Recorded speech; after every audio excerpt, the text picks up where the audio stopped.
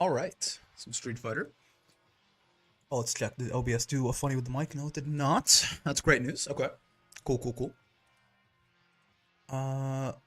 You know how it is, right? We finally, after a long time, somewhat. We'll see. It's very possible that it all goes fucking horribly wrong. But, we finally broke the plateau trying to get to 1600. And now, immediately, the hedonic treadmill kicks in. The human brain aims ever higher, never satisfied. I mean, I'm happy. Don't get me wrong. I'm very happy with the improvement we've had recently. But it's like, well, I mean, now I gotta get 1700. And if we do manage that in like a couple of months or something, it's like, well, now I gotta get 1800. It never ends. I will say it might end. If we can get 1800 MR with Geef, I might play some other characters or something like that. I don't know that I got it in me to go that much higher without like really going really hard, right?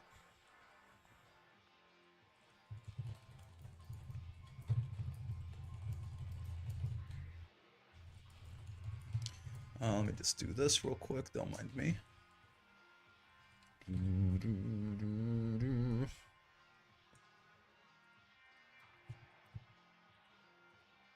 There we go. Late? Come on. It's literally it was like 5:01 when I went live. I just don't think that's fair. But also hello Benjamin and hello Sworn as well. I feel like that's almost like time is relative at a certain point, brother, It's not really late if you think about it. Alrighty. Let's see what we can get up to here. The game... Oh, okay, I was gonna say, the game a little bit quiet? And the answer is, well, it's kind of, yeah, just because I have my headset turned down. It's actually kind of loud, but I turned it all the way up. Wait, how you doing, Benjamin? Oh, hold on, this is gonna make a bit of a noise. I gotta take the pop filter off the mic for a sec. There you go. Just so, because it's a little dusty. Want to clean it off without just scratching the mic ridiculously. Streets time, indeed. Yep, yep. There you go. Apologies for any scratching noises I may have made. You should be safe now. Good evening, people from Streets. Indeed. What's going on, Matthias? How you doing? How you doing? Gotta get the smile muscle memory in there early, and I'll start the day off on the right foot. I'm really happy with the sort of playlist of music that I've set up, man. Like the Terry theme and the Ed theme, and I think I have the Akuma theme in there somewhere too. I'm pretty sure I think I have Geef in there. I should, anyway.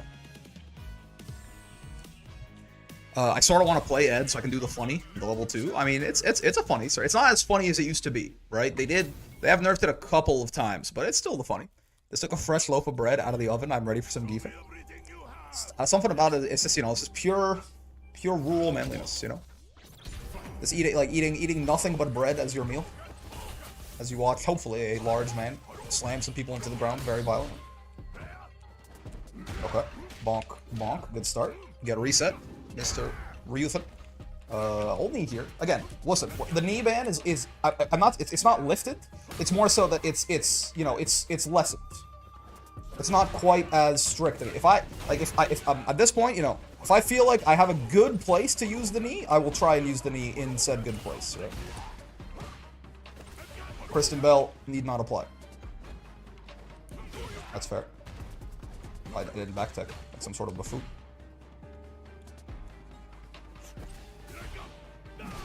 He's not counter behind me there. Which is great news. Honestly, wait, why am I... Oh, fuck, I realized that a second too late. I'm like, why am I chasing this Ryu? He's got to come to me. Now, the answer, unfortunately, has swapped. Now I do have to come to him, but I did the thing again. I had a big lead, and I was just like, what if I just squandered it horribly? Oh my. I did not expect the neutral jump there, but it did go over to the DI. Fair enough, fair enough. It's good bread if I say so myself. You spicing up your SF run as well? Oh god, no. I need to get that off the screen immediately. No, no, no. Okay, it's different. It's different in Grand Blue, man. In Street Fighter, I need all the help I can fucking get in Street Fighter. I forgot about that. Ow, ow. I'm gonna do that right now while this Ryu does this shit. Yeah. No. This needs to get off of here immediately. There we go. Get that away from me, man. I can throw my games perfectly fine myself in Street Fighter. Thank you very much. Oh, did not mean to forward dash there. I was trying to walk forward, and, yeah, for my insolence. I will perish. These things happen. So, again, I don't need no restrictions to get my ass handed to me in Street Fighter. Don't you worry. Okay, I've been baited. Yeah, the cross-up jumps up close. Like, honestly, didn't think that would reach with the back tech. I thought I'd be good. Yeah, no, that thing has some fucking lunge to it. That is. Oh, reset. That is nasty. I guess if I see that, is solar plexus is not cancelable, right? If I see him doing that, I could maybe.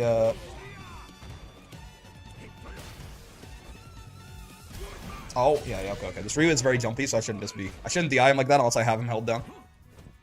But I don't think solar plexus is cancelable, right? Like that, right? So I think I can maybe wake up DI him if he tries that. Very jumpy Ryu. Very jumpy Zangief too, but I mean that's the normal state of being for myself. For my opponents to be so jumpy is more new to me. Oh, Shoto stand heavy punch. Oh god. I tried to sweep this Ryu like 3 times, and it's worked none times. Okay. I've always been slightly off on the timing here. I'll solo Suki. Owie. Chin, Shoryuken. So true. Oh my god! Okay, fair enough. Yeah, definitely a couple of... I do want to check one thing, actually, because that is something that... Is it forward heavy punch? Which one is... Yeah, this shit. Is this shit cancelable into anything? No, it's not. Okay. I don't... I tried to cancel it into DI right there. I don't think I was able to. So yeah, I think... Because seeing him do that, we could have... what's it called? We could have potentially blown him up with DI. Road to Ultimate Master today. So the next one would be Grandmaster. That's gonna, like, you know, that's... If we can, first off, and we want to make sure we can establish ourselves in High Master and not just, you know, fall all the way back down or something like that. But yeah, after that, the next thing to aim at certainly would be Grandmaster. That's correct. Ultimate Master is 1800, so that's a little. If we can get to 1800 on Geef, I probably might just start playing some other characters. I don't know that I got it in me to get that much higher than that without like a serious commitment of time and effort to Street Fighter 6. I'm not quite so sure I've got in me, basically. Okay. Uh-oh. I did not think he was going to walk back that far. I guess he felt that I was trying to fight my way out. He didn't want me to. Okay. Sure. You know, I think he's not dead. Oh, he is. So, okay, thank God. That was, like, about exactly as much damage as that shit does. So I was a little worried. What's going on, Stud? Okay. That was... We'll call that incredibly lucky. And go from there. Get throat.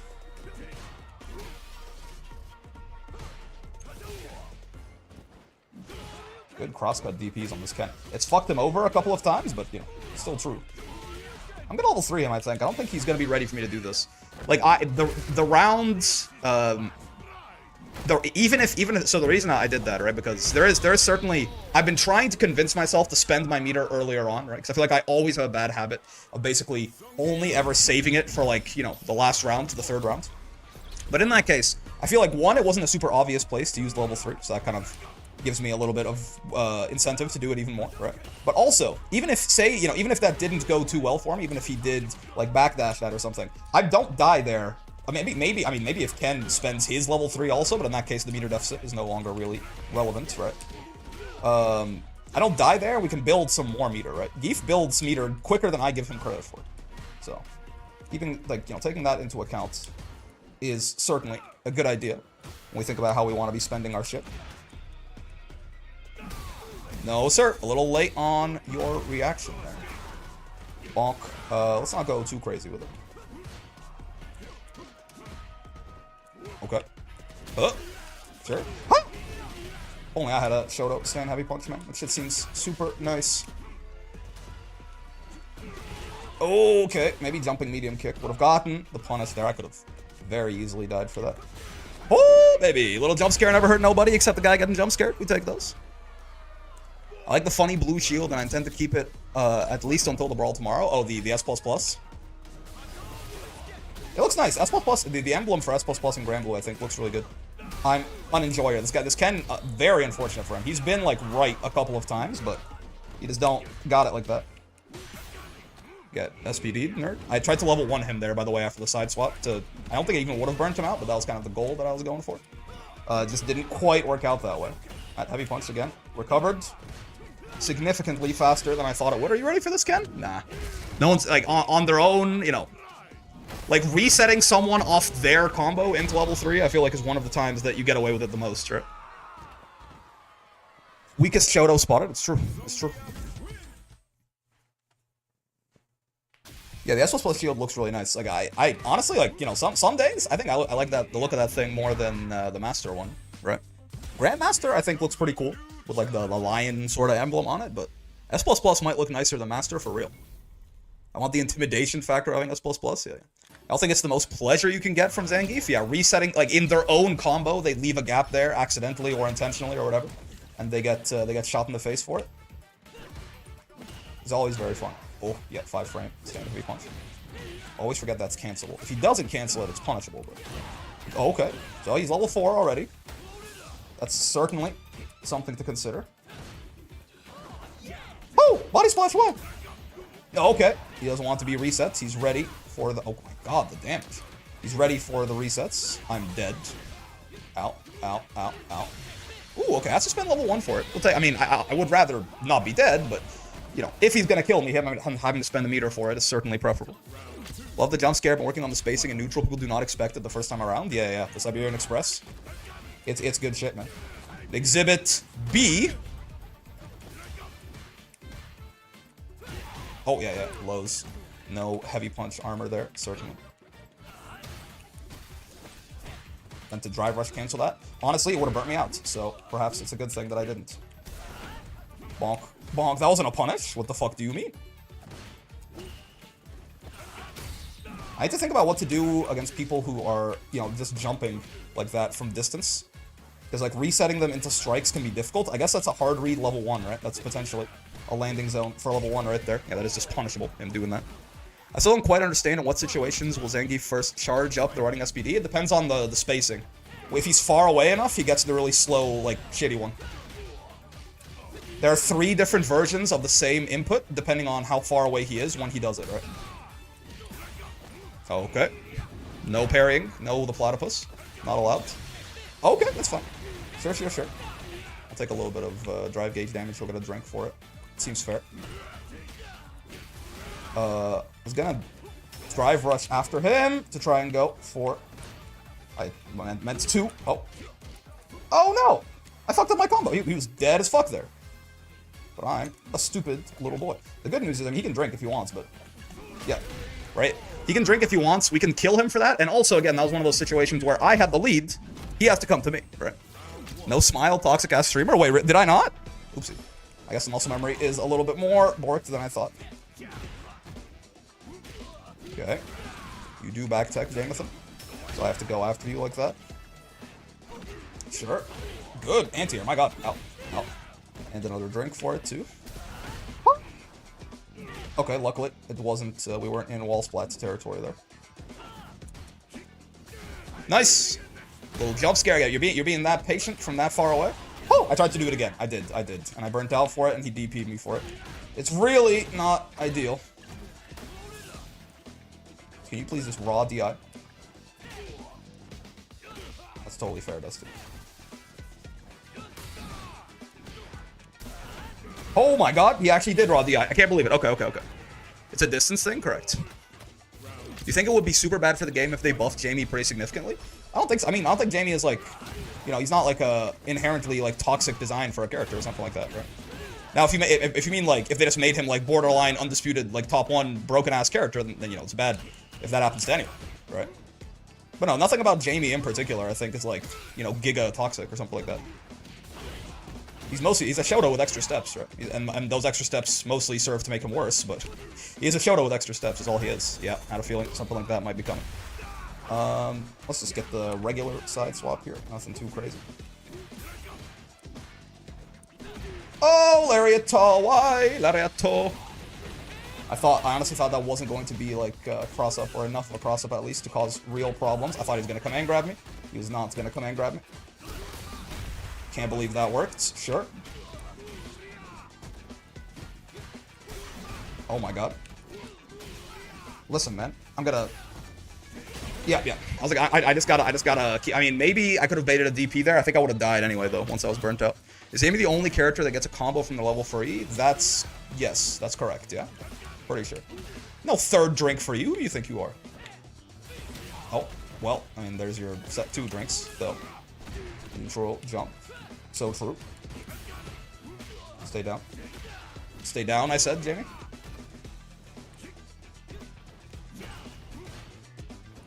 Okay, tried to bait a DP from him and it didn't work. Okay, I guess I have caught him with like random DIs in the middle of his shit a little too often for him to be not ready for that, huh? You know, he's dead to CA. I mean, like Ed, Aki type power level? I mean, Ed and Aki are not undisputed top 1, right? So, I think it's probably okay. Oh, he backdashed out. Nice. Okay, fair enough. Why would that be bad for the game, to make him Ed's Aki type power level? Also, Ed and Aki are different power levels, I think. Ed's probably even still, probably like a little, I mean, Aki's pretty good. They're both strong characters, but they're, like, neither of those characters is the best character in the game, probably, anyway, right? Nice. Bonk, bonk.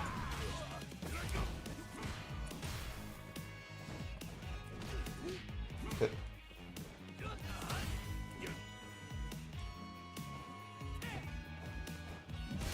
Okay. Ha! Maybe jumping into the corner like that was not my smartest move, but it's okay. We get there! What the fuck? I did, normally, you know, you can do, you know, dash, headbutt like that, make it meaty, and it works out pretty well, but... I mean, if he wants to give me some screen space for his burnout, I will trade that gladly. Good trades. Oh god! Didn't expect him to jump there. I'm dead. Yeah.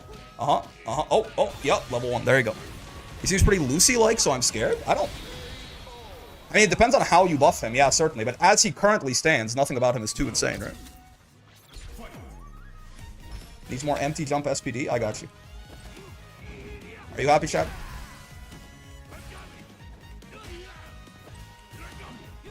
Because this Jamie is just jumping over me more than I'd like. Bonk, bonk. More empty jump SPD, you say? Oh, fuck. We are so bad. I'm glad. Oh, man, that shit catches me from way further away than I would expect. Jump? Okay, no. Oh, no, man! What the f- I was, like, waiting for it to jump to anti-air him. And apparently, I'm just not that guy. Oh, meant to reset him into SPD there, but he was just dead off the combo, so... Probably, you know, no real reason to be moving like that. Oh, it's punishable, really. I wonder if that's SPD punishable from up close like that. More running bear grab from full screen? That one I'm not really sure. Do you think it'd be better to make drinks easier to get or make 4 drinks just ungodly powerful? I think it usually is more fun character design to make a character's win condition stronger, but you always have to be careful, right?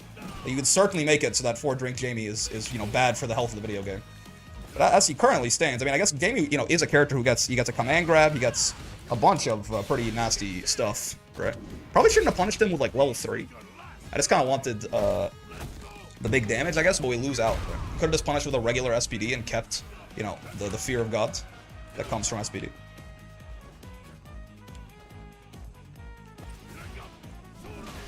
Amazing. No, sir! What the fuck? Again, so many cross-up jumps that I didn't think were gonna be cross-up jumps that I'm dead. Goddamn. Wait. No, I'm not, because he didn't. Oh, man. Nice. So many cross-up jumps that I didn't think were gonna be cross-up jumps. Nice, nice, nice. Well done. But yeah, I mean... I don't think that making 4 drinks stronger in this case, though, would really make... Like, I don't think that's what Jamie is missing, necessarily, right? I don't think the problem with Jamie is that 4-drink Jamie feels too weak. I mean, at a certain point, if you buffed 4-drink Jamie enough, it would make up the difference, right?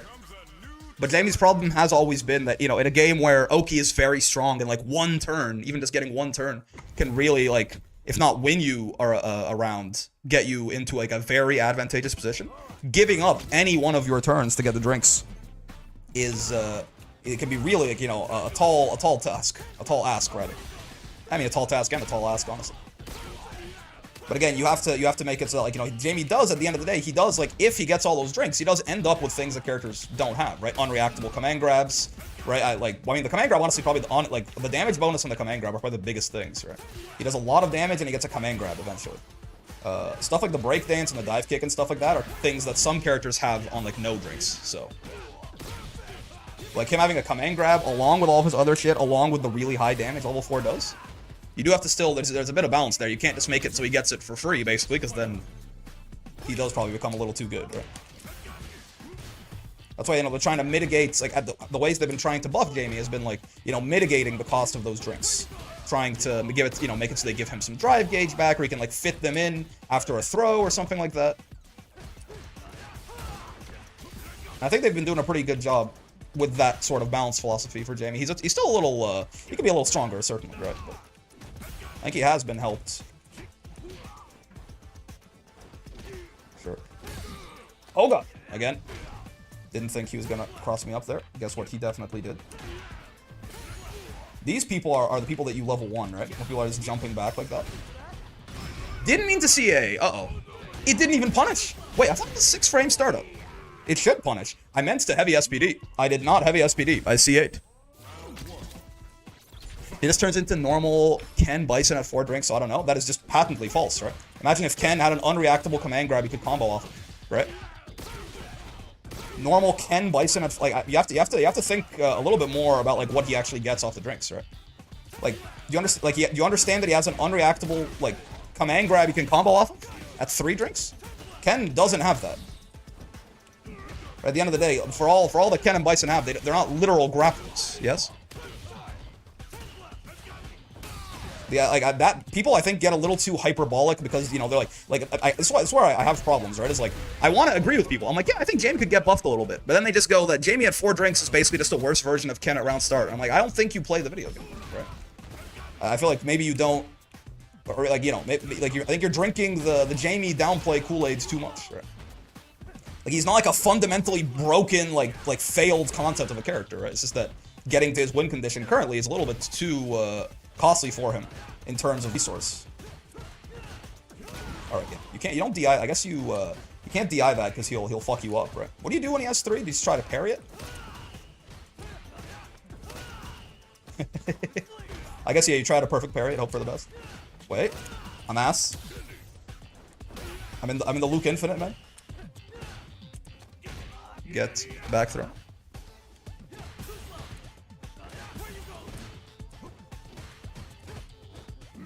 Okay, get burnt out while we're here.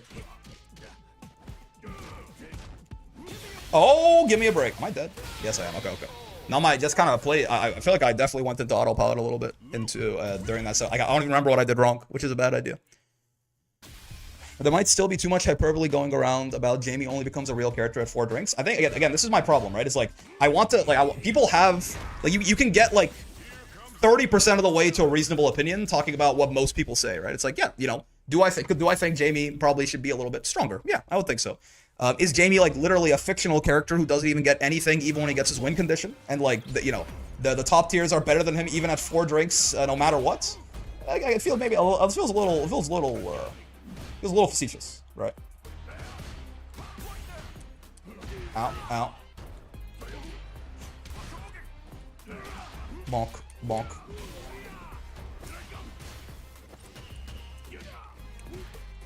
Oh god, I was trying to dash up and SPD this Ryu. Guess what my ass did not do? Can't really punish that unless it's spaced very horrendously. Oh, he jumped! Oh, he didn't punish me though. We'll take that, certainly. Owie. Didn't mean to jump there. Meant to do this! Which didn't kill him. His horrible news. But he's burned now. His better news. Woo! Jamie's bad, need buffs, please fix. That's my argument TLDR version. Again, very different, right? Like, the magnitude at which we say things does matter quite a lot. Jamie is not so good right now. I think he could use some buffs. Amazing. 4 drink Jamie is worse than Ken? I mean, like, I don't think so, personally, right? Ow. Bonk. Bonk.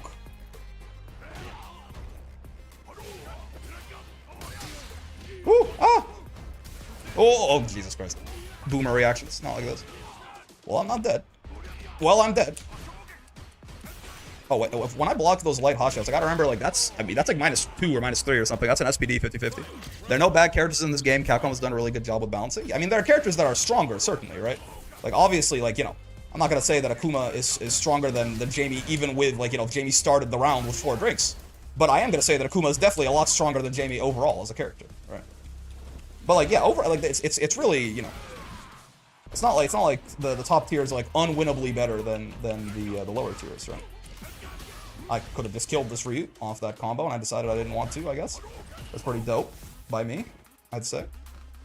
If he jumps at me, I want to anti-air EX layered into level 2. It'll make me feel cool. I don't think he's very willing to jump. Yeah, he doesn't seem super interested in jumping at me. Oh, I didn't think he would go aggressive there. I was trying to do the jump scare. Oh, fuck, man. Oh, shit. Oh, Jesus. Oh, god damn. Okay, I'm dead. Well done. Yeah. Got a little too concerned with the jump scare. Ken is like 2-3 drink Jamie round start, which I think is better than having to scale throughout the rounds. I mean, again, Ken is better than Jamie, right? I think, again, this is where now we've flipped to the other half of the... I'm not saying that Ken isn't better. Ken is significantly better than Jamie. I'm just saying that Ken is... I mean, yeah, Ken's probably about the same as like a 2-drink Jamie or something like that. Like, if I mean, maybe is it controversial to say that if Jamie started the game at 4 drinks every round without having to do anything, he'd be the best character in the game? Because, like, he would, right? Like, he does, like, more damage than Akuma with an unreactable command grab, and, like, maybe, like, not in every aspect, but, like, overall, that character probably is top 1, right? If he literally just started the round at 4 drinks. And he's got fucking 10k health as well. I don't even know if I'd rather buff Jamie or nerf Ken and Bison. You know, it's like it kind of depends. It's some of the more egregious shit maybe. Like I feel like even the top tiers in this game are not like game-breakingly strong, right? So just like buffing other like this might be more of like a buff other characters so they can also like do fun cool shit instead of like, you know, they'll get like to some extent. It'd be a little bit of column A, a little bit of column B, right? Oh, I can't punish that with that, yeah. I'm down to just chill here, Mr. Reason. There's nothing that really incentivizes me too much to go after you right now with this big-ass health lead that I got. Oh, man, sure, you can whiff punish. That's a new one. Okay, not so sure how I feel about this one.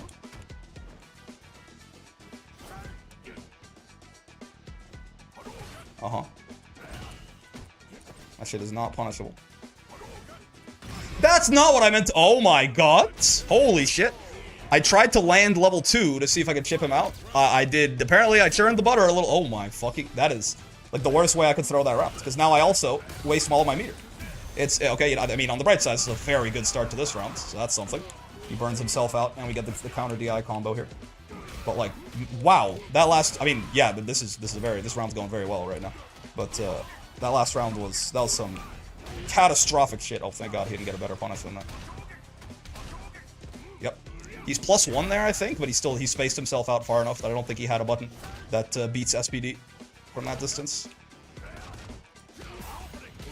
Oh, drive rush overhead. Hello.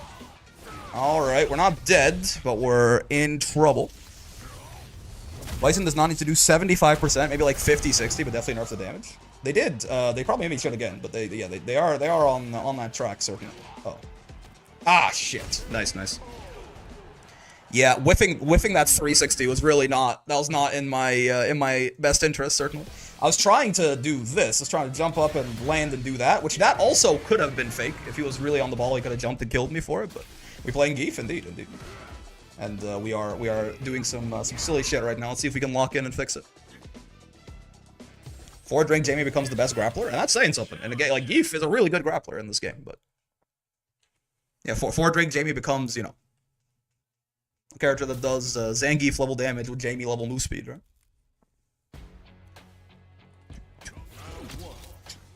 Which one are we? Okay, so we're green Geef. He took my my threads. Happens. What in the? Okay. His clan is Heart Weezer. So true, best. Sure. Get down here, Mr. Geef. I see heavy punch anti-air. I think it's time to empty jump SPD this guy. Whoa! You know, honestly, not what I was not jumping to avoid the jump scare right there. I was just more so thinking about trying to potentially empty jump him and do funny stuff.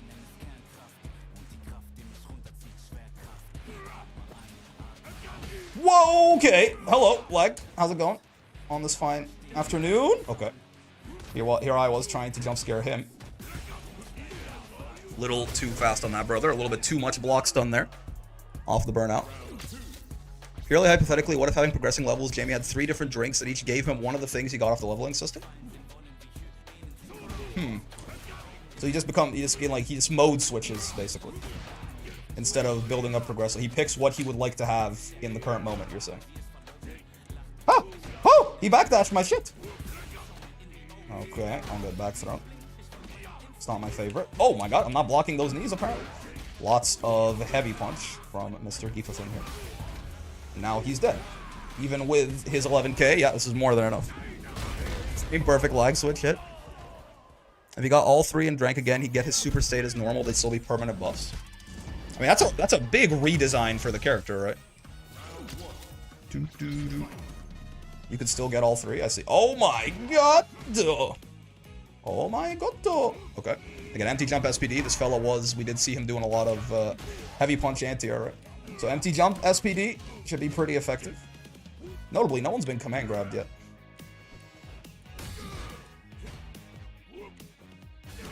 Not what I meant to do, but it fucking worked? What the f... I thought I was going to be close enough to get the faster jump scare. I was not, but it just fucking worked anyway. That's a new one. I'm not going to lie to you, that's a new one.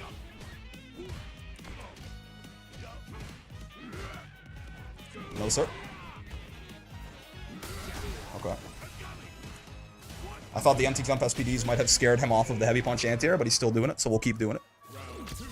Just make it so you can get the levels in any order. Yeah, I mean, that's interesting. That would be a buff, certainly, right? Because the things that he gets in the later levels are better than the things he gets in the earlier levels, right?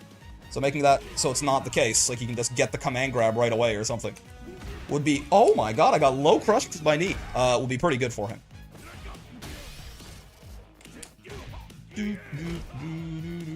Because, like, again, the levels are, like, very much designed... Like, it's not equal, right? He does not get an equal buff from all of the levels. I mean, breakdance is good for his combos and gives him, like, looping safe jumps and stuff, but... Oh! Yes, sir! Not allowed. I think he's dead, right? Woo!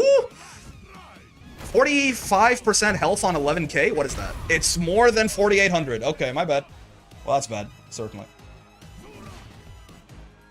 Not what I had in mind. I thought... That's a Zangief exclusive. Even Honda and Marissa... Oh! Jesus Christ! Okay. Even Honda and Marissa are dead there. That was a miscalculation. I finally bought Guilty Gear Strive. I have a lot to learn, but also never seen a super input like that before. Are you talking about like half circle back forwards? That's kind of the Guilty Gear input, right? That usually you don't see anywhere else. Part of that would require a bit of rebalance of what he gets. Potentially.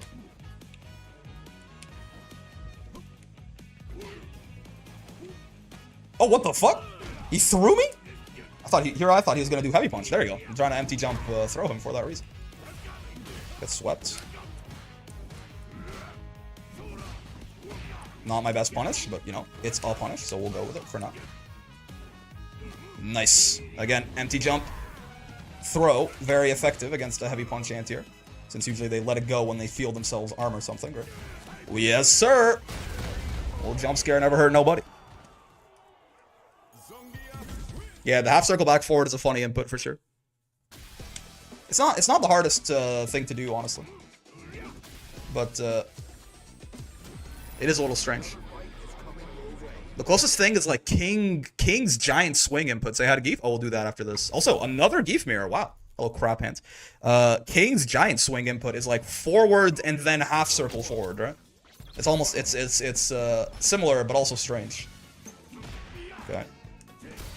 Oh my god, the fuck? Okay, sure. My fellow geefs are all serial killers, man. I never thought I'd see the day.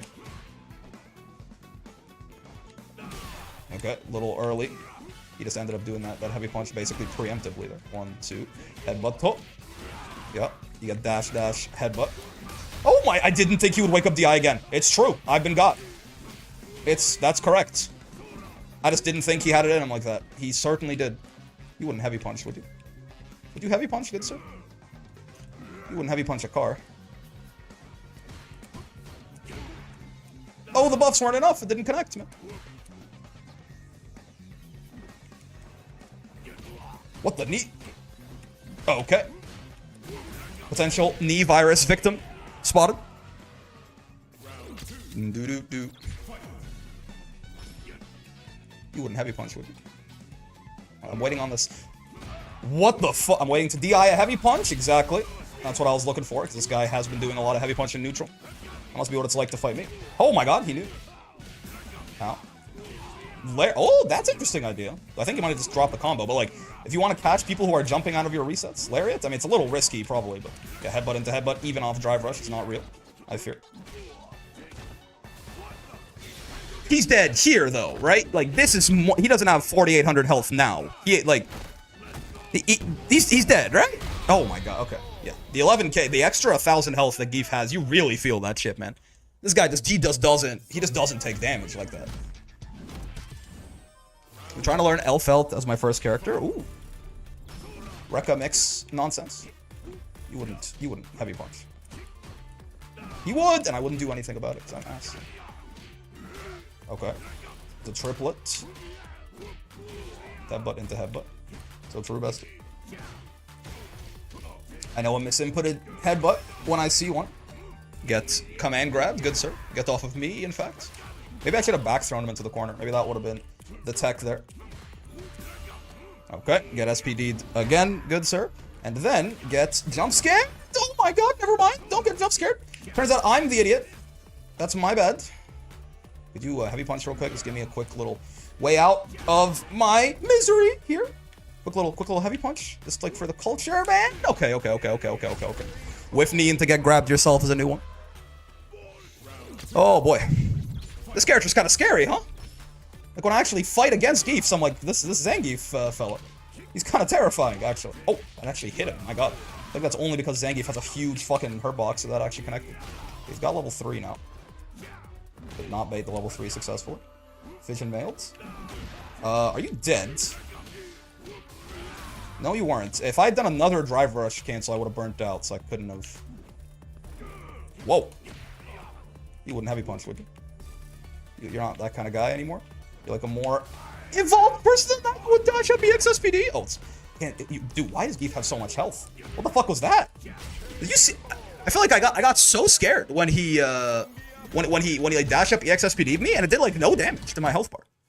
What the fuck was that? That was like light SPD damage, man. Nothing like spirits in the terror you give to others. But it's just like if anything, like Geef mirrors, they really do make me feel like, man, this character having 11,000 health is like.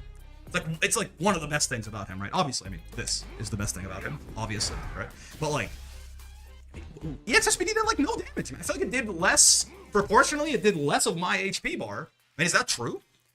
Hold on. Let's do some maths real quick, okay? Actually, no, let's do this. Let's do some of the Windows calculator chat, so you can come along with me, right? Because it felt so underwhelming. Right? So 2,500, easy, right? 2,500 is what light SPD does. Over 10,000 is 1/4, right? Everyone can follow on that. But 3,400 on 11,000. No, okay, so it is still more. It's 30% compared to 25%. But like, it just didn't feel that scary. Question: what's a Rekka? Sorry, still pretty new to fighting game terms. Don't worry about it. You know, Elfelt's little thing. She has her. Like, you know, she has this special move that, like, you start the, I think it's called, what is it called? Lollipop, butt fucks, all her moves, I forget the name of. But, like, you know, she does the thing where, like, you know, she does some special move, and then she can go high, or low after, or she can, like, reset or whatever. It's like that, like, weird, like, looping special that she has, right? Chain Lollipop, thank you. Chain Lollipop, that's the name of it. So, yeah, Chain Lollipop is a Rekka. Basically being Lollipop anal, yeah. like a special move where there are multiple different follow-ups, and it kind of turns into a tree, right, of what you can do. Like you start at one place, and then you can either go to here or here or here, depending on what you input. Geef? Oh, yes. Say hi to Geef right now. So that chain lollipop move is sort of like it's like the heart of Elfelt's like offense and character design, right? So that's why when you were like Elfelt, I was like, ooh, Rekka offense, because that's what she does. Also, hello. Geef says hello. I can't. My left hand is not as dexterous as my right. I can't make him wave quite as quickly, but with the right hand, we go nuts. We go fucking nuts in this bitch. Yes. Pet the little guy, indeed. My actual human son says hello. My hair's a mess today. Jeez. Regular pet the little guy. Marth side B. Yeah. That counts. The Fire Emblem side B is a Rekka in many ways. Lucina's got the same thing. Do not to the Geef. Please do not to the Geef. It's like her bread and butter special from all the combos I've been practicing. Yeah, I mean, combos and also just like the general way that she runs her offense and her game plan and stuff like that is all centered around, to my understanding, getting people to block that thing. And then putting them in Zangief. Hello, weakest Chodo. How's it going?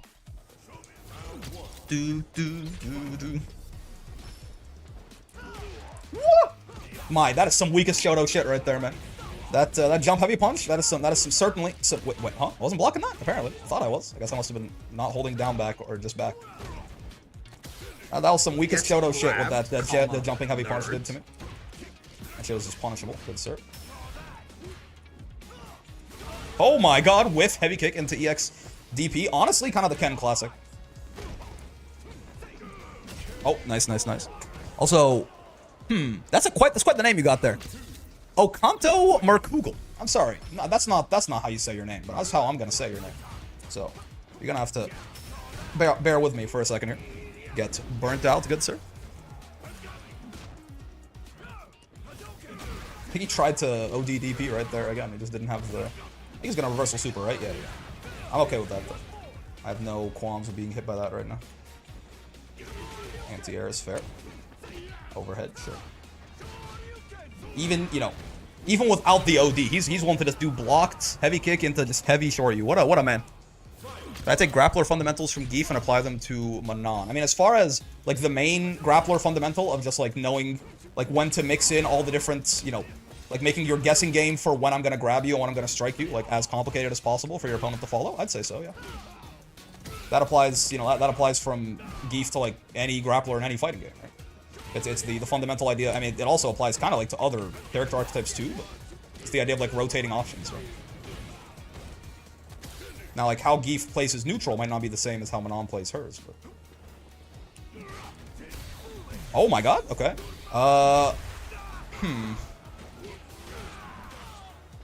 This is probably not the best thing I could do with this. I could have burnt out this Ken instead. Should probably be a smarter thing to do. No, sir. Thank God you didn't use your God button. He should be dead. Punish count 3 XSPD? Yep. That shit's like a fucking level 3, right? That shit's like 3,800, 3,900 damage. I forget exactly. I watch your videos a lot, but I never got the chance to catch a stream. So hi, what's going on, Snail Horror? Great name, by the way, Snail Horror. Okay. Like, yeah, I feel like if I wait long enough, this Ken is gonna just go in on me, right? Oh my god, that was so fast. Here I thought I was gonna be able to react to that and like jump over. I got my absolute shit rocked. It's just not the case. Okay. That is not safe, good sir. That shit is -5, and Geef has a damn good 5-frame punish, certainly. I'm going to do this, just because we have a big drive gauge lead right now. Okay, drive reversal's fine, so that does make his ass burnt out. Didn't think he would jump over me. Thought he was just gonna, like, do a heavy kick or something like that.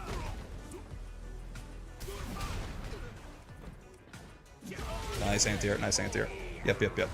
I went for a hard read on the Ken when I probably shouldn't have. We were in a good spot. There's no need to go for like that hard read DI on him heavy kicking in neutral.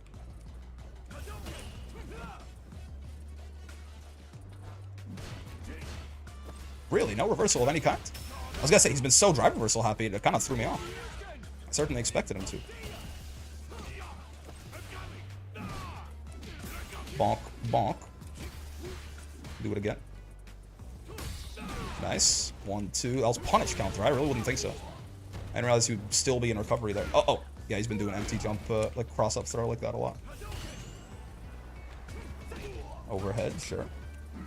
Doesn't have level 3 to make it super scary right now. Haven't SPD'd this Ken enough. Let's put the Fear of God in him just a little bit. What the? Oh, didn't think that was going to hit him, honestly. He doesn't have the counter DIs, though, which is great news for us. I don't know why I thought he was dead. I don't know why. Oh, okay, well, now he is. I don't know. Oh, that wasn't a punish. I should have just thrown him. I messed up the SPD, and that wasn't actually a punish. If he was mashing level 3 right there, we would have died.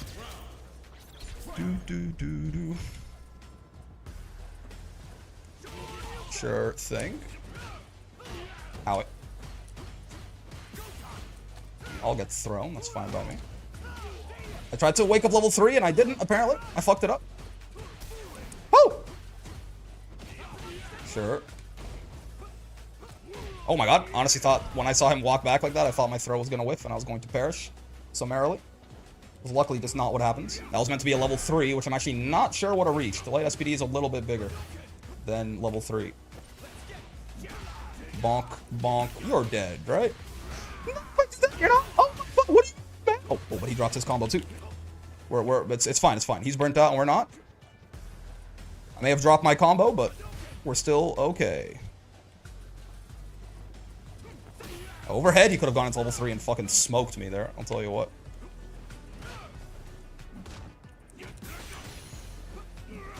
Oh. Oh, baby. Please tell me you're not ready for this. He's not. Okay, okay, okay. Woo! Oh, yeah, the first, I think, is the founder badge for Suki, right, is what it is. My god. Get grabbed, common nerd, indeed. You know, almost tried to throw that back the Ked's way, but we managed to stop the throw. Was Twitch day 1 before YouTube day 1? No. I think I started streaming on Twitch like 4 months or something after. Oh, I'm gonna sneeze. After I started making YouTube videos. Hold up. Woo!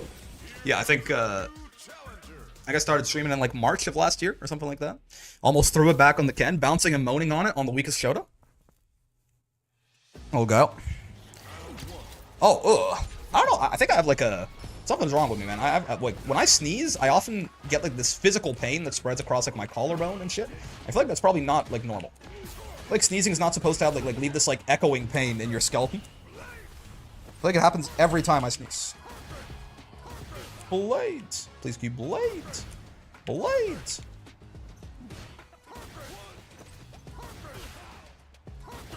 The Guile unblockable. Yep. If a Guile ever blocks wheel kick, you're dealing with a demon. Don't get it twisted. Oh, man. You know, I should have let go of that shit earlier. My bad. Bonk. Get grabbed? What the? That's supposed to be a frame trap for sure, but whatever you say, big guy. Okay. That's totally fair. Got way too comfortable doing that. As a fan of the just don't get in that situation school of design, I wish my PC could run SF6 Burnout is such a cool mechanic. Yeah. I like it too because, like, you know, it's very much like you're given these incredibly strong tools, and, you know, if you overuse them, you get put in a really bad situation. I think the drive gauge is, you know, it's just such a good piece of design, right? Now you can say like, you know, individual parts of it maybe are too good, right? If you don't like how strong like drive rush is or drive rush cancel, sure, but like, I think the fundamental design of it is just truly amazing. Big fan. I'm glazing. Oh!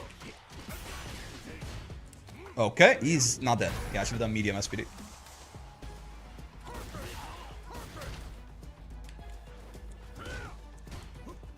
Guile unblockable. He blocked it! He's the world's greatest! Oh, fuck! Okay, we're not burnt out anymore. Good news. The Guile unblockable did buy us a lot of time. Trying to get a read on his timing. Good. No such luck, but it's fine. Perfect parry. Broken ass mechanic. Me when I'm bouncing and moaning on Ken, that's correct. A month long YouTube watcher. Pog. You have some moderate to severe shit probably about the sneeze? I hope not. Do I land in time? Yes, I do! I was like, he did that a little late. I'm not so sure that this goes the way he wants it to. Oh, yeah. Flash kick does lose to DI. He's not got the Akuma privilege of his DP hitting enough times to just beat that shit clean. Oh! Oh! Yeah, headbutt is not a real block string. So true, bestie. That shit's not cancelable either, though, bestie. Not what I meant to do. Not what I meant to do. I just did a standing... I buffed it out of the health stab a little bit, but I did like an accidental, like, near standing 720, I think. There's a big gap before... How did I do that? do that?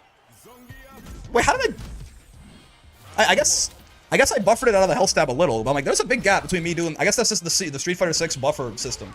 Having like a lot of leeway, right? My ass definitely did not just do like a cool-ass 720 input. I just dropped my combo and that shit worked. So, all skill, clearly. Light. No, it's totally fair, bestie. It's like it's like the one matchup that we don't want to back tech in. We don't want to increase the distance between us and Guile, if we can help it. Yeah, no down charge, but yeah. Bonk, bonk. Oh, he parried. Not only did it burn him out, it would have fucking killed him. If we had... Oh, nice, nice.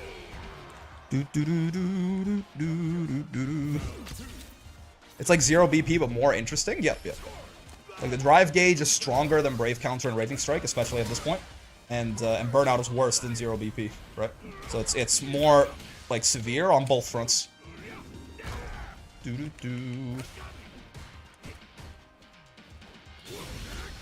Okay, that's fair. Ooh, that's kind of cool. Guy has a lot of sick combos, honestly. I'm gonna enjoy her air throw. Oh, you know, fair enough. I really am that predictable. Get grabbed, however. Predict this. Suki's the GOAT, man. We love some Suki. You have a good amount of frames after buffering to press the punch button from the level 3. Bros gave that on a D-Gen. It was mad hilarious. I guess so, yeah, yeah. I must have buffered like one 360 during the hell stab. And then I hit like another, you know, I hit another 360 into punch while I was walking at him. And it looked, so that's why it felt like, oh! That's why I felt like a standing 720, you know? Someone only played the Street Fighter with no Guile. Is flash kick always this huge? Yep, yep. It is basically always de facto the best. Oh, this is being burnt out against Guile. This is not it, man. Being burnt out against Guile is just not it, man. Being burnt out against Guile is just not it, man. Yeah, yeah, yeah. That was, you know, had to not be burnt out there. Had to not be burnt out there. Flash kick is usually made pretty fucking insane, right? Because it is a down charge input. And like Guile's entire thing is that, you know, he's pretty much always been 2 moves the character. He has the best projectile in the game and the best, you know, anti-air in the game. And then he goes from there.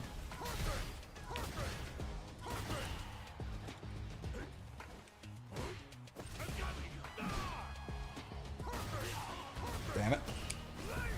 Trying to get the timing on this Guile's booms. And I just don't have it. What the fuck? Apparently I let go of the parry earlier than I thought there. Yeah, I just don't have it. Okay, that was helpful.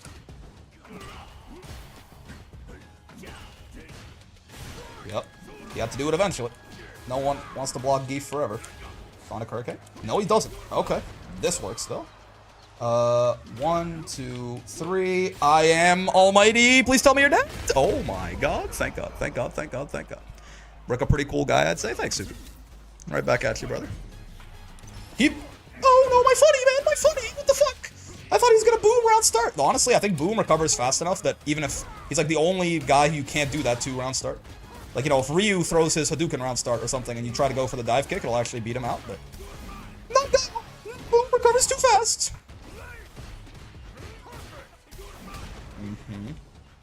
I mean, this is so super important. He's fine being burnt out, but super important for me to not burn out right here. Oh god. Ready? On the air to air. Thank you for the headbutt. Trade combo.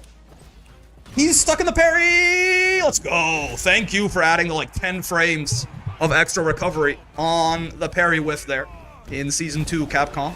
Much appreciated. You fucking take that. I wonder who decided to give Guile's level 3 the voice line, no holding back. Holding back is like his whole thing. Yeah, yeah, yeah. Oh my. The input ends with him releasing charge. He's no longer holding back. True, true. He does have to hold back to start doing the super, but eventually he lets go of it. So, I mean, in many ways, I suppose.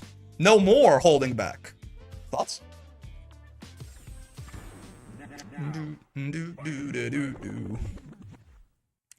Hello, Cammy.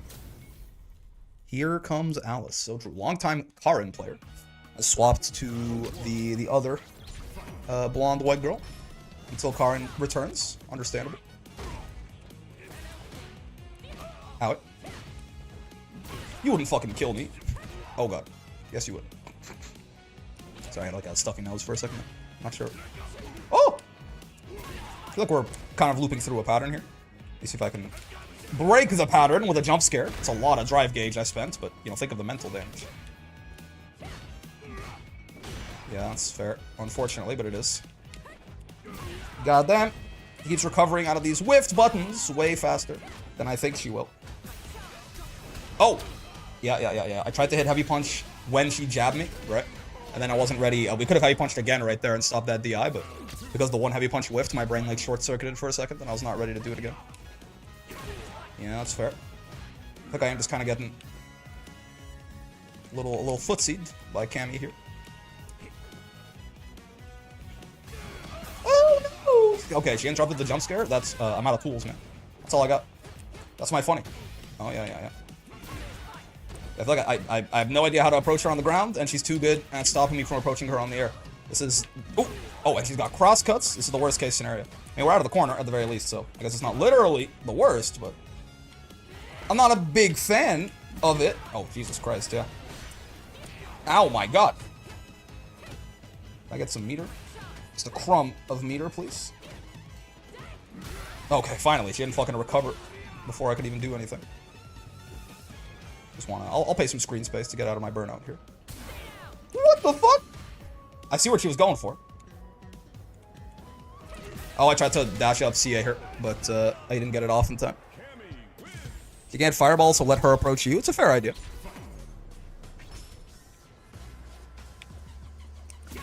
Oh, Jesus Christ. They just did that shit in neutral and it beat me. The anti-air is putting in insane work. Okay. All gets thrown. Oh. All gets thrown again. I'll get thrown a third time. Now I'm starting to not like it too much. Yeah.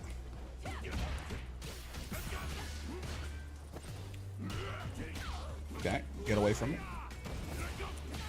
Bonk, bonk. Throw looped. You're not dead though. It doesn't do quite enough. Nice. What will be scarier, SPD Cammy or dive kick Zangief? Probably SPD Cammy, just because SPD is better than a dive kick, right? But dive kick Zangief does sound hilarious. Bonk, bonk. Oh, yeah, sure.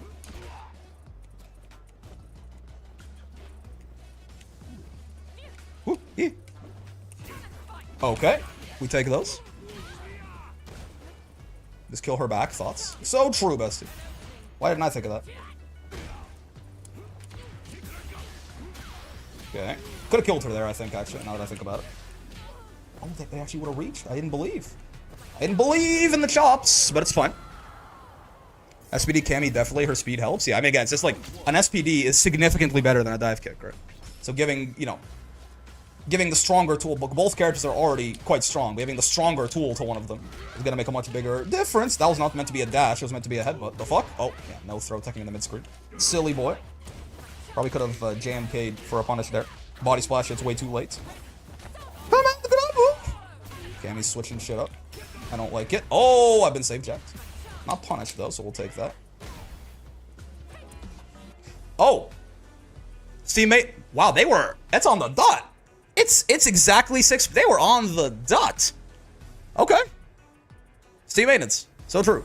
I feel like usually it's like... Was that maintenance? It should be, yeah. It was not me. Again, you can never blame it on my ass. I'm streaming. Okay? If I plugged, the fucking stream would go down. Okay? So don't look at me. Don't look at me, brother. How about Spiral Arrow Geef or Fireball Cammy?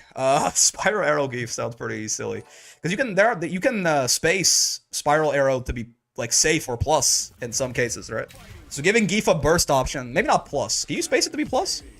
Onto that mod with Vasaraga air dashing. Zangief air dash might be funny. Yeah. My streamer watch. It's just not true though, right? It's not true. Like it just, I get it. It's a funny joke, but like I'm literally, the stream's still live, bro. It don't make sense. I'm being falsely accused. Can Cammy space Spiral Arrow to be plus any of them? I don't think so, right? I think she gets like safe is the best that she gets. Is it 4 circle forward kicks? You can definitely space it to be safe. Yeah. I don't think plus though, right? The light one. I mean, the light one you probably. What's the furthest you can get it? Like here.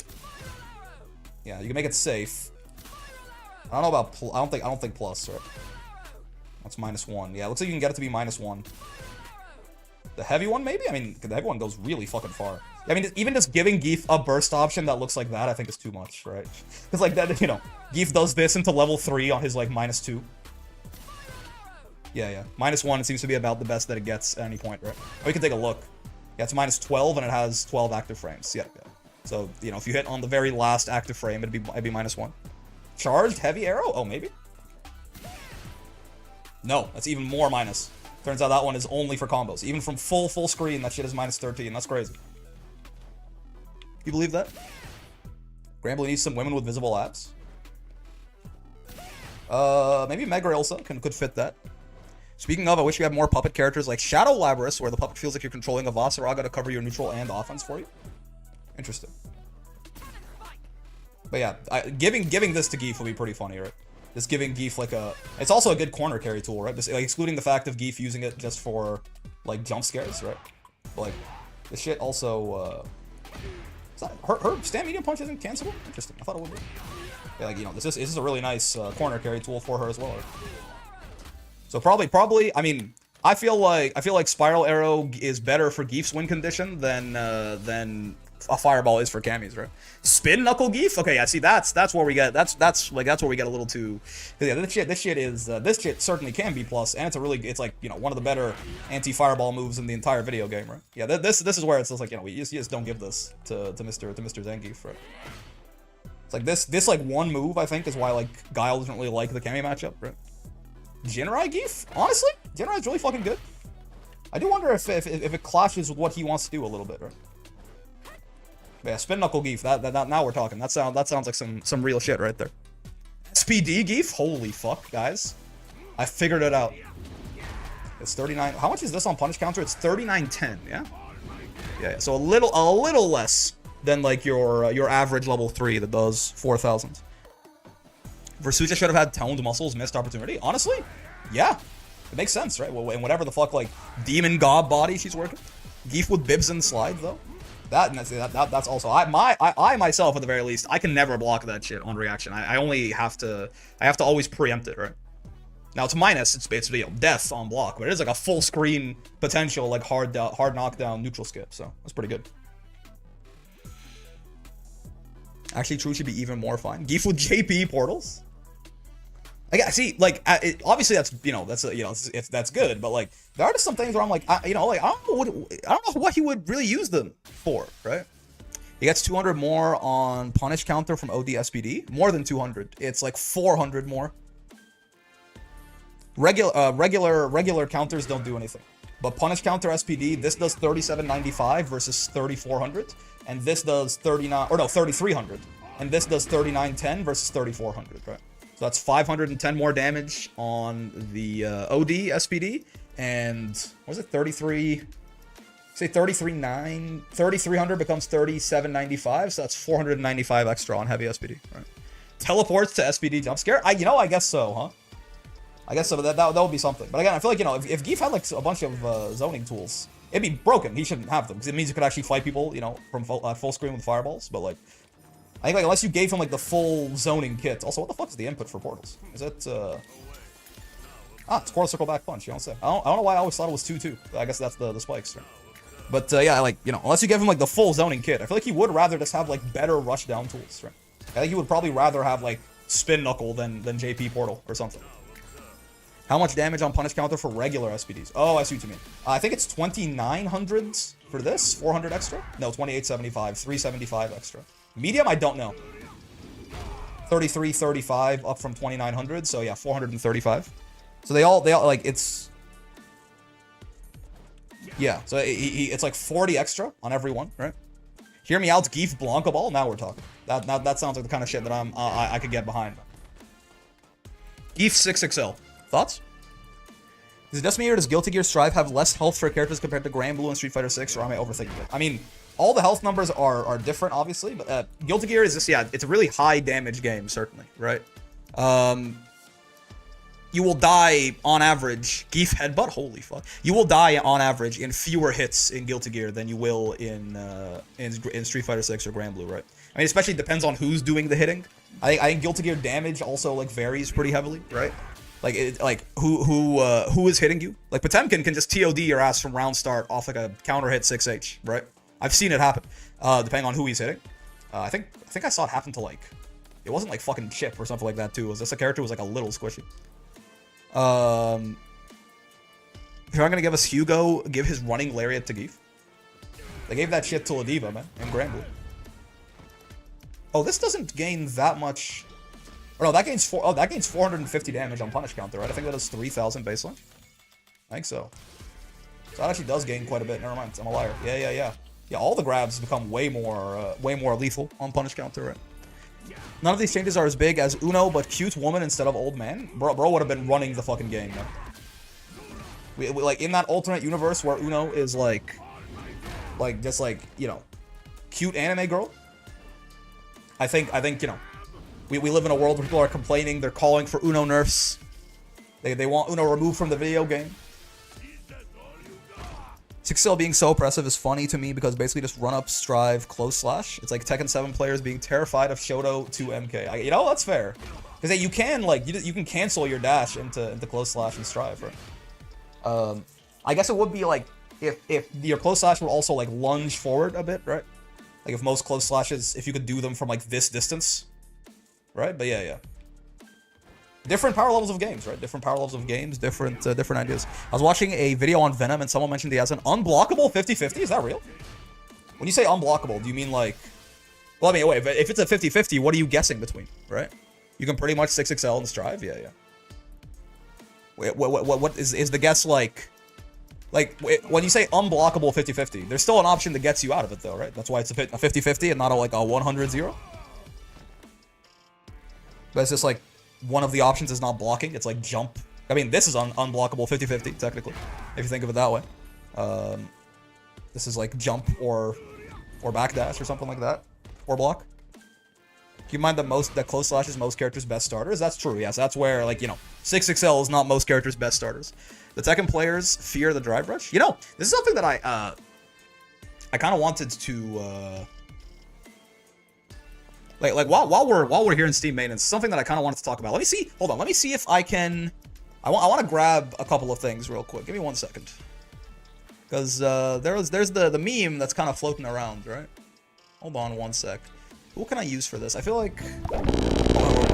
Give me 1 second. I love you, but I'm not here to watch you play Nubby's Number Factory. Yeah. Okay. Big fan of that Northern Line guy though. But yeah, so where... Yeah, okay. I feel like that, and then... With the 5? Hello, Northern Line, once again. I have many tabs of Northern Line open.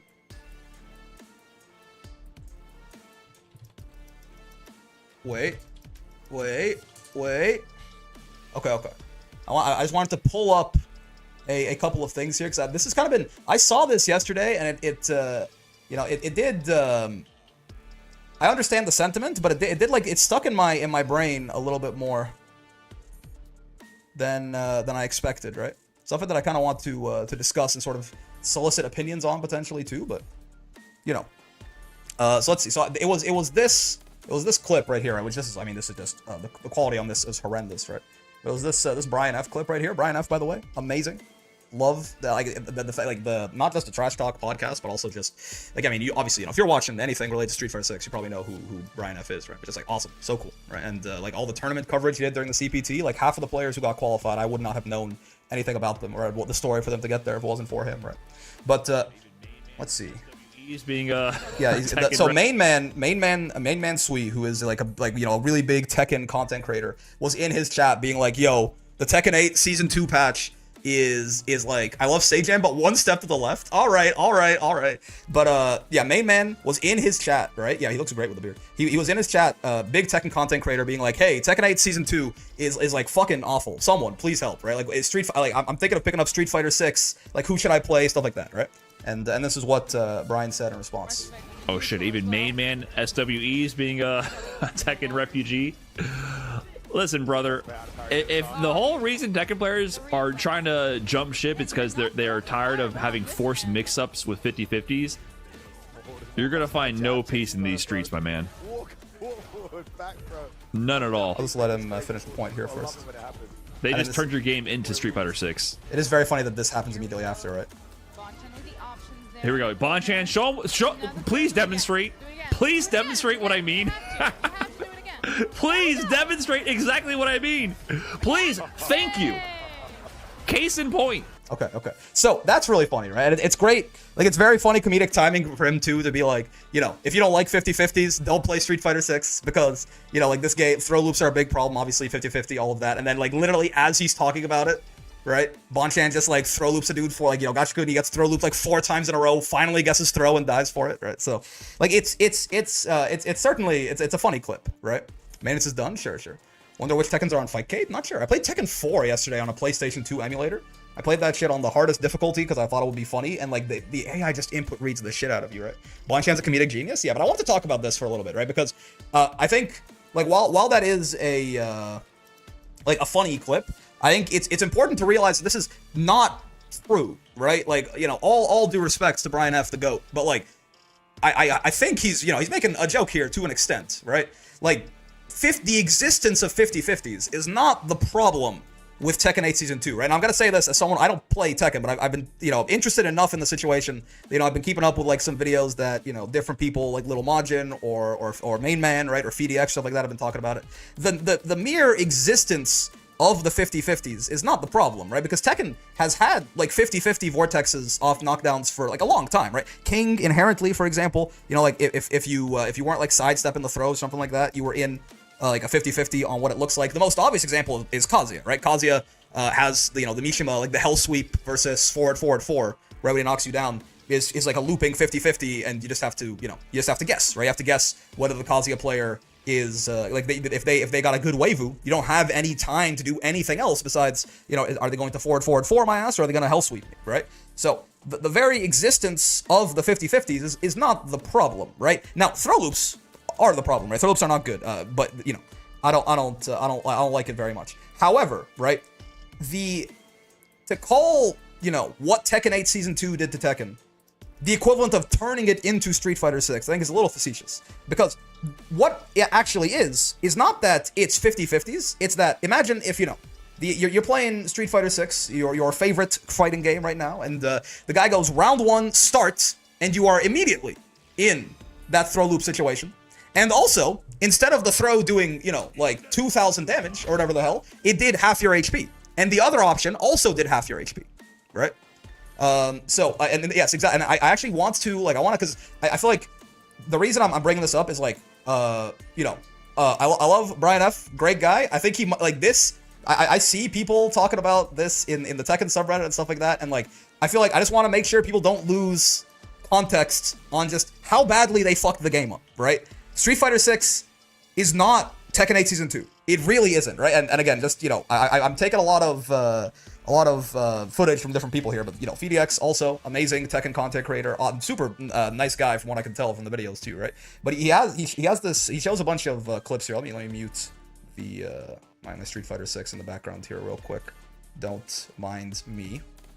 Let me just get that down. Like, he shows a couple of the examples of, he goes in really deep depth on, like, you know, a Steve 50-50, which we can look at for a second, right? But the idea is he shows a move of Steve's that is, like, I think it's quarter circle forward 1+2 or something like that. I don't actually play Tekken, so you have to forgive my ignorance. But basically, it leads into a situation that is +11 on block, puts you in a 50-50, and both options of the 50-50 do, like, half your health if you get it wrong, right? So again, this is significantly more volatile and significantly more explosive than throw loops, right?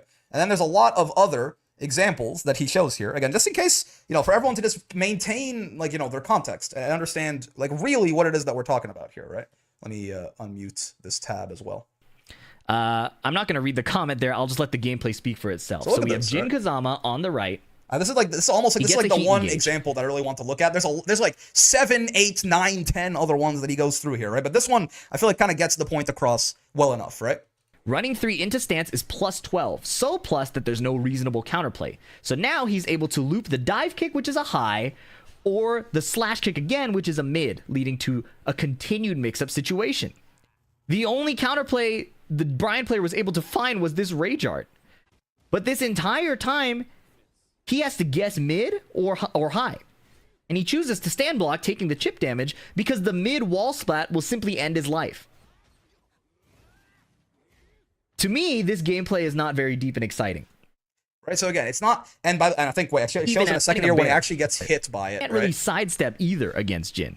So there's the mid, there's the mid, there's the mid, there's the mid, there's the high, there's the mid, there's the mid, there's the mid. If you finally decide to actually do anything about either of these options, right? And he finally got one, and this is what happens if you duck at the wrong time. He just explodes, he did not plug. Right? Now again, you could say like, oh, it's the exact same thing as like, you know, the throws, like the chip damage that he was taking there was akin to like just like getting throw looped in Street Fighter 6, and then, you know, when he finally ducked and got hit by the mid, that's the equivalent of getting shimmied, right? Except the high and the mid would both fuck him up, right? The high and the mid would both like lead to like half his HP bar, and Jin can do that from round start.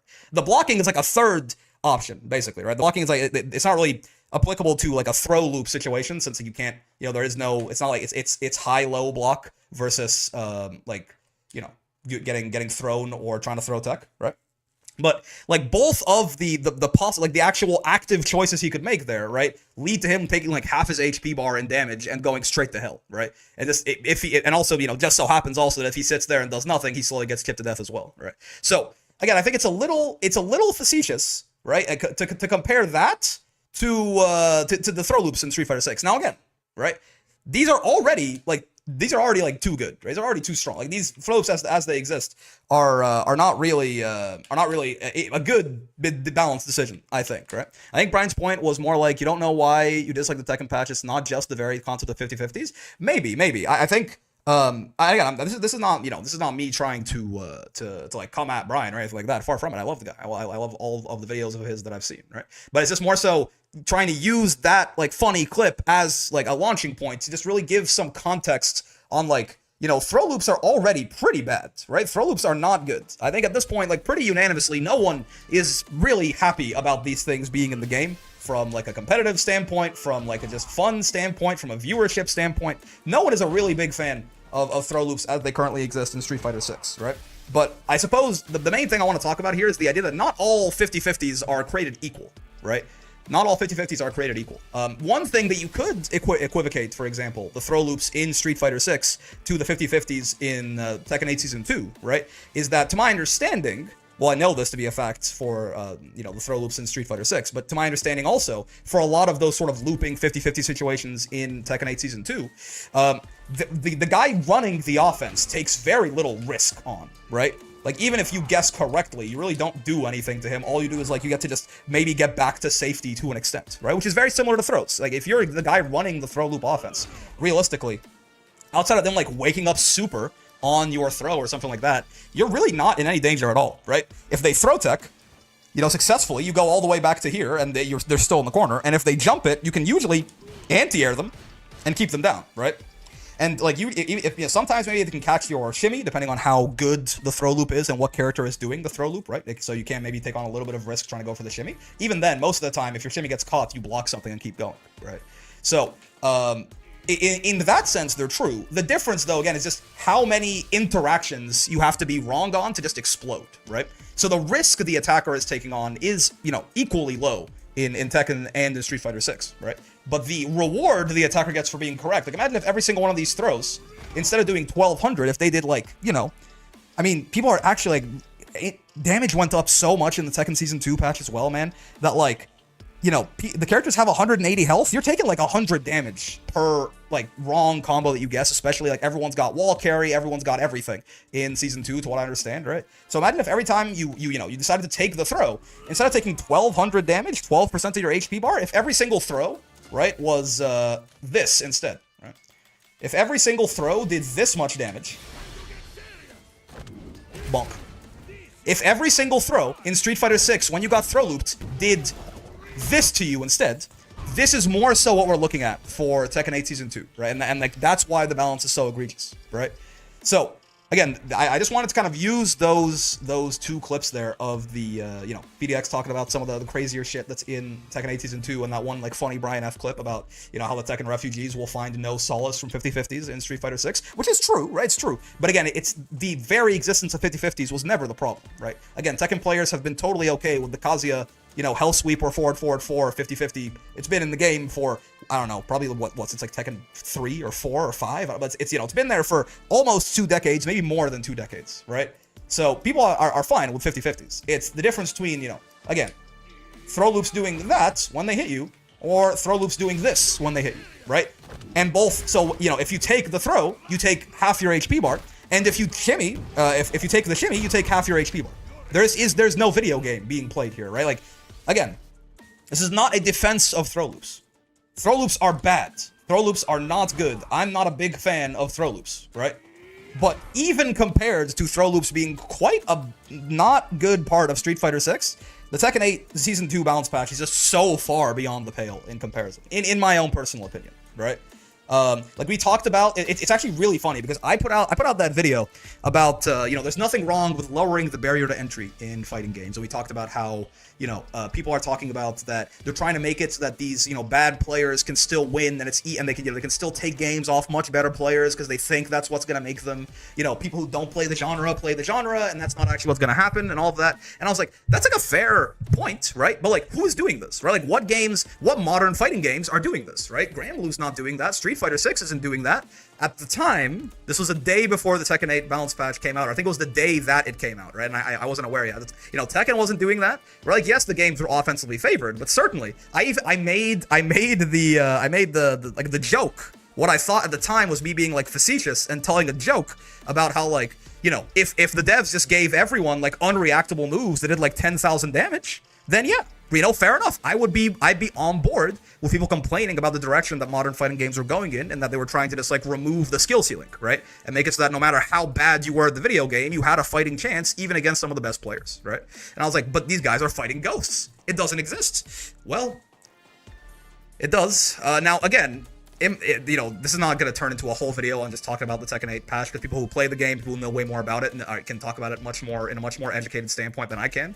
But to my understanding, that patch is not the casual patch either, though, right? Like, no one likes that, like, at all levels of skill. Like, that patch isn't good for anyone, right? I mean, maybe you could make the argument that it was like some, you know, misguidedly, the Tekken 8 team thought that would make it the casual patch, right?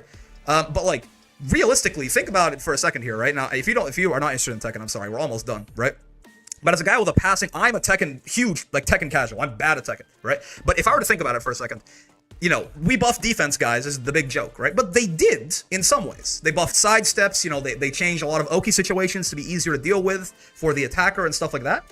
That stuff the casuals don't do. Casuals, as far as I'm aware in Tekken, correct me if I'm wrong, they don't sidestep. Right? They don't even use sidesteps. They don't even really think about like the get up mind game and how that could work, right? Realistically, for this patch, the only part of the patch that the casuals are going to interact with is the buffed offense, right? So like, the thing that makes Tekken very inhospitable to a lot of people's minds as new players is just how knowledge check heavy it is, and the sort of the image, which may not be correct, I don't think it is, but it's the image that it has that you have to have been playing Tekken for like 10 years to have any idea what the fuck you're doing, right? There's all this legacy knowledge that goes into it and all of this. Now that's, I don't think, true, but if anything, this patch doubled down on that, right? Because now it's like every character has these insane 50-50s and shit like that, and if you don't know the one, and there's only one option that gets you out of them, right? So if you don't know that one option, you're gonna take 7,000 damage and fucking die, right?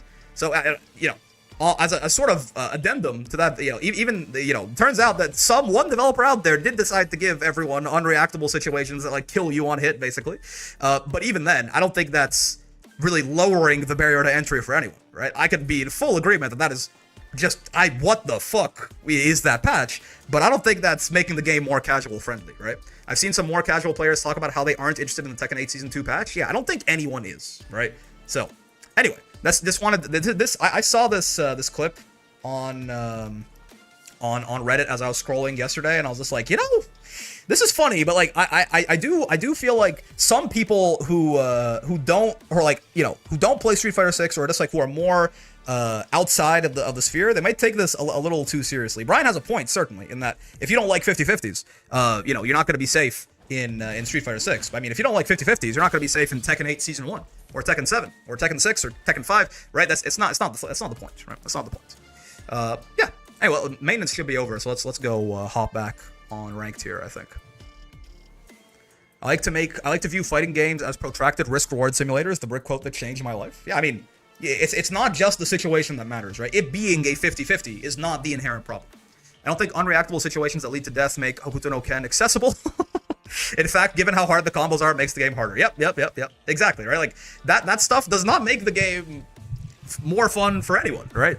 So that's not usually, when I refer to lowering the barrier to entry, that's not what I'm talking about, right? Because yeah, if anything, that game usually makes it usually harder for new players who don't understand how to optimize that unreactable situation into death. That makes it harder for them, if anything, right? Anyway, I think Steam maintenance should be more than over. I've been yapping for long enough here. Maybe it's meant for casuals, and that's probably very easy to coach new players to run one offensive sequence over and over. Yeah, fair. In the sense that, like, you know, it simplifies the game down to, if you can just enforce your game plan first, you're gonna win, right? That's fair. That's like a steel man way to view that, certainly. Even then, though, I feel like, yeah, like, while that may, you know, the player is just going to, if they learn to run that one offensive sequence, maybe they do get to just, you know, win a bunch of their games they wouldn't otherwise. I also feel like they're just going to, you know, sometimes, a lot of the times, in fact, you know, casuals are not very good at establishing themselves and winning in neutral. So a lot of the times, I think they're going to end up getting someone, to, you know, someone's going to beat them in the neutral, get to enforce their game plan first, and then they're going to run their one broken-ass offensive sequence over and over. The new player is going to be, you know, like, it's one thing to be like, well, everyone just gets reduced to getting to the same 50-50. Even then, that's assuming that the new player even knows that they're in a 50-50, right? I think people assume a little bit more knowledge on the behalf of the casual than exists sometimes, right? A lot of people don't realize that the situation they're in is that they're even in a 50-50, that they're even that they even have to guess for their life right here. Everything looks the fucking same to them, right? Even in simpler games. The amount of, I've had like over a dozen people at this point over the course of me streaming Granblue ask me what they do about Ladiva's command grab, right? They're like, I feel like I just keep getting hit by it over and over. Like, what do I do? And like the answer that's like, oh, it's literally a guessing game. You have to just guess whether she's going to strike or throw or something like that, right? Is you know, that's like a surprise to them, right? So yeah, you're not wrong, Denpachi. Like, that's certainly one way in which it can make it more hospitable for casuals. But like, also, you know, I feel like it can equally work against them in the same way, right? And the proof's in the pudding. People don't like casuals, pro players, intermediates. No one likes the new changes in Season 2, right? Don't forget about your psycho rant about why you would beat Vikala in a hand-to-hand fight. Okay, you're a monster, but okay, we'll do that in a second. It's so kind of one note. Many casual players, if they wanted to learn the game, will probably get bored doing the same thing over and over. Yep. Again, usually that is not the correct way to lower the barrier to entry, and it's not the way that most fighting games go about it, right? Like, I feel like, again, you know, Tekken 8 Season 2, maybe it has, like, given some people some ammunition to be like, look, see, you see, they're doing it. They're doing the thing that I told you they were doing. And I'm like, no, this is the exception, not the rule, right? It's like the worst patch in fighting game history, right? Like, this is not the direction that all modern fighting games are going in. I promise you, right? This is not how Granblue plays. This is not how Street Fighter plays. Bro, I'm pretty sure that shit's not even how Mortal Kombat 1 plays, which is really saying something, right? Because that game's got its own problems, but... Alright, so okay, what is this? Alright, you want me to... A psycho monologue on why I would beat Vikala in a hand-to-hand fight? Here's the thing, okay? You can't, just because you gave me 5,000 channel points, you can't tell me what to do, man. I wouldn't beat her in a hand-to-hand fight. Could I? Honestly, maybe not, because if we give her anime powers, I'd definitely get my ass beat. If we assume that she's just like a small rat child with no magical divine general bullshit, then yeah, you know, I could, but I wouldn't. Even if I could, I wouldn't, because that's my actual human daughter, and the only hand-to-hand fight I'm beating her in is the battle to head pat her as fast as possible, and as gently and lovingly as possible, right? I could probably do that to her faster than she could do that to me because of the height difference. That's all it really is. You can't force me to do this. I simply refuse. You will not get me to describe in detail how it would brutally beat up my actual human daughter. And if you want me if you really want me to constrain to your rules, guess what? We do give her weird fucking Grand Blue anime powers, and then she beats my ass. So it's just that simple, I fear. You can't win either way. When you say it should fix throw loops, do you want to reduce throw reward or buff defensive measures like throw protection? I would assume the latter. Okay, quite simply, Shatter, there are characters in this game who can't do a throw into a throw, right? Like this lady, for example. When I say that, straight up, Chun is not plus enough off of her throw to like dash in. She's -8 here, right? She's just not plus enough after a throw to like get another throw, right? Simple. That'd be one way to do it. Just make every character like that. Make it so that, I saw a really cool idea that Broski mentioned, was that on punish counter, because the knockdown effects on the grabs do change on punish counter, right? Maybe on punish counter, you get your throw loop, right? So like if you get a punish counter throw, then you're plus enough to loop into like another 50-50, right? So that to me, that sounds like a really cool idea, because then it actually gives like, it makes the punish counter throw feel like way more special and way more scary, right? But yeah, like just make everyone like Chun-Li, I think, right? Like you get one throw, and then after that, you can still meaty them, right? You can still walk up in times like if they try to mash on wake up, you can meaty them and stop that. But you can't just go, strike throw, strike throw, strike throw, looping over and over, Just add recovery to throws in SF6 IMO. So that backdash to consistent call out versus throws. Even then, I like that's a less heavy-handed approach than what I would like to take, right? Me personally, I think like what if they just weren't in the fucking video game anymore, right? And maybe we'd then have to nerf parry or something like that. I'm okay with that, man. I'm fine. Whatever whatever universal system mechanics need to be tuned down that throws are maybe keeping in check. I'm okay with that because throw loops are kind of boring.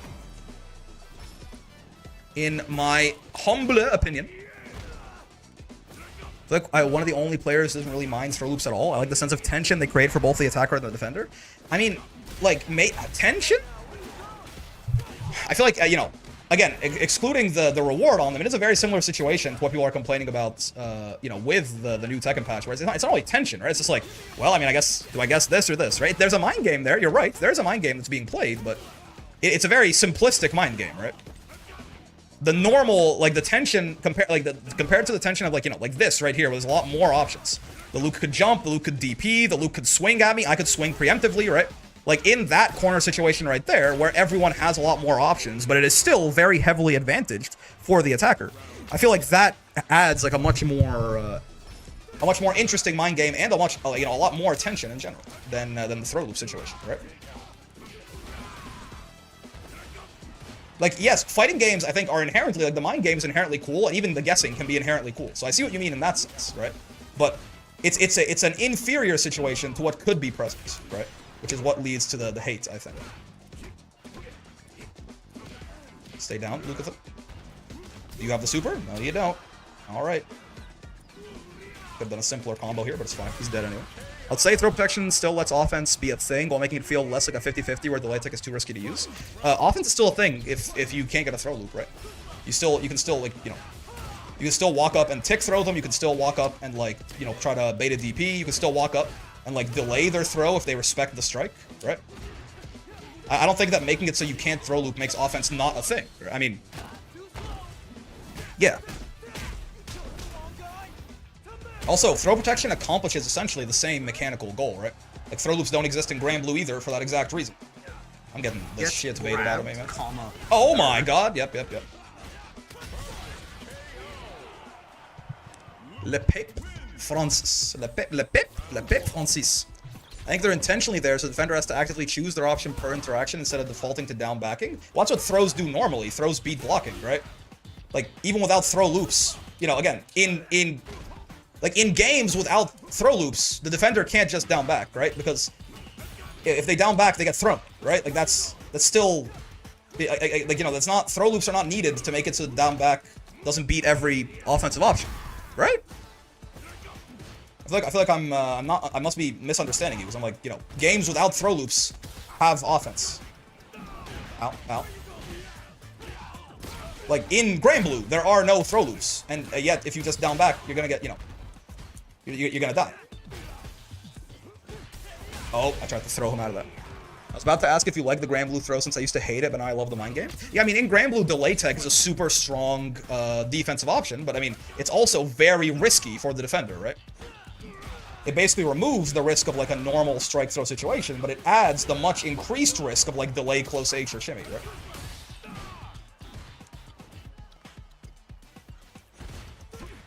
Is this a gap there? Who knew? Not me. I've been neat.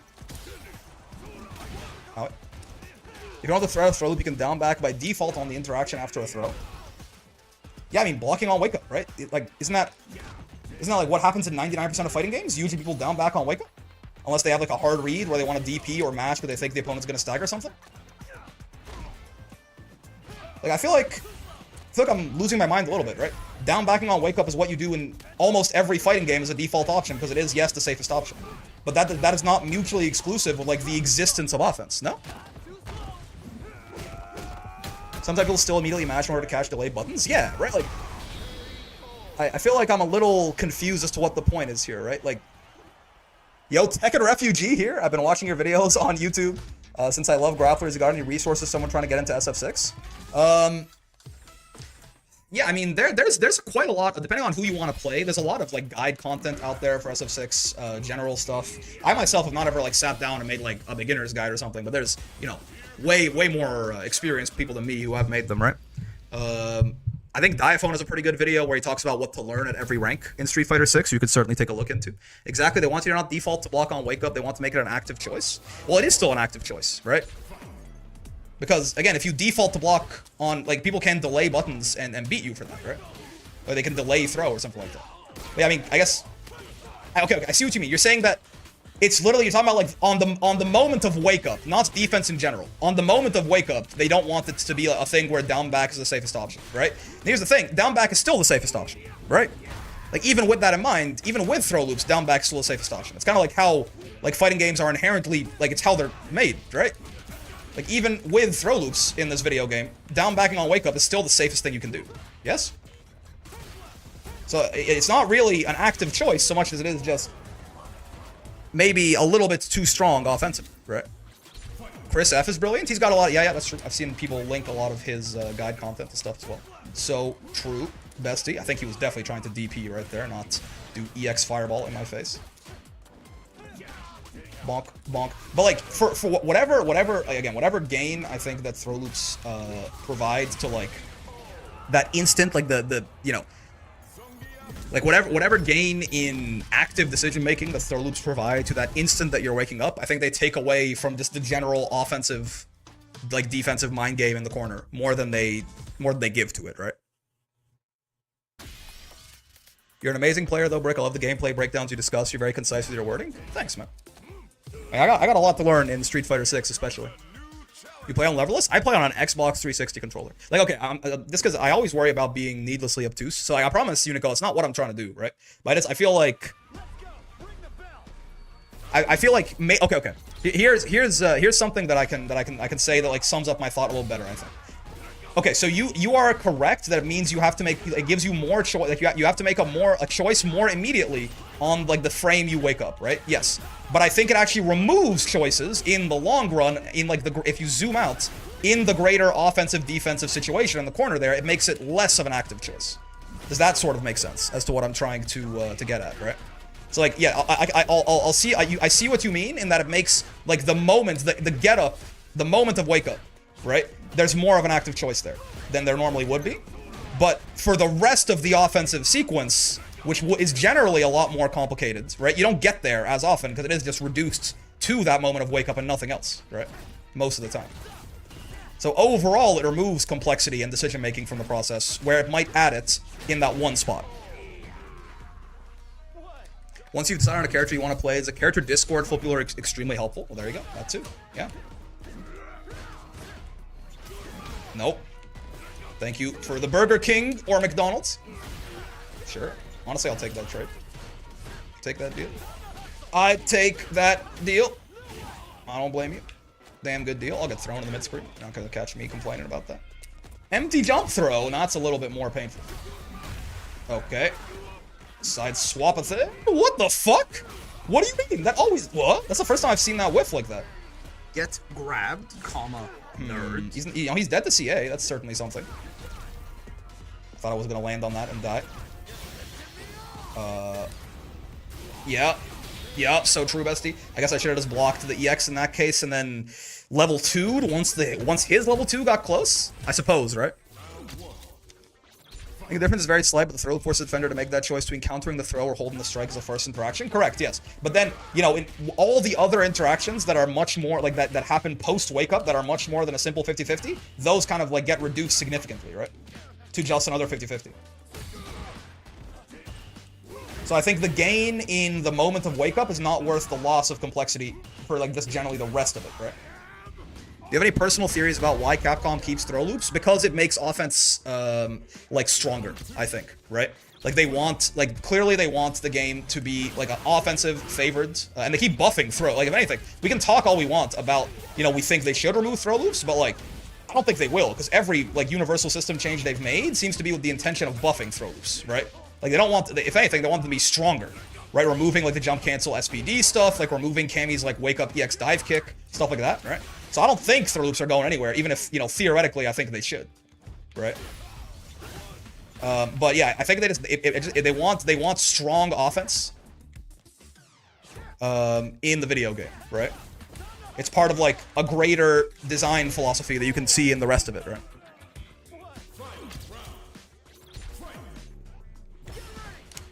Because it is true, like, if you know, if throw loops were gone, like, what Unico describes makes the situation better for the attacker, right, than it would be otherwise. Out. I get a level 3 me? Yep, makes sense for your drive gauge and everything. You think it has anything to do with the lack of plus frames in Street Fighter 6? No, because the drive gauge is what has to do with the lack of that, right? Like, drive is why there's no plus frames in Street Fighter 6, because you're meant to get your plus frames through the drive gauge. Yeah, I just got poked to shit by that. I had no idea. I have to be a little bit more patient, I think, there. I didn't catch myself, like, bulldogging. I think they want a game where every interaction feels important and where you're constantly making choices and the fear of the throw loop forces the defender to defend actively. Again, I feel like... Oh, I feel like we're kind of going in circles now, but, like, that makes defense a lot less active, correct? That makes defense a lot simpler and a lot less engaging, actually, right? Outside of the very second that you are waking up, and on every other part of defending against the attacker, it makes it less active, because you get, like, you know, it always just resolves itself on that wake-up moment, instead of anything else that, you know, could happen on defense or offense. So, like, it only makes defense more active for that, like, one frame where you're getting it up, and it makes it less active everywhere else, and it makes the decisions you make on defense feel like they matter less, actually, I think, by and large, right? So I feel like it doesn't really make sense. Like, you know, the gains are not worth the losses here.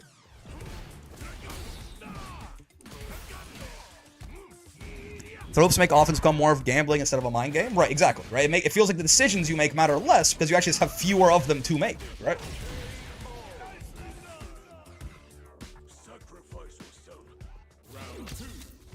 I can't see a world in where, like, you know, removing, like, options from both the attacker and the defender, by the way.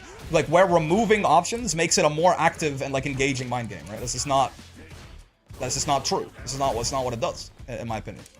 Bonk.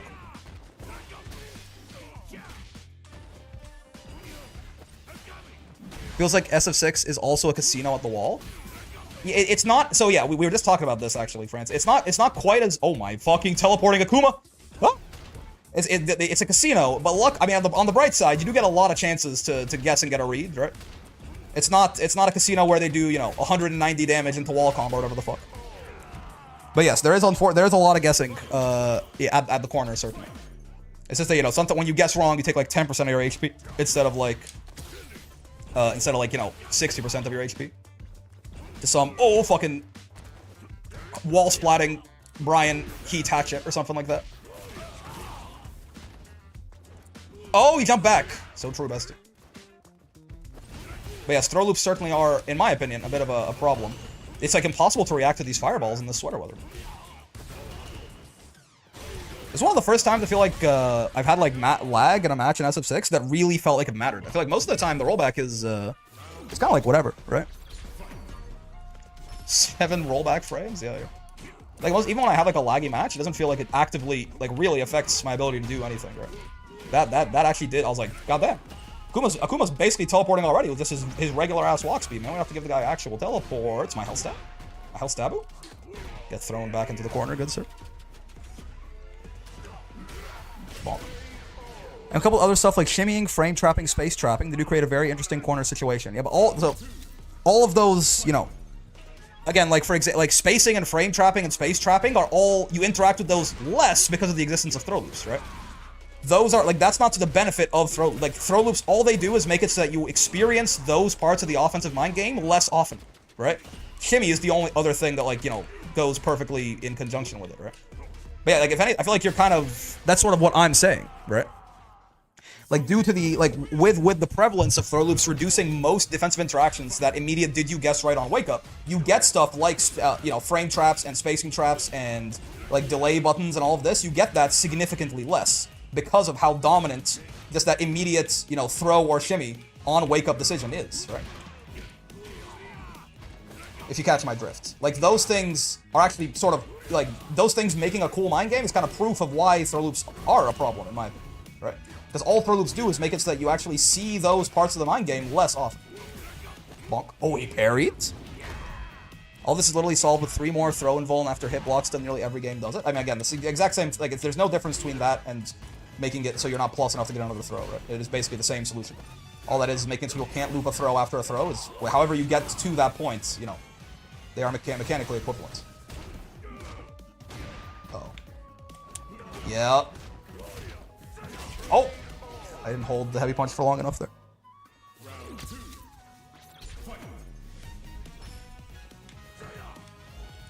That's fair, bestie.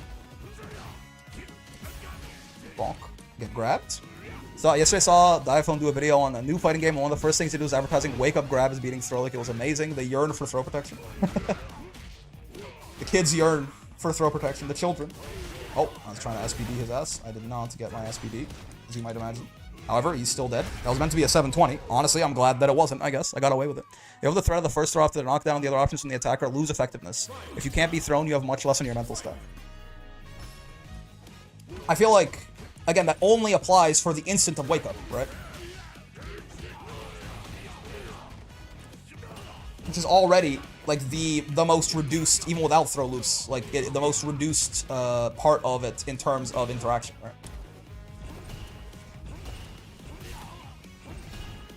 I also feel like, you know, it just, like, I understand what you're saying from, like, a hypothetical perspective in some ways, but also, it's simply just, it's just not true that, like, because we have many other fighting games where this isn't the case, right? It's just simply not true that the attacker, like, you know, can't get the defender to not block if throw loops aren't in the video game, right?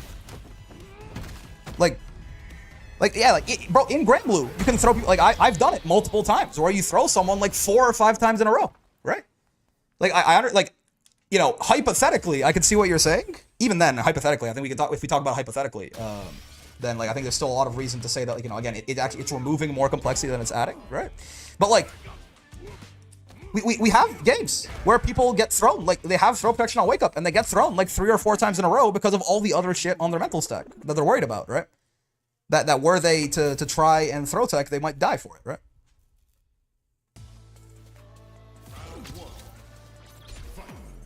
So I just really don't, I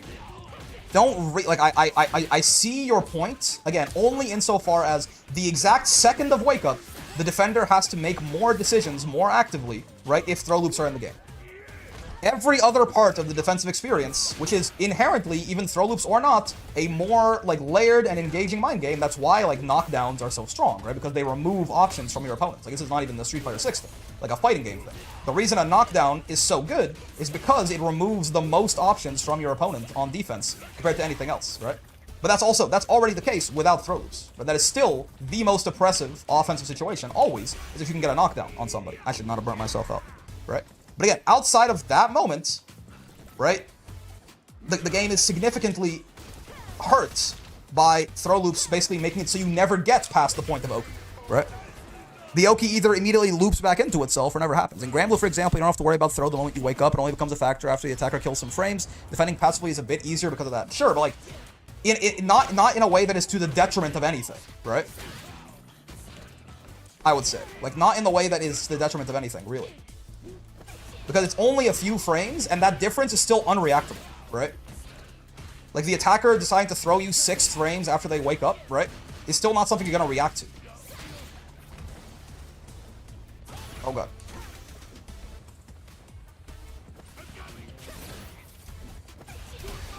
Oh, it's cancelable. But again, like, even if it does make the defender able to, like, you know, be a little bit more passive, I don't think it's in a way that's to the detriment of, like, the quality of the fighting game in that situation, right?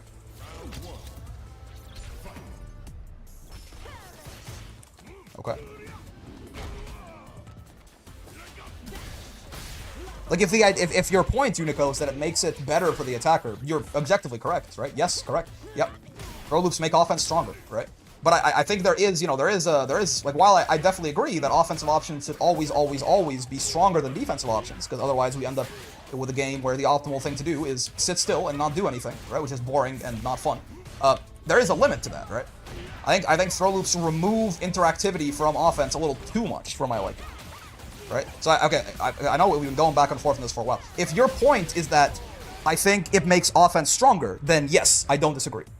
I think it does so, though, in a way that is detrimental to, like, just the quality of the situation and the enjoyability of the situation in the fighting game, and that's in that particular case, right?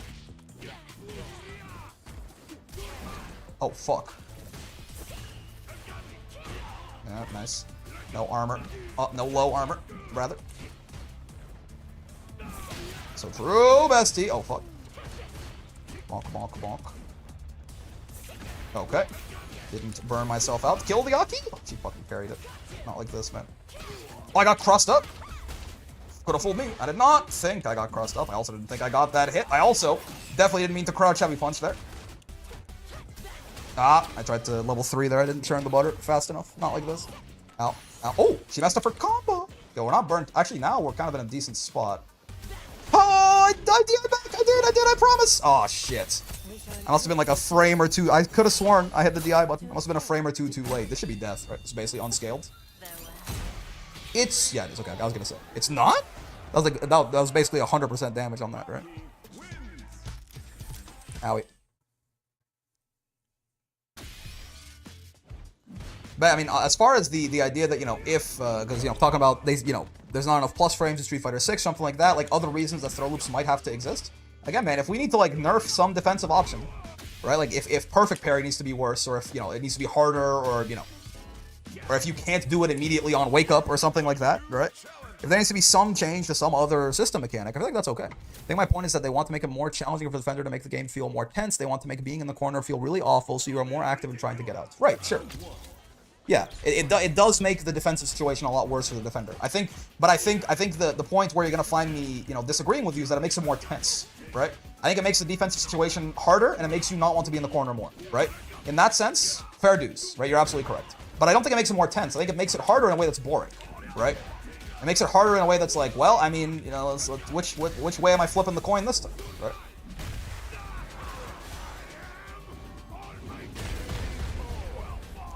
I think if you want, in that case, making throws riskier would be a way to, if I can meet you in the middle here, right?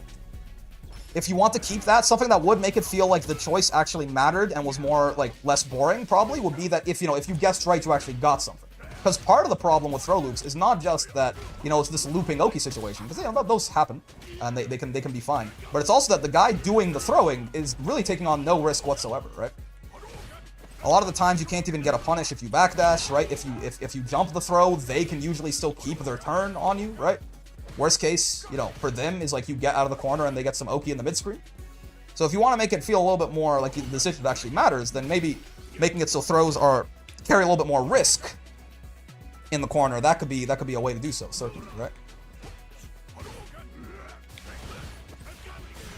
Okay, shouldn't have burnt myself out for that problem, but oh well. Okay. There's a world here, there's a comeback here somewhere. You just gotta look really deep inside yourself.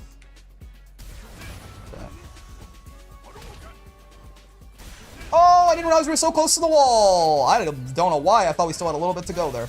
You wouldn't drop this combo. Just be a homie? No, okay.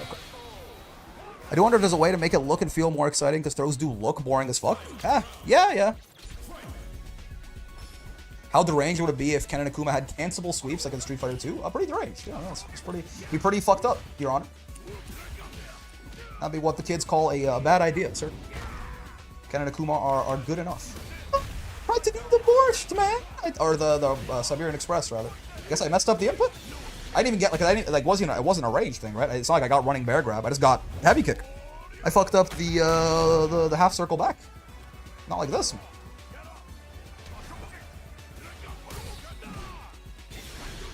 Did I wait long enough? Yes, I did. I think he's alive, though, because it's not CA. CA kills him here. I'm pretty sure level 3 doesn't. Yeah. That's about 500 health, probably. It's the difference there. Oh, yeah, bro tried to parry. Didn't have the drive gauge for it. I think the situation, again, would be a lot more interesting if there was some risk inherent in... a little bit more risk inherent in the throw, right?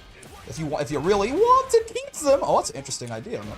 I think your goal shouldn't be to avoid me. It should be to stop throwing out EX moves when low on drive. It's true, my drive management could certainly use a little work, though I think that's a false equivalency. I think they're both problems, right? I think the idea that, you know, actually, like, focusing on that other thing was wrong, I think is incorrect, also. Because, very notably, as I've gotten to control my knees a little bit more, we, you know, gained about 100 MR. The way to make throws exciting is by making them rare and the loops difficult. But even command grab loops are hype because of how punishing they are. I mean, again, that's why, for example, you know, Broski's idea of, like, you know, if you get a punish counter throw, then you can loop them is interesting to me, right? Because it does make it, like, you know, they still exist, but, like, you know, you have to work for them. You have to get into that situation a little bit more, right? And you still can't loop, like, 3 times or something, but... You know, your punish counter throw might lead into another throw, and if they get punish countered again, if they try to, like, perfect parry on wake up after that trying to redo, then you might get another throw. Right? And then it becomes like when a guy gets thrown like 3 or 4 times in a row, it's like, god damn, this dude got like hard reds. Instead of it just being like, he just, you know, flipped the coin incorrectly a couple of times. Okay. I'm okay with this. You wouldn't jump at me, would you? I feel like you've been jumping at me quite a bit. Oh, drive rush overhead, fuck!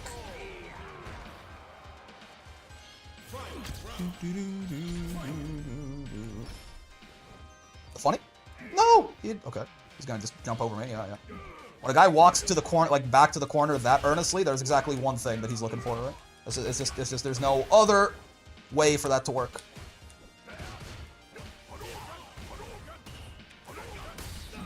Okay, you got punched. Kind of risky holding that shit for that long, but it works out. Oh, God. Okay, was not blocking low when I landed there, certainly.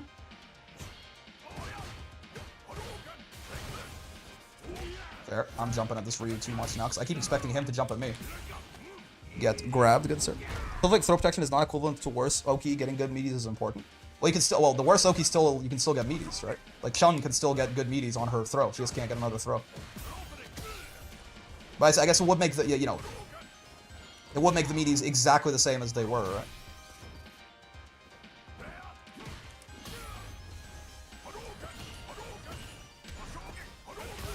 Ow. This is a game, keep in mind though, this is a game without proximity normals, right? So, like, if you, like, as long as you're within range of the button, it's not... It's gonna kill me? Yes, it is! God damn. It like, was one hit off. That's so unfortunate. Okay. I was like one hit away from me blowing his ass up. Good cancel, though. I feel like someone who jumps back this much is, we need to start level 1ing this Ryu in some of these situations, right? That's kind of the best answer Zangief has to jump back. Like, neutral jump you can do a lot of stuff about, but... Oh, I tried to DI that on reaction. No such luck. Sure, headbutt into headbutt will lose the throw, so it's not a good way to stop someone who you think is trying to avoid the command grab. That's my bad. Punish counter. Bonk. Gets put down on your forehead, Mr. Ryu. But actually, I mean, I like throw protection is a fine thing. I'm just saying, like, you know, the reason I use Chun as an example is because, you know, there's precedent for it in the video game. Is Ryu's multi-hit gut punch command normal plus on block? Yep. Oh, cool. I'm just gonna do this because I honestly am not confident in. I'm not sure if I could have gotten a health stab or another kill there. So let's spend the level 1. Let's not be greedy. Are you gonna do replay review this week? No, sir. I'm in a playing the game mood today, at least. Ow. Oh right, I'm only +1 there. Yeah. Can't do crouch medium punch. Oh god, I didn't hold the heavy punch at all, so I got no armor on it, so I got my shit rocked. Okay, sure. Didn't fall for the Hasho throw bait, but I did decide to just, you know, go for whatever the fuck that was after. Oh god, hi Ryu. Overhead. Oh, overhead. Sure. Your own replays, yeah. And the part of the design to make you feel like you're fighting for your life at Evo Top 8, even if you're playing against randos and your boxers at Battle Hub. Well, I just like, this is where we just, I guess this is a subjective thing. I disagree that it makes it more engaging, right? Again, I feel like you know, because of the fact that it's you know, guessing where, like, even when I guess right, I'm not rewarded. I feel like it just makes it very, like, a lot less engaging as a defender. And honestly, like, kind of a lot less engaging as the attacker too, because like I have to do less work to actually get a hit, right? So this is where it just becomes, I think we've reached the point where it's just a subjective difference. I simply don't think they make it more engaging to defend, right? Like, plain and simple. Now, you might, and that's fair, but I don't see it, personally. Is he dead there? Probably was, huh? If I'd done some souls into level 3. They're, like, baiting with the hot show. It's really good. I mean, they also really like throwing out fireballs, right? They're just rotating the option well. Bonk, bonk, bonk, bonk. Beep, beep, boop, boop. Yeah, I think it just becomes a subjective difference at that point, Nico, right? Like, perhaps that was their intention, but I don't really see how, personally, how it makes it more exciting to defend, right? Could see it being a difference what one likes in the game. Is the reason why so many people hate them? Yep. And, like, I don't hate, like, I still really like playing Street Fighter 6, even with throw loops in them, right? I just do think that it would be probably, you know, better if they weren't there. Hello, Mai. Not a lot of Mai these days. That's quite the name for this Mai. But yeah, not a lot of Mai these days. Whoa. Is that, like, round start, crouching medium kick, or sweep? What was that? Just dash into something. I don't know what Mai's buttons look like still. Perfect parry! Okay, sure. Immediately. Makes me think that maybe we could do some empty jump SPD shit. On Myathin there. Oopsie. Okay, it's not that much damage, honestly. It's not that much more damage than the throw I could have eaten.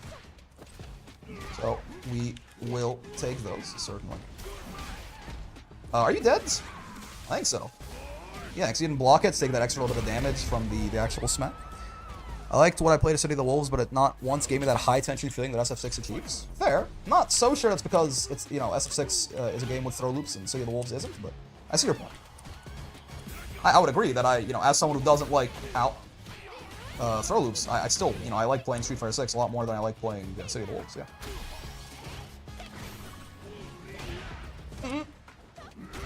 Bonk. Bonk.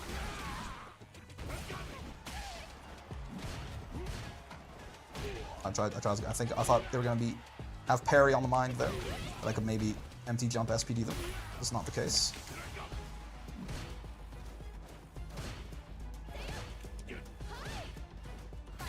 Oh, same thing. Tried to land. Empty land SPD there. No such luck. I've ran into quite a few Mai's in the lower ranks, several in bronze and silver. Fair.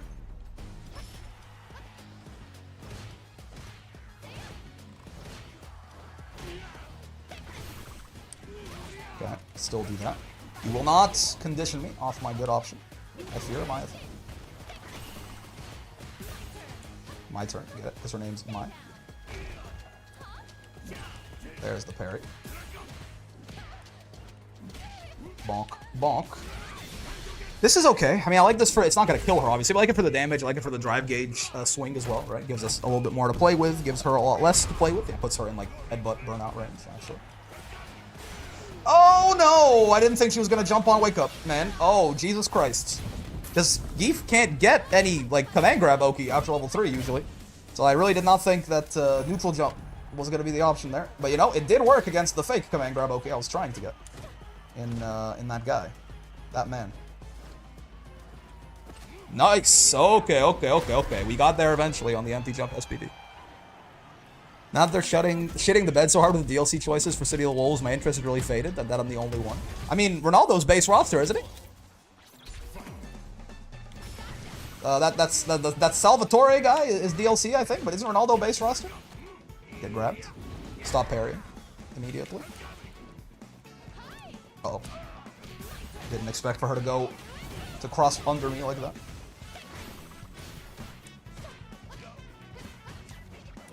That's fair. I already showed that I wanted to jump out. What the hell? I guess I lariat that? That's a strange. I don't think I've seen that target combo before. Oh, I see. Well, I would if but she does nothing, I die. I wonder if it's like a Kimberly level, like a level 1 thing we could do against Kim. I wonder if that would catch her jumping back like that. It might not. Oh, they were both base roster? Okay, well, there you go. You don't have to pay for them during the game, whether you want them to be or not. Easy. Whoa! That was, okay. I felt the boomer reflex take hold right there. Okay, so I can't mash on that. I don't know what to do about that little target combo string. I guess if you block the dive kick, she just minuses health. Is that the answer? God, fair enough. Whoa, but I'm alive. Yeah, that's fair. What do you do about her little target combo to dive kick there? Is the dive kick just like minus on block or what? Look, actually, I've not fought very much Mai at all since she came out. I feel like she's not been like the day where she was everywhere. I missed her, and since then I feel like I did not play like the day she came out. Since then I feel like this hasn't been a whole lot of Mai kicking around. No, man. That's quite the fucking button, that kick, huh? What the fuck do I do about that? Understorm? I guess you should preemptively stick something out to try and beat that, but she gets pushed back so far when you block it even. I'm gonna keep blocking here, I think. Yeah. Oh, the hell stab fucking whipped! Shit. That's where I have to do stand light punch, right? Stand light punch there. When I'm not confident in Hellstab. Musasabi no Mai? Okay. Remember correctly, it behaves like a normal dive kick, and from that range should be hit high enough to be minus. That's fair. Yeah, I have not actually tried like blocking it yet, which will certainly be, you know, quite the revolutionary idea. Oh no, it was barely out of range. Oh shit. Okay. Oh, I didn't think we were that close to the wall. I'm not gonna lie to you. Yeah, here I go. Getting throw looped again, or not reacting to the eye again. Shit. I'm dead, I think. Yep. The boomer reflexes. I saw it on the drive rush. I saw it on the DIs. I'm not paying too much attention right now. Or not really not paying too much attention. I'm just more so not reacting too well. Should be -8 after target combo, I think. I see. Gotcha. Yeah, I tried a couple of times. I like lariated it the one time. I tried to jump out of it the one time. Those are, I guess, you know, block it always first is usually not a bad go-to for something you don't know. Never tried the blocking option. You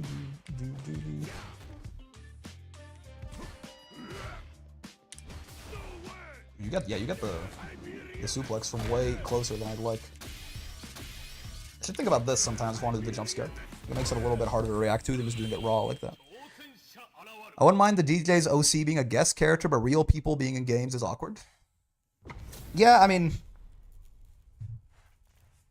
like if there's a really strong connection, right, that person has with that game or that franchise, I feel like, you know, I can kind of see it, but both of them feel incredibly random. I mean, apparently that guy likes Fatal Fury a lot, that DJ, but like, you know, like it's not like a well-known connection for people that, you know, him and this game are like really tight or something. And Ronaldo, I mean, is obviously just like, this is, you know, it's just marketing for the sake of Saudi money, right? Oh, good delay. Goddamn. Caught me trying to throw tech there. Reversal SPD, however, thoughts? After blocking a light, can actually do some good sometimes. I think she's dead, right? Oh my, he had like, what, 3,401 health? You're fucking with me, man. You're shitting in my mouth. Oh, Jesus Christ. Don't DI me, please? Oh, God. I mean... I tried to wake up drive reversal and I got DI. Shit. Yep. Little throw loop action. It'd only be funny as a limited joke, like April Fools or something. Yeah, it's real, though. They are both very much... Should be throw taking in the mid-screen. That's my bad. Both very much in the video game. Hello, Drive Rush Overhead. How are you on this lovely afternoon? Shit. Should be JMKing a lot more often there, but I actually was worried that I might potentially cross her up. Jumping out of pressure is another really bad habit of mine that just got me killed. I think it's a Grand Blue. Even in Grand Blue, it's not really a great idea. I don't know why, but I feel like I don't do it as much in Grand Blue. In Street Fighter 6, I always feel like I want to jump out of block strings and shit. And it gets me killed very, very often. It is not usually a good idea. Does Jerry just not do negative edge in Street Fighter 6? No idea. I've never played Jerry. I've not played a second of Jerry. Though I don't think so.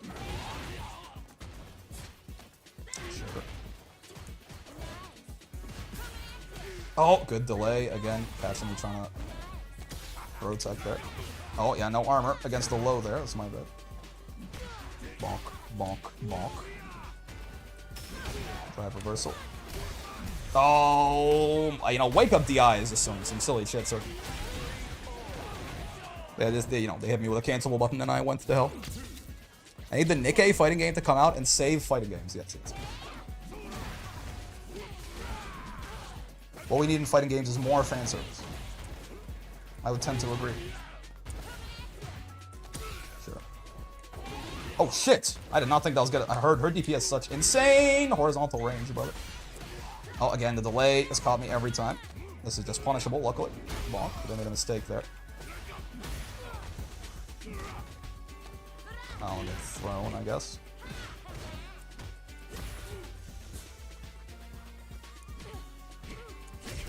Okay. Soloed by stand leg kick, we take those. Do we need to reestablish the one jump rule? Maybe. I'm not too worried about it right now. Oh, Jesus. Ow, ow. Yeah, throw taking on the mid-screen, though. That is always silly shit. Nice. Clean over the fireball. I definitely did not want to do this. I guess we're doing this now. I'm into level 3. It's still good damage, but it's not as good of damage, and it's not as good of drive gauge recovery for us, and it's not as good of drive gauge damage to her. Right. Okay, she's dead. We take those. I'd rather a 2D Naruto fighter, so many install characters. It'd be a fun one. I still, I want whatever, I need like Arxis to do the fighting game, and I need CyberConnect 2 to do the animations. Again, jumping out of pressure, silly stuff. As I, unfortunately, have a bad habit of doing. There you go, actually, drive reversal, gotta hold both so you don't get wake up to DI. That's insane. Definitely should not have worked like that. That's fair. I don't want to get burnt out, Mom. Knee, that was, I feel like I haven't done like a really stupid knee in a while. That definitely counted, though.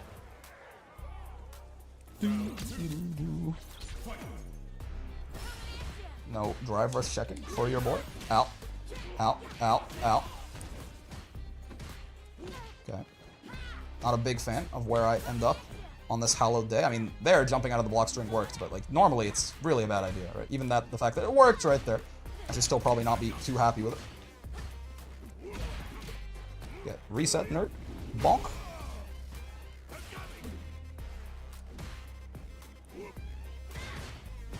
Oh, I tried to do the jump scare out of that. No such luck.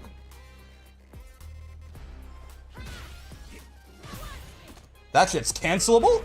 Who would have thought? Okay. Not me. It's for damn sure. Bonk. Stop kicking me. Useless.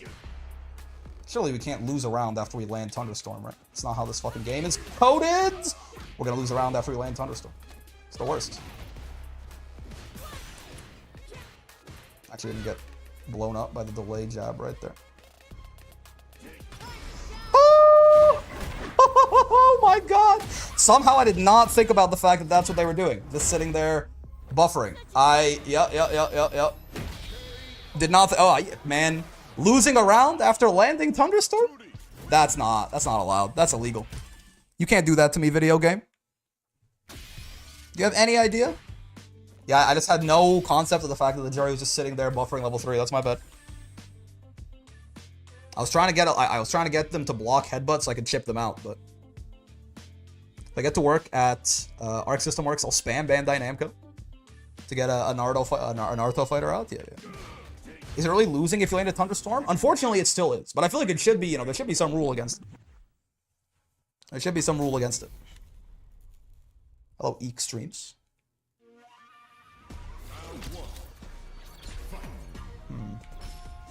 You wouldn't throw a fireball. You would, though. But your fireball recovers incredibly fast. And you yourself are also incredibly fast.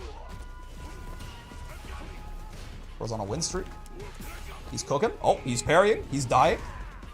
He's losing a third of his HP because he's Akuma, and that's what Akuma does in these streets. Well, when he's not taking all of your HP instead. That's what he does. Okay, yeah. That's still punishable, even when we're in burnout. That shit is like minus 15 or something. That's why you don't usually want to do... Oh, I tried to parry that. Guess who can't parry right now? Can't come to the phone right now. He's also burnt. That's certainly something. Now we're not burnt.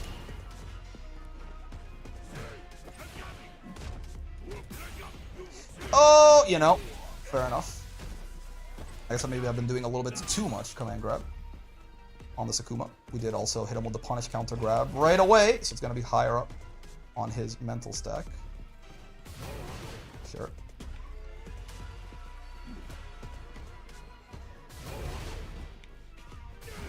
Oh, no. Oh, no, never punished? Never punished. Oh my god. Wait, he's not dead, though. Yeah, even though he's Akuma, he's still not dead.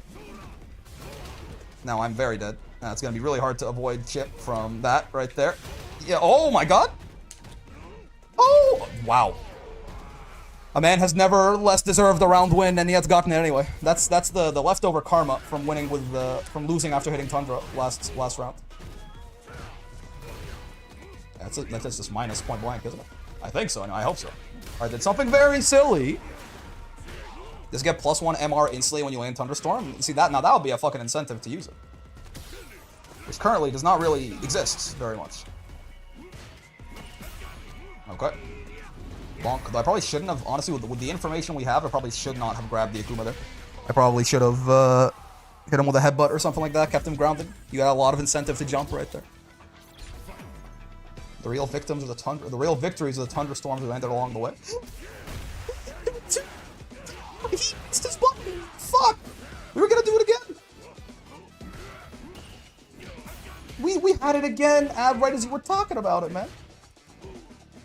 I could have still laid his ass there, I'm pretty sure. Oh, crushing medium kick. So true, bestie, my bad. What I get for trying to walk back.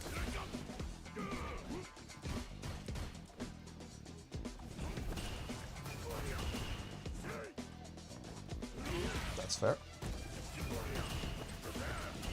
Sure. I didn't mean to fucking TK Borscht. I was trying to hit him with the Siberian Express, the jump scare. Guess what I didn't do successfully? Oh, he didn't punish me. You take those. Drive reversal is fair. Oh, couldn't jump out of that. Did not know. That one was just poorly timed. Oh, yeah, no armor against lows for the heavy punch right there. That's my bad. Is it not great that I don't even try to react to moves until I find out their frame data, or should I try reacting to more moves regardless? Like, you only react to it once you know it's reactable, because it has like a... Also, jumping out of pressure again. Because like, once you know it has like a 24 frame startup or something. You should always be trying to, you should always like be reacting to what your opponent's doing in general, right? Some things you just can't react to, but I feel like, do you like, what, do you just not, I don't understand how that even works on like a mental level. Are you just like not looking at what your opponent is doing in terms of how you're making your decisions otherwise? You just kind of do shit and hope that it works? Like irrespective of what the other character is currently doing on the screen? You should be at least trying to react to everything, but yeah, like, sometimes, if you know something is very reactable, you'll keep it, like, higher on your mental stack just in case, they do it. So you can maybe react to it and kill them for it. That was supposed to be the Siberian Express. Oh. Yeah, this is not looking too hot. Oh, nice. Nice. I was just starting to walk back there and I got clipped. Well done. I look at my moves if I don't look at my moves if I don't know the frame data. honestly, like you said that with as a joke. Like I don't look at my character almost at all when I'm playing the video game. I feel like I'm looking at the opponent, like over 90% of the time, probably. I've been frame trapped. I mean, just trying to react to a move startup specifically. Well, okay, guys. Again, this is why that's why I'm a little confused. Because like you're always trying to, right? It's that, like you have to always be trying to. It's just that sometimes you can't, right? Or is there something? Is there like some fundamental misunderstanding in what I think you're saying versus what you're actually saying? Oh, yeah, sure. Again, still, while I keep saying that I should command grab this Kuma a little less and like strike them a little bit more, I feel like I haven't really, you know, acted on that too much.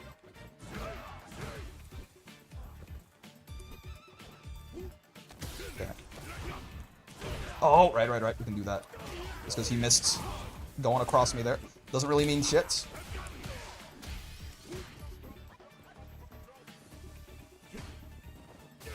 Oh no! Good check. I'm dead. Nice, well done. I stare into the middle distance and get all the match data from peripheral vision. So true.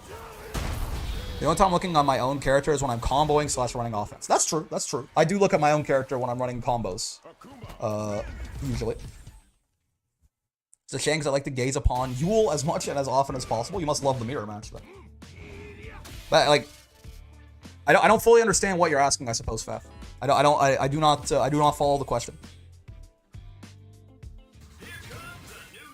I'll be more specific. I'm looking at the opponent and trying to react to what they're doing, but I don't worry about trying to react to specific attack animations. Yeah. I mean, if you don't know what you're looking for, then yeah. In which case, that's not a problem at all. Like, if you just literally don't know what is or isn't, like, what you should be looking out for, then the idea that you can't look out for specific moves is totally normal, right? Like, once you know that, like, you know, Kuma has this command grab that is reactable, that looks like this, that I should be looking to avoid, you know, only then you start looking out for like, that specific move. Yeah, I think that makes sense.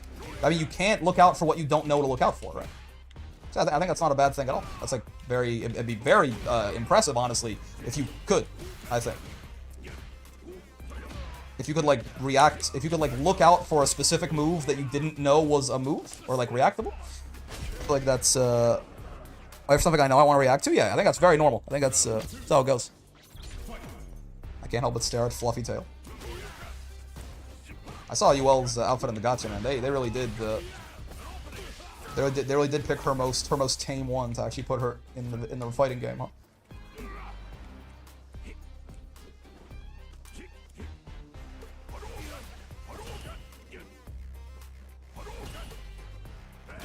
Oh, ow. Walked forward a little too much, got a little too confident. Ow. Okay, honestly, as far as punish counters go, we will take those. Stay down. Stay down. Get down. Oh, I was already churning the butter, man. That's 720. That jab was the difference between, oh, life and death. I was trying 720 there, too. Oh, he's just punishable there. What am I doing? I blocked his sweep and I didn't do anything. This is a bad idea. Yeah, even though that was a bad level 3, right? It's like we maybe could have won that. Like, yeah, I don't know. I mean, maybe like if he jumps out and we lose, like it's not like we just lose the next round. I think I could have comboed into that though and like guaranteed it and gotten the kill that way instead, right? I think that was a bad level 3. I want Grand Duel as her costume, please. Side games, I beg. Fox will win, best women. You know, I mean, I'm not here to. I look at my own character and whatever projectiles I may have. I wonder if you're a zoner, do you look at yourself more often? I feel like that's really no, right? You still want to be looking at what your opponent's doing, you know? To, like decide how to kill them best. Sure.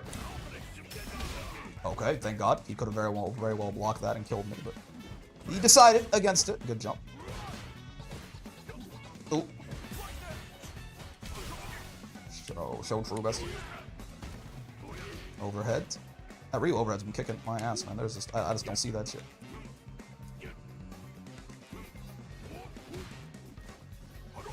This is not a great. Oh my God! Yeah, did not mean to do fucking Smetana dropkick there.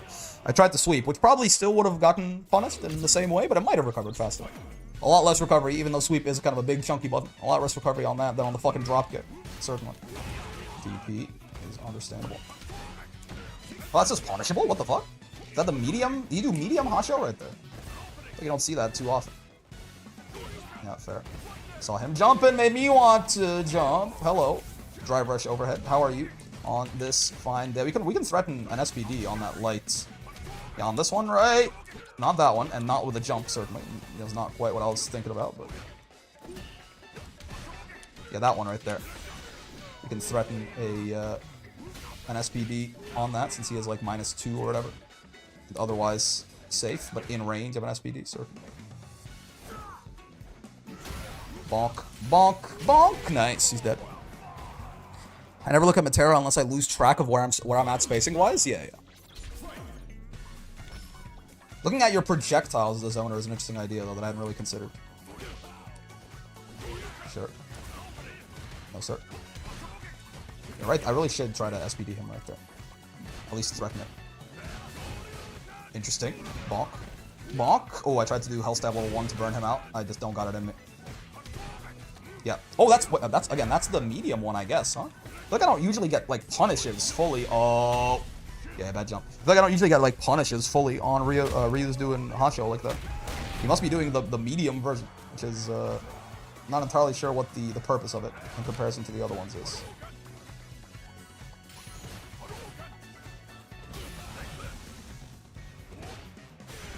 Oh god, have had a lot of, oh god, like heartbreaking near misses on that thing recently. That was supposed to be 720, which would have fucking killed him. So shame that it wasn't. Not what I meant to do. I was trying to, okay.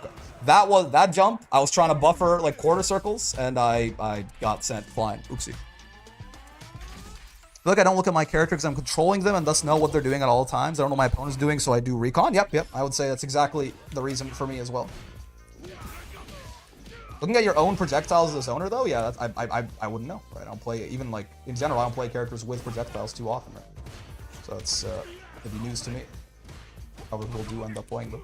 Yeah, so again, that's not punishable, but again, he's just in a 50-50 right there, right? Between strike and throw, because we are like +2 or +3 or whatever it is off that. Good stuff, that is -6. It is certainly punishable. Yeah, this one's straight up punishable, which is strange to me. I guess maybe it lunges forward a little bit more than the, it lunges forward a little bit more than, what's it called? The light Hasho, that's why I keep using it. But it being punishable on block straight up like that is great news for me. It seems to have a really big hurt box too. I feel like I'm grabbing it from really far away sometimes. Oh, yeah. Oh, okay, honestly, very nice punish. Nice. Let me just land on the fireball real quick. Sweep. So true. That chop was a misinput at SPD. Okay, he's respecting the 50-50 now. Which is nice. It doesn't mean we can try to catch him with other buttons, but... Oh, that one's the punishable one. Okay. The voice line is slightly different. You can hear what Ryu is saying there. Sure. Thought he was going to go for another solar plexus there.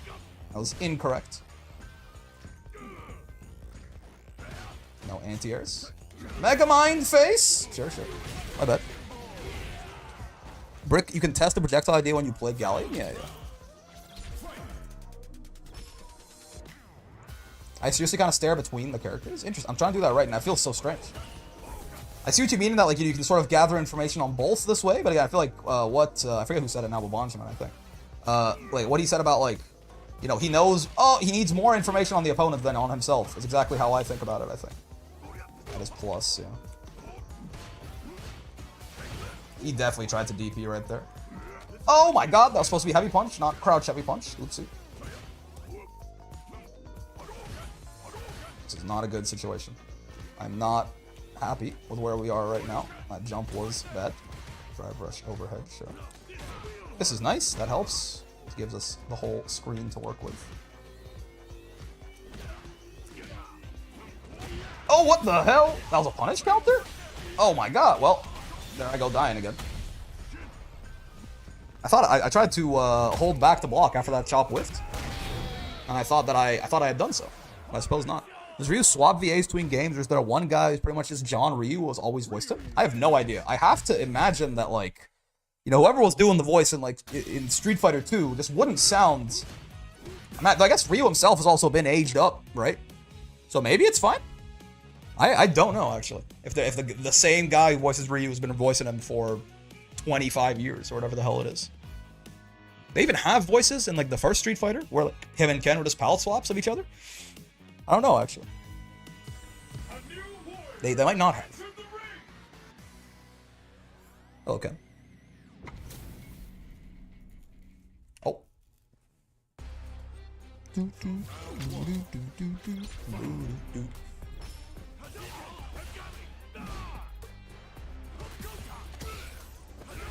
Alright. Uh-huh. Little fireball zoning. Never hurt nobody except the guy getting zoned by the fireball.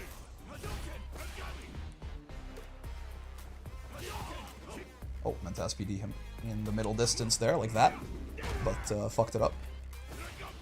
Is it going to be quite so passive in the mid-range? We can't just establish the SPD there. No DP. World's tamest Ken player. Bonk. Sure. You can burn him out here, or he can burn out on his own terms. He didn't. Oh, but yeah, I could have killed him there, you know. I just decided not to, I suppose. Works out. Same VA voiced him since 4. Okay, okay. That's still quite a long time. Yeah, that's a good, like, what is it? 4 is like 2008 or something, right?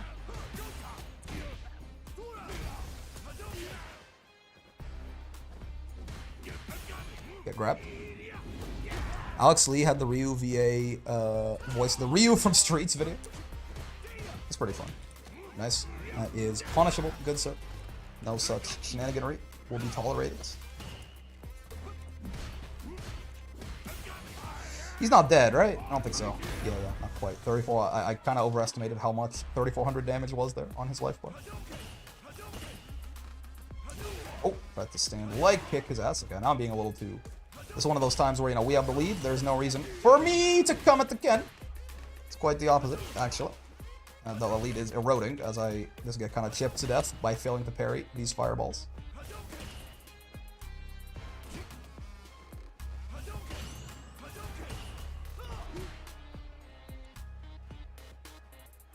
No big rush. Personally, could have fucking killed me there.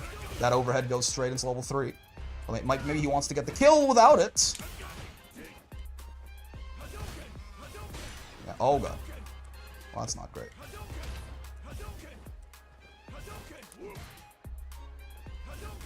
I don't think we, like, die to chip if we play it, like, from this far out. I don't have to be worried about him doing that. Yeah. Can block some of these. Just have to wait out this burnout. Nice crouch medium kick. My god. It's weakest Shoto again? Yep. That was a long-ass round.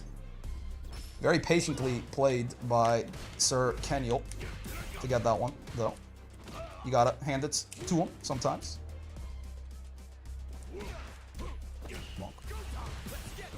Okay, a little too early there. Good, sir.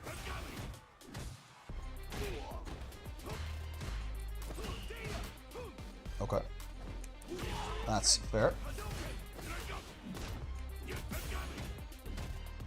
Oh, good backdash. Nice. I thought he would go a little bit more aggressive than that. Guess what? He definitely did not.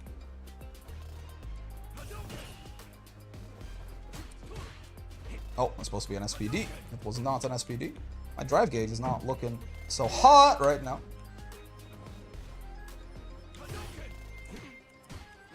Okay. Rare footage of knee kind of being the GOAT. Oh, he's not airborne still, is he? No, he's not. Okay. That Dragon Lash whiff. A lot of those air flip outs can be very unfortunate, right? Give Geef a fireball. He needs it. I'll take. Grappler brain unable to comprehend laming someone out. Unfortunately. It's Kyle Hebert. He voices Ryu. That's cool. He voices Gohan too.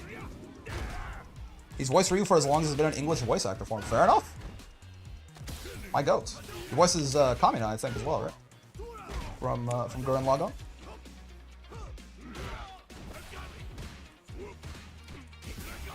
Okay. Looking a little low on the drive gauge right here. Never mind. Looking a little low on the life gauge right there. Kind of definitely not a good mindset to have. Holding a life lead is always something I've been uncomfortable doing because I feel like the longer I wait, the more of a chance I give the opponent to come back. Yeah, I mean, I think that you know, it's like I see why you think that, but yeah, it is definitely a matter of like Think of it as like the longer, like, you know, taking risks to try and kill them right now when you don't necessarily have to is what gives them a chance to just like guess right on a couple of your, you know, a couple of your offensive choices and just get back into the game that way, right? We had the same idea and I tried to SPD him. His button came out first. Okay, get grabbed, Nerdathan.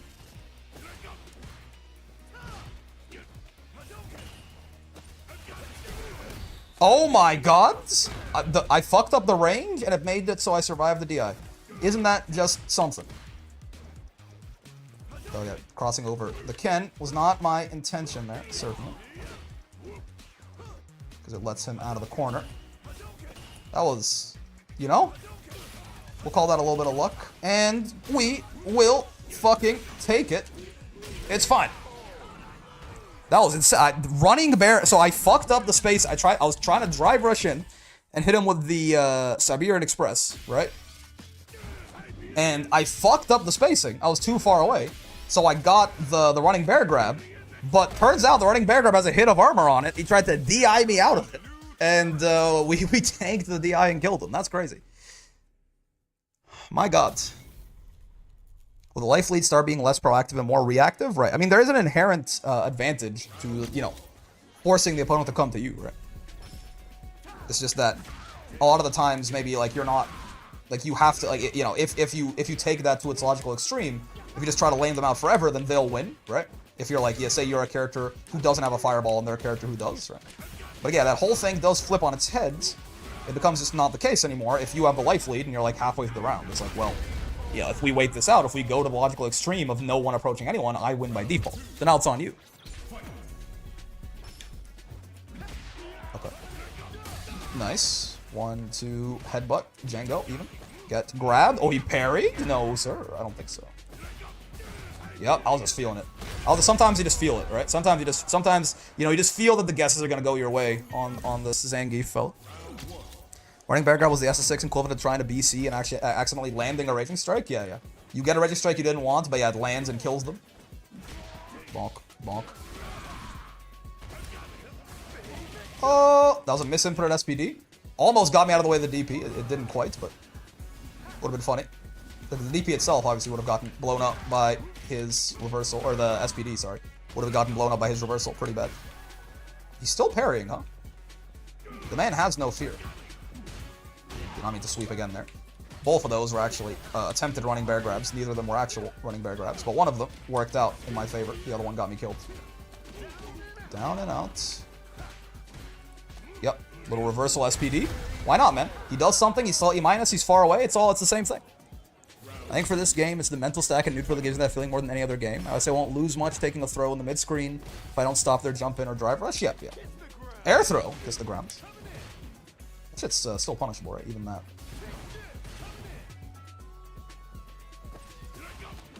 Little telegraph there, I suppose. It's my bad. Racism Storm. We can't level 2 him from here. I'll just, yeah, you know what? Take your throws. Fine. You earned it. Uh-oh. Didn't think about that part. Take your throws. Fine, fine. You spent 2 meter. You deserve 6,000 or, you know, 4,000 damage in throws or whatever the fuck. Jumping out of pressure. A classic brick blunder. The post-Ramadan buff is real, man. I mean, we have been having a pretty shit session today, but yes. Even the shit sessions of now look more like the good sessions of yesteryear. So it's certainly, you know, turns out again, you know, eating and drinking, very good for your ability to play fighting games. Who would have thought? Not me. Ow. Can I do it here? No, okay. He's real there. You can level 2 Rashid's level 2, but he has to have, like, you know, pretty bad, like, off this thing maybe these days, post nerfs on it. Bonk, bonk, bonk. Uh-oh. Okay, never punished. Not once in my entire life. Oh, he whiffed the overhead. I thought it was my turn. It was not my turn. Oh, yeah, I think that was... I tried to heavy punch right there. I don't think I could have. I should be dead here. Yeah. Rick did not, in fact, block the whack-ass mix-up. It's true. It's true. I watched an interesting video on how Unist offense works and how it's different to any fighters I've seen. I have no idea about Unist. So, you know, that's cool. Okay, yeah, this fella is very command grab brained right now. Let's try and do some strike pressure. Condition him to sit still. There you go. Sit still, I said. Spinning mixer, that's fair. He refuses to sit still. I wouldn't want to sit still against Zangief either. However, perish for your choices, Rashid. I like your name, but you do suck. You know? I thought he would throw the tornado. I thought he'd get the funny. My allegiance to the funny has cost me many a life bar. But it's an allegiance I never regret. Oh, he whiffed his air throw. That's heartbreaking stuff. Great news for my ass, though. Yep. A little bit less command grab. This Rashid has gotten a little too fixated on command grab. No, sir. They hit him with a brain destroyer. Regular throw. Oh, fuck. He jumped preemptively. He jumped earlier than I thought that. Yeah, you know, I'm not such a big fan of this. You can throw me a bit, brother. Wait, what? I thought I blocked high.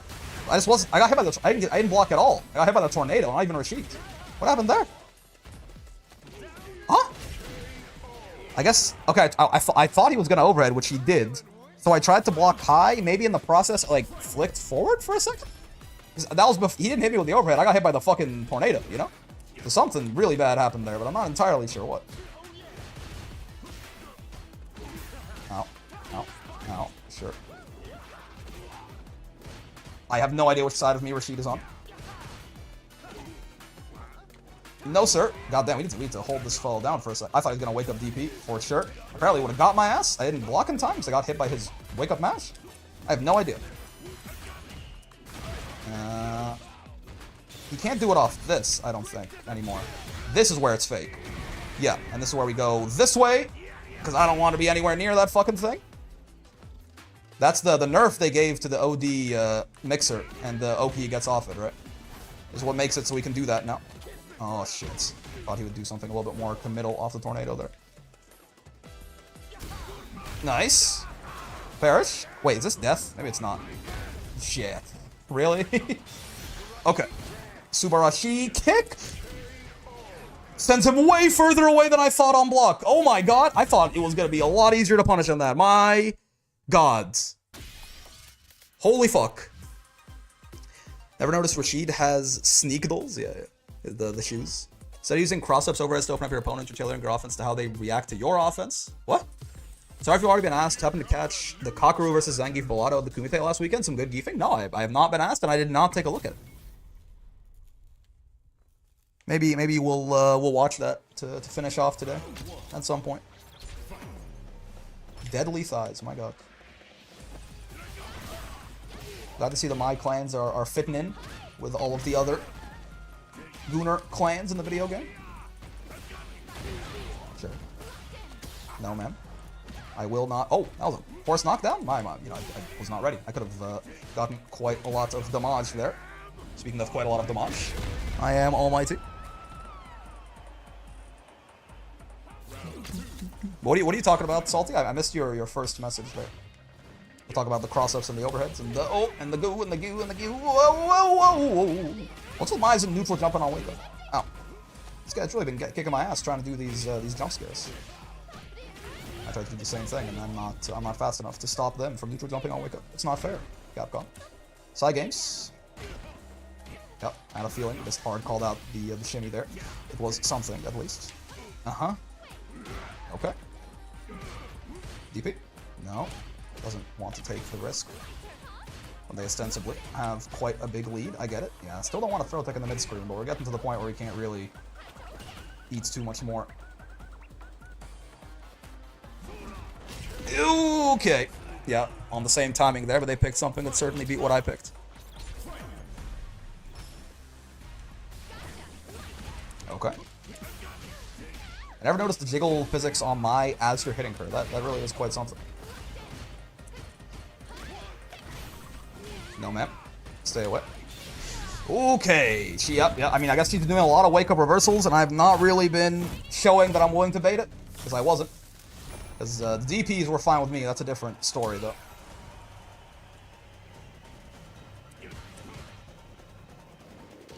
Fuck. Okay, strange. Wake up DI is certainly something. Oh, I tried to borscht her there. Oh, shit. The dive kick's tricky. I tried to borscht her out of the forced knockdown. I screwed it up. Okay, she's dead. Thank God. Get the hell out. That was, I felt that slipping away a little bit. Tailoring your attacks to beat cross-ups and overheads. I mean, cross-ups are relatively rare, right? Opinions on adding items to tech and introducing an 8-player mode to make it closer to the party game they clearly want it to be. You know? I think you should add a chance that every time you go for like a wave dash on Kazuya, he trips, like in Brawl. That'd be fun, I think. Oh, what am I doing? I'm the world's greatest, actually. Never mind. Okay, I really got to start representing that I'm, you know, maybe gonna block a wake-up reversal every now and then. But right here, I want to burn you out. I'll take the DP. Yeah. You were dead. My bad. Sure, sure. The my guess command grab 3 times in a row and guessed wrong 3 times in a row. It happens. Is Borscht Gief's best air-to-air? Probably jumping medium punch. It just has the most, it has like the most range and it's the least committal if it like misses and you don't fucking die, right? But yes, well, I mean, Borscht certainly beats like everything, right?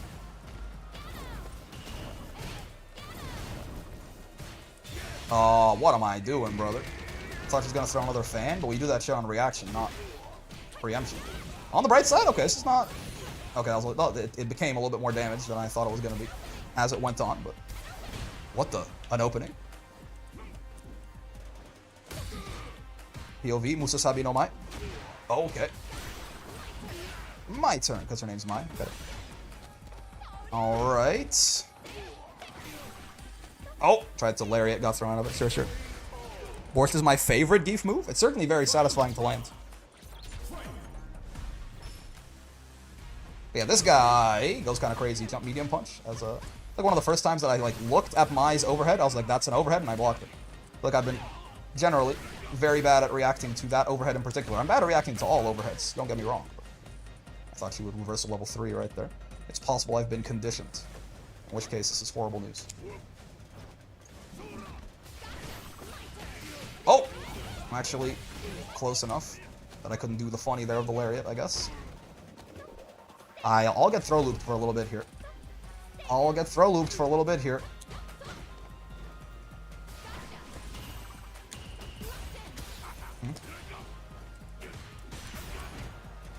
Oh, I jumped. It's gonna hit me, isn't it? Okay, no, it missed. Okay, okay. I thought she was gonna level 3, but then I was like, you know, the bright answer that I came up to it, came up with for it. My God, I really like both of these games we won against this Mai. I really didn't want to win them, huh? I was doing my best to throw it back.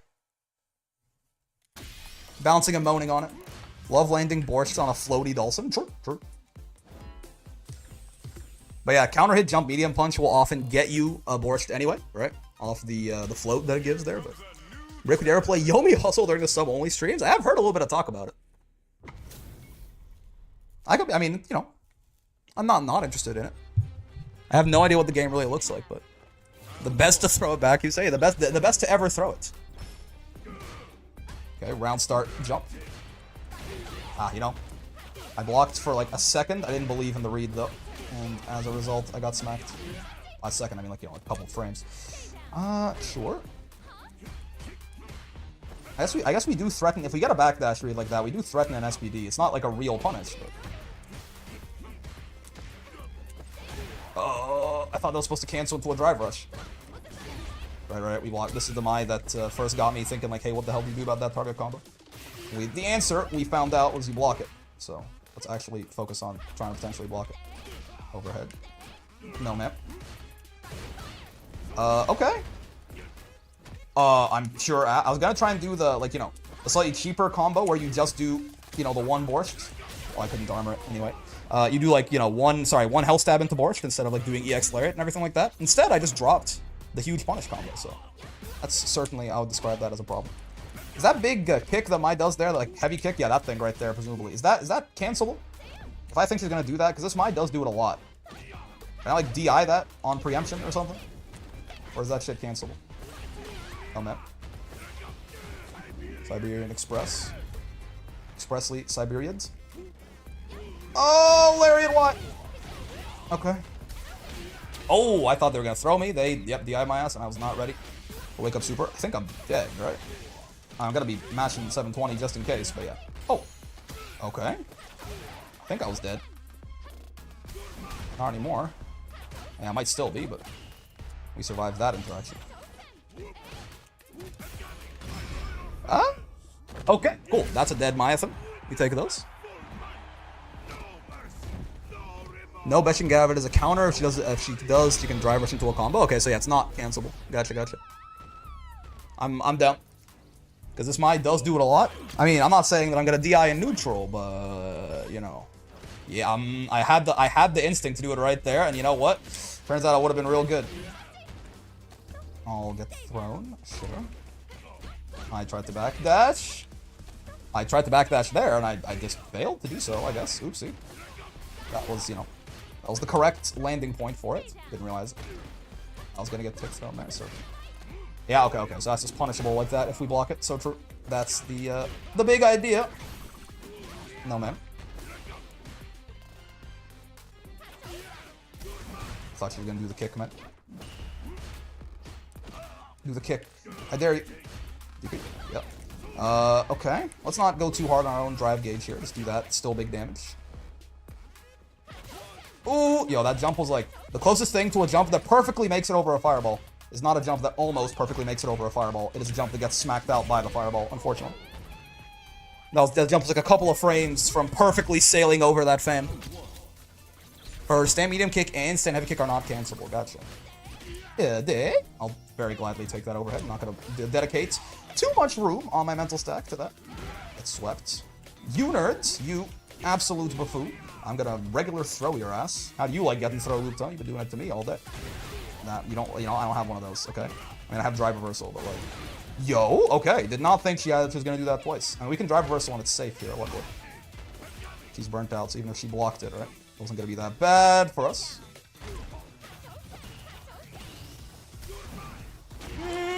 Hello! I love getting crossed up, don't you? Now I gotta worry about the overhead a little bit more. Certainly. Apparently I messed. I tried to do OD SPD right there, which should have counter hit that, but I must have delayed it a little bit too long. Maybe the fear of the DP in my heart made me do so. Sure. This might throws a lot, man. Oh, shit. Oh, what the? Whiffs if I'm crouched? What? Oh, nice. Yeah, they throw a lot and then they do shimmy, right? It's the classic. So again, yeah, mine's shimmies really don't hurt that much, huh? I mean, if she has meter, sure. It's actually not the worst thing in the world to do some grab guessing there. Oh. Oh, I thought they were gonna do the kick. That's what. Okay, sure. Let's spend a little bit of meter. I lied. Let's not spend. What the? That's the bread and butter, man. We can't be messing that shit up like that. I'm just here to tell you that straight up.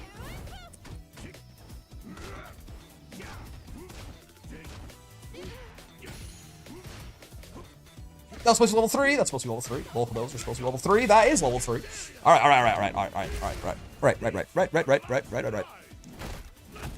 It would if I could do the input. You're talking about the borschts. I'm also very bad at inputting borschts quickly in midair. I have to have it like on the top of my mental stack if I want to actually I'm like, if you jump, I'm gonna borscht you. Every move behaving like level 1. Oh, this is super punishable. Whoa, whoa. Thank you, Myathan. I tried to jump over her last second there. Got clipped. Oh, you are not dead. Yes, let me not route like you are. Nice, now you're dead. Good stuff, good stuff. I think I found it. Do you want a link or just the name of the vid? The video about, what, the Unist offense? Sorry, I've been looking at chat for a little bit because I'm trying to salvage my, my foolishness from earlier. That elbow is only safe if perfectly spaced? Yeah, and that was not quite perfectly spaced. Yeah, I mean, if you want to post it in the Discord, you certainly could. Who's Andy? That's her, canonically, is it her boyfriend? Or are they, like, married? Because there's the one image of them. He's Terry's brother, right? Andy Bogart. Another character from the same franchise, obviously. Who, oh god. I forget, like, if they're, like, actually romantically involved, or if she just wants them to be, or something like that. There's, like, that Street Fighter 6, like, the little fan art, or not fan art, but, like, you know, little, official, like, concept art of, like, them in the wedding, right? But I'm not sure what, like, the actual canonical relationship is between them. Bro, I don't want to burn out, man. But I'm just gonna. Oh! I should have body splashed. Yeah, I think I'm just gonna die. I think the Luke's just got my number a little bit. Lucky man, true. Guess that's what she goes, eh, when she dies. She's calling out for her man to beat your ass. Okay, empty jump throw. I gotta be a little bit more proactive on stopping shit like that. Like, just, not the throw, but like him jumping at me. He shouldn't even get to do that, right? At least not so... Not with so much, oh. What's it called? Not with so much, there's a word here that I'm forgetting. Impetus? No. Impudence? Perhaps? I don't think that's quite what I'm thinking of either. You know, no matter how much he throws me, really should never throw tech in the mid-screen, right? It's just not a good thing to do. They are girlfriend and boyfriend only, no marriage? I see. It's like the wedding art was just like a fun, like, what-if thing. Which chat will be best for the Discord? Just put it in, like, general or something. I don't think there's a uni chat in there, so... Maybe I should make one, but no one's ever requested one, so I don't think a lot of people in the community are big uni fellas. Now, get off of me, Lucathan. I don't like how your offense looks on me. I can't stop it.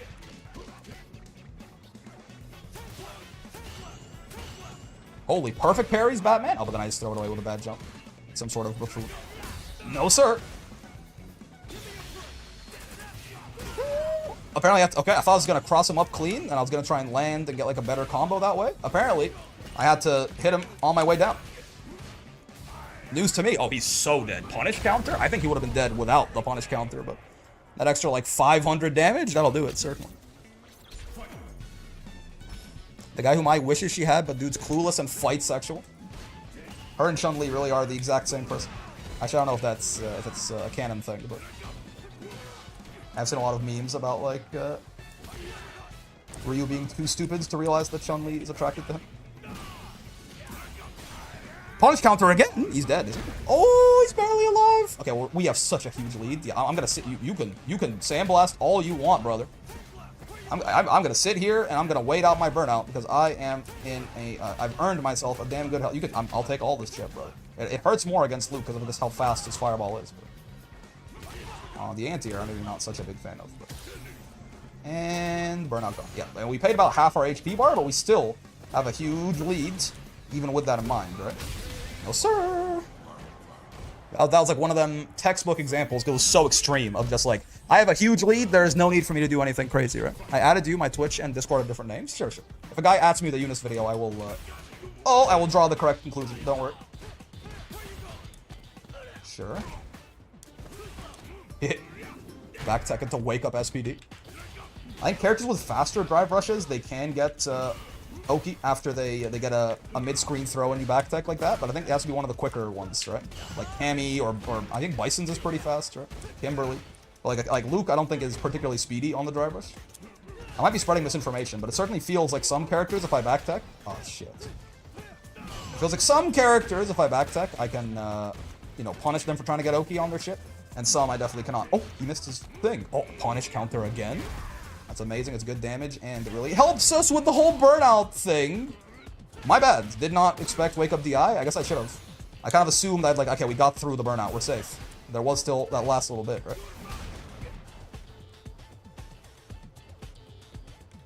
He can pay all the screen space if he wants to partially get out of his burnout. You're not gonna catch me complaining, but then I got a little. Once we got too near to the corner. He was jumping there probably to avoid a DI, but Knee has the same weakness. Silly Knee.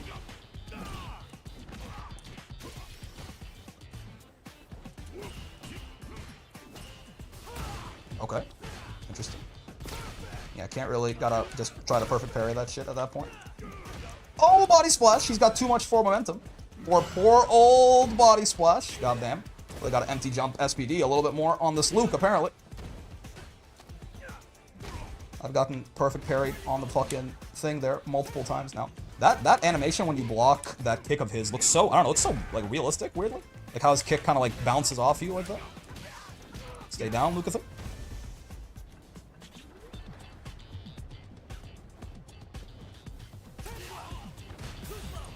Oh, good delay. Oh, but he didn't combo off. The delay on that crotch medium punch caught me trying to delay tech. Well done. Oh. You know, when he did that, I was like, that looks... Oh, he's fucking did the worst combo possible, so he's still alive. This is the worst. Okay. When he did that, I was like, he waited a little bit too long. He waited a little bit too long to do that, I think, right? And then, yeah, it turns out that was certainly the case. Really gotta be anti-airing him a little bit better when he just does like a random jump in my face like that. That shit just can't be left unpunished. It's like any good deed. Okay, sure. Huh? Get over there, Luke. I'll give you a break. I've been forced to by your pushback. I'll get thrown in the mid-screen again. Don't be throw-teching in the mid-screen. It's a good recipe for disaster. Now, anti-airing in the mid-screen. You know, yeah, see, like, he can do it. Why can't you be more like your brother? Oh my god, I didn't expect to get checked that hard. Oh, he just barely built the super. I'm not dead. I'm still not super happy with my position, though. Nice, yeah. But I thought he would back off and try to punish something there. I tried to sweep him out of it. No such luck. Owie. My teased Andy with a fake child and he lost it? What the... Huh? Did I even taken shopping? That's where the new jacket came from? Yeah. Best Rio info SF6 gave us is that Rio is absurdly rich despite being homeless. I mean, that makes sense, right? I mean, all those tournaments, they got prize money, right? All of those tournaments have prize money. Someone is like, you know, that money went somewhere. And technically, you know, Ryu won all of them. It belongs to him. And yeah, they do tell us that Ken manages his money, right? It goes to the Masters Foundation or whatever the hell, because Ryu has no interest in it. But yeah, Ryu is he rich as hell. That's true. Okay, shit. Hello, Rashid. Get grabbed? No, don't get grabbed. My bad. Okay, so he's command grab conscious. Oh, he didn't do a follow up out of the thing. He knew. Oh my god. That's supposed to be an SPD, not a jumping chop like that. Rising aerials, never. Oh my god, I'm being absolutely fucking schmixed. Am I dead? Can he super Ashi kick? Yes, he can. Nice. God damn. My health. Ken helps him out. That makes sense. Yep. Does that mean now that Ken is homeless? Does that mean that Ryu lost all his money too? No, anti-airs. Oh, I'm ass. Throw attacking in the mid-screen also. Even more ass, I fear. Okay, I'll get thrown. These things happen. Overhead, sure. This delay tech with like crouching leg kick, like it was fucking Grand Blue. Mix up. I actually got hit by it, so I couldn't interrupt it easily. What the? What? Okay. The cross under, and then the other cross under. And then the third cross under, and the SPD. Okay, we just keep trading the corner back and forth, apparently. That's not the one that I wanted. He can't do this if he does what I think he's about to do. I tried to wake up level 3. What? No. I tried to wake up level 3, and I apparently didn't. I didn't commit to the butter churning fast enough. That's so sad. Ken's life was destroyed by cryptocurrency. That's a weird way to say Johan Petrovic. Oh, if it's low enough to break my fireball armor. That's true. It's a bit of a problem. You can do that to other fireballs, but not really to the sheets. Overhead, fine. Whoa, okay. Sure. Ah, what the fuck? Okay, I should have heavy kicked him. My bad. I did not think he was going to recover in time on his whiff DP there, but I guess it's because I was also, you know, in a little bit of hit stun myself. Mix up. Ooh, getting hit by that first part is tough, because you can't interrupt the mix-up anymore, right? Where normally you can go like, you can get like a credit card swipe into a borscht or something off the force knockdown. Okay. They really gotta start using like, you know, when they're spaced out like that, and like a little minus or whatever, using like some spaced out SPD as a defensive tool is actually, I mean, it can be high risk if they decide to backdash or something, but normally they should have no reason to do that unless they're explicitly trying to bait out, you know, the defensive SPD. Okay. Yeah. You got me. You got me. I don't feel comfortable. I want out. The Masters Foundation probably have other chairmen besides just him. That's fair. Fuck, he backdashed on Wake Up Again. Yep. That's the only, like, quote. Oh, he could really not have killed me there. Ah, well, I mean, there we go. Yeah, I mean, it was just like 3 50-50s in a row, and they were all per game, and I guessed wrong on the third one, unfortunately. I couldn't take another throw there, right? Maybe? I mean, I don't think we could have taken another throw there. So on the first 2 times he didn't. I thought he would switch it up the third time. He still didn't, unfortunately. We have a Barre SPD. Hugo having frame 2 SPDs with the good stuff. That sounds pretty crazy, yeah, for sure.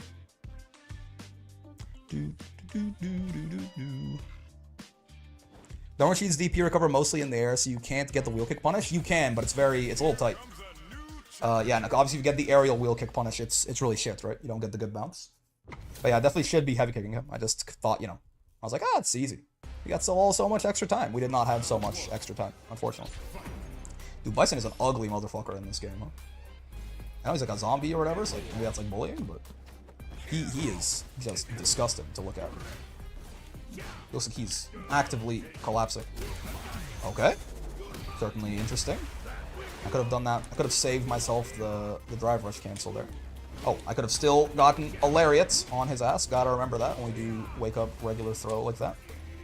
We can get EX lariat even and continue getting Oki even in the mid screen. So that's been happening a lot more recently. I feel like, back in the day before they nerfed that button, I feel like I would be able to heavy kick it or heavy punch it on its way in, like way more consistently. Now it's worse and easier to just anti-air normally, but I feel like heavy kick whiffs more often. I think Bison's just using it in a different way that isn't conducive to me anti-airing, or not heavy kick, sorry, heavy punch. It's not conducive to me using heavy punch like that. So. Oh, yeah. That one's still a very good landing point for heavy punch, sir. No, sir. Imagine trying to take your plus frames. Couldn't be me. Again, that was a pretty good time to use it, I think. The bomb had just popped, so even if Bison did guess level 3, it wasn't going to hit me that hard, right? If it lands, we win, and if it doesn't, we probably don't lose that round even, necessarily, and get a lot more time to still build meter back for a potential round 3. Bison has a face not even a mother could love. I mean, God knows his mother didn't love him. How else do you think he ended up the way he did? Just like, not even like looking ugly, I mean just being like a villain and an asshole. And trying to jump out of pressure. A classic blunder. I'll get thrown, I suppose. That's fine. My drive gauge sure has taken... Oh, trying to jump out of pressure. Yep.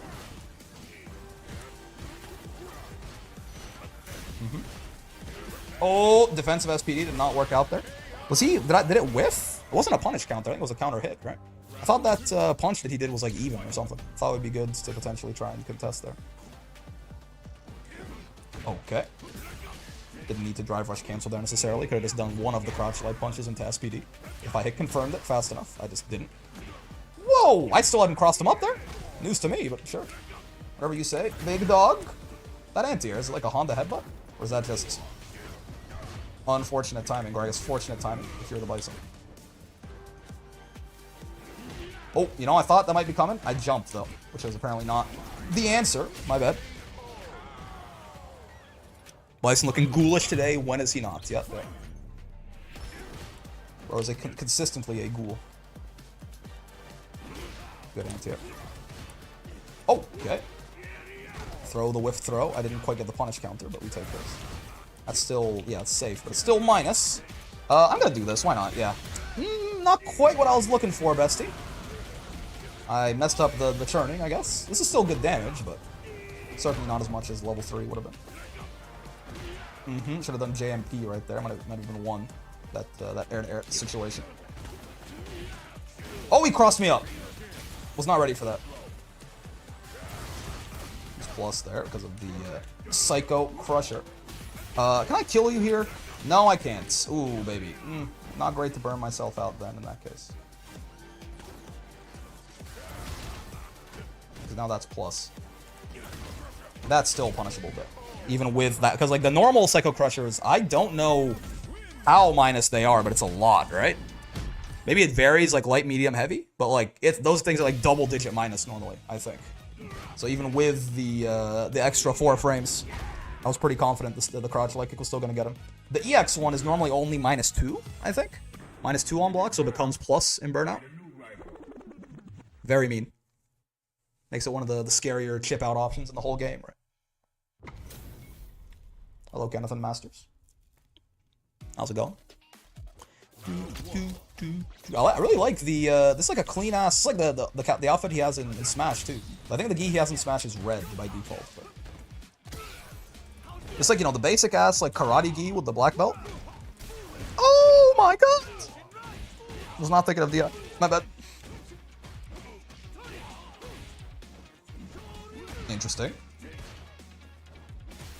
Not how I thought that corner interaction was gonna go. I'll tell you that for free. Oh, good delay. Caught me trying to delay tech on his ass a little bit. Oh, yeah, okay. Did not make any of the correct decisions on defense there. It happens. Sure. Oh! Low crushed by the Dragon Lash. Heartbreaking news. Yeah, generate into nothing is usually. You can just delay tech, right? It'll block the low, it'll be generating to nothing or generating to overhead. Now if you try to jump out of pressure like a buffoon, that's where problems can arise. Empty jump throw beats the heavy punch. Yeah, he does recover in time there. Jumping is not an answer to that. My god, dude, get me out of here. I tried to level 1. I've been really messing up this. Oh god. I've really messed up. Every time I've tried today doing the body splashing to level 1 there, I've messed it up. It's very unfortunate. I prefer the Toji fit, but fair. I feel like this just fits, you know. I've tried doing that like body splash into level 1 like 4 or 5 times today, and I think I've fucked it up every single time. It really is quite something. I tried to Brave counter him right there. That's how little I want to be in this Ken's offense right now. Oh god. Okay, there we go. Just check that. I need to jump.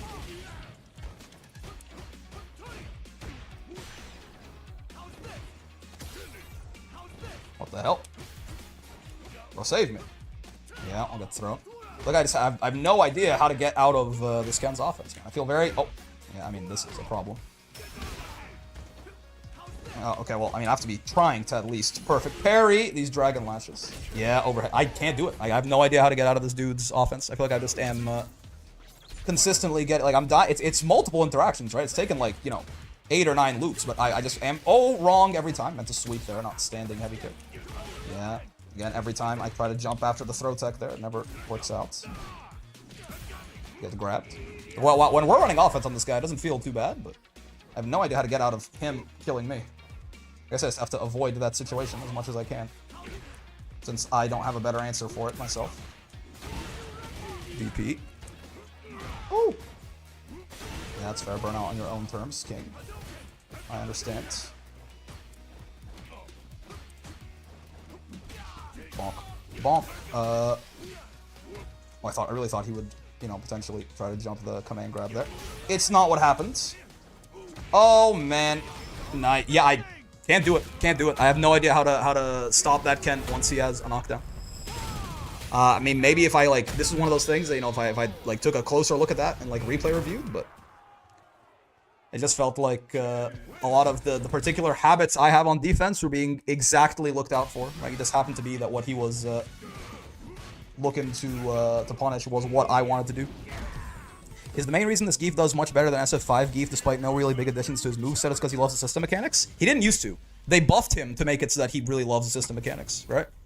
The buffs in Season 2, one of the big things they did was that Zangief just got so much... like, he just gets so much drive, he does so much drive damage, right? They made him sort of a drive menace. He did not used to be, but yeah. That's one of the big things that Zangief does very well in this game, right? Is he's a really big drive bully, and he can generate so much drive for himself as well. Oh, nice.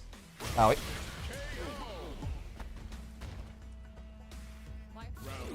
At least compare. I don't know too much about SF5 Zangief and, like, you know, how good he was across different points of the game's lifespan or anything either, but compared to, you know, at least Season 1 Zangief and SF6 as well, this Zangief does significantly more damage on strikes because he gets Hell Stab off headbutt, right? He had a bit of a problem where his command grabs did, like, significantly more damage than his strikes in Season 1. Because, you know, he didn't really just get, he just didn't get that much strike damage, basically. So, Zangief was down there with Manon and Lily at first? Yeah, yeah. Then they, you know, well, Manon also is not down there anymore, I wouldn't say. Manon's pretty solid. He's not as good as Zangief, I don't think, but he's pretty solid. Oh, I thought I crossed her up. I did not cross her up. My bad. Yeah, that's fair. Oh, I tried to throw her out of the startup of that. That was a bad idea. Yeah, don't try to interrupt that. It's a good idea. Chunking drive does make sense for a grappler. Yep. You really don't want to block Zangief for too long. Then, you know, if you don't block Zangief, you could be exposing yourself to some potential misery. Get resets. You know, she's dead to CA. It is true. All we have to do is get over one Gladius, and suddenly everything could look a lot better than it otherwise has been. She's not bottom 5 anymore, but she's still not great. Yeah, maybe not. Mid perhaps. Or like Zangief is certainly just strong at this point. Like Zangief is just he's a good character. I don't think he's like quite, you know, top tier or like in discussion for it, but like, he is right outside of there, probably. Oh, no scutum, no scrotum for you, Miss Rissa. Oh, yeah, the EX one, the non-EX versions of that, I believe, don't have armor against lows, but the EX one certainly does. Perish. Bonk. Whee! You saw the Borscht coming up there too. Big damage on that stun combo. I lied, there was no jump in. My loyal fans. Exactly. You get it. So you get it. Oh, meant to SPD that. On block. No such luck. Oh, shit. Did not mean to EX Lariat. I meant to jump, and I fat fingered it, apparently. My bad. I guessed command grab. I guessed wrong. There we go. I guessed command grab. I guessed right. That's all it takes, baby. No, ma'am. There is no jumping, my loyal fans. They did it twice in a row, huh? They really did it twice in a row. I did that because I wanted to empty jump 720 on them, but I didn't think they would give it to me on such a silver platter. Marissa IMO is more on the bad side this season, so I don't understand. I'm not saying that I don't understand it and that I disagree, but I don't fully understand how Marissa works, and therefore like why she's so ass, right? But that is the general consensus I've heard as well, right? Is that, you know, a lot of strong players do not think that Marissa is very good right now. Hey Brick, how's your eat? It was fun. Hung out with some family. It's always a good time. The very first day of just like waking up and actually having something to eat in the morning also just, you know, feels really good. I don't know enough about SF6 to say who's good or not. I will say the characters I've tried are fun. Yeah. I mean, from like a much more simpler, like conceptual stage for me, I'm like, the thing that makes Marissa special is that she hit like a truck, and they just put out a bunch of DLC characters who also hit like a truck and, you know, don't have any of her downsides about being like, you know, slower, or having worse defense, or, you know, like more predictable offense, stuff like that. So it's like, well, I mean, then what makes her special? And the answer may or may not be nothing. Also, meaty-ass medium kick, man.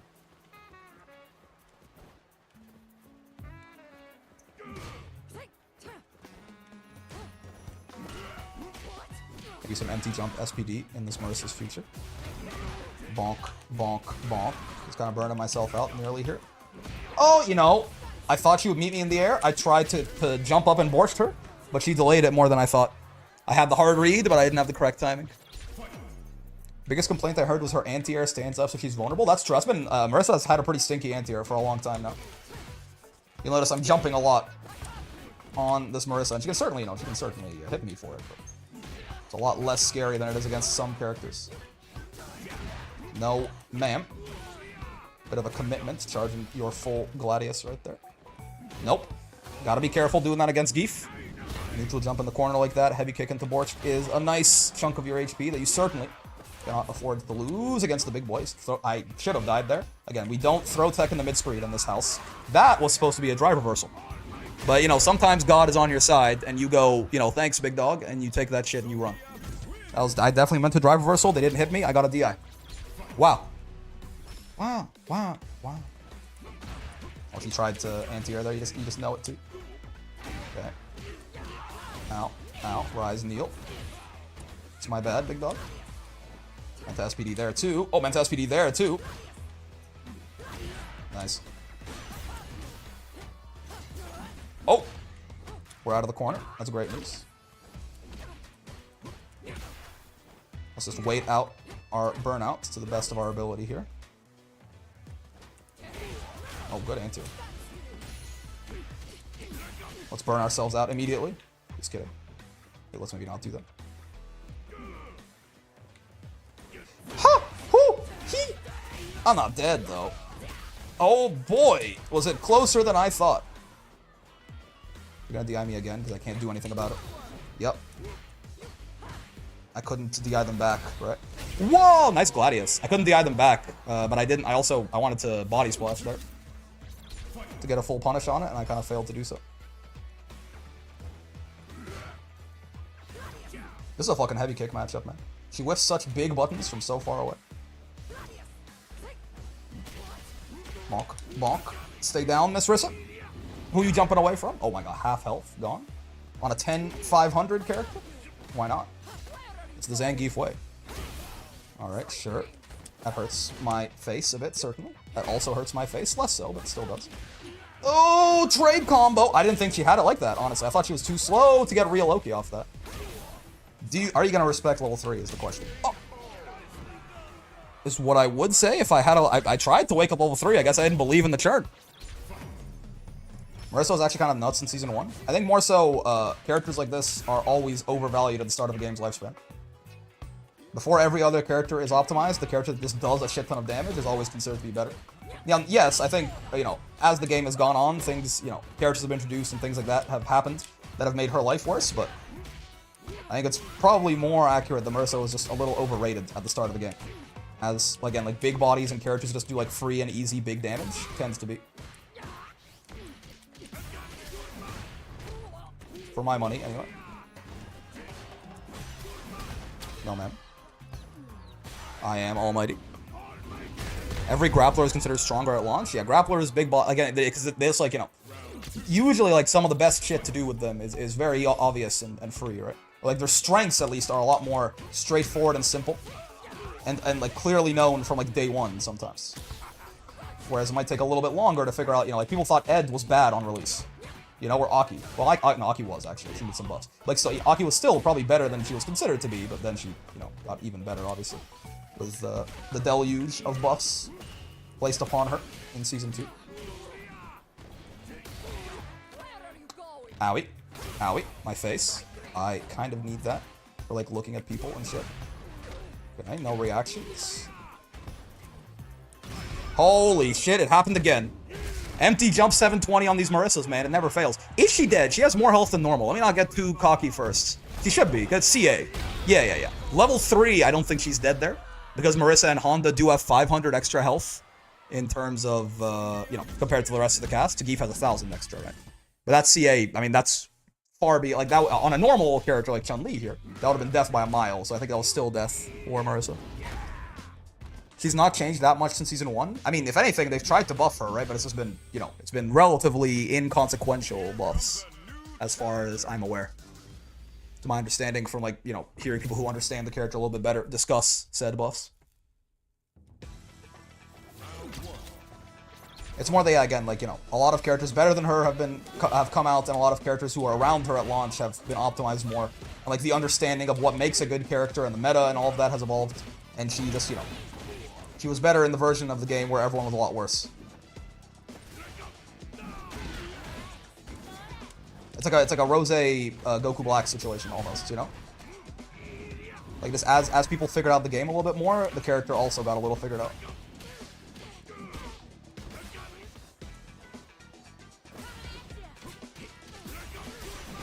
Yeah, nice. You should be dead, right? Yeah. Alrighty then, chat room. Yeah, the rock throwers. Why play Marissa when you can just pick Bison on the character select screen? I mean, yeah, right? It does like similar damage and has 100 other benefits that she doesn't have, right? Same thing with like Akuma. Now Akuma, of course, would be like, but he has 9k. But like, listen. We've been over this. Fair enough. Oh, clever girl. However, have you considered dying? I could have just killed you, actually, now that I think about it. Which is a little cringe, I think, but... Oh, she's not stunned. That's horrible news. It's okay. She's dead. That's great news. I should have right off the headbutt. I should have tried to stun her and force her to super, right? But 9K, yeah, exactly. Pick Bison is truly the answer. Even main man, you know, we were talking about Tekken refugees picking up Street Fighter 6. He's like, I think I'm gonna play Bison. Bison is always the answer. No matter who you are, no matter where you're from, no matter your color or creed or nation of birth, we are all united under the flag of Bibson.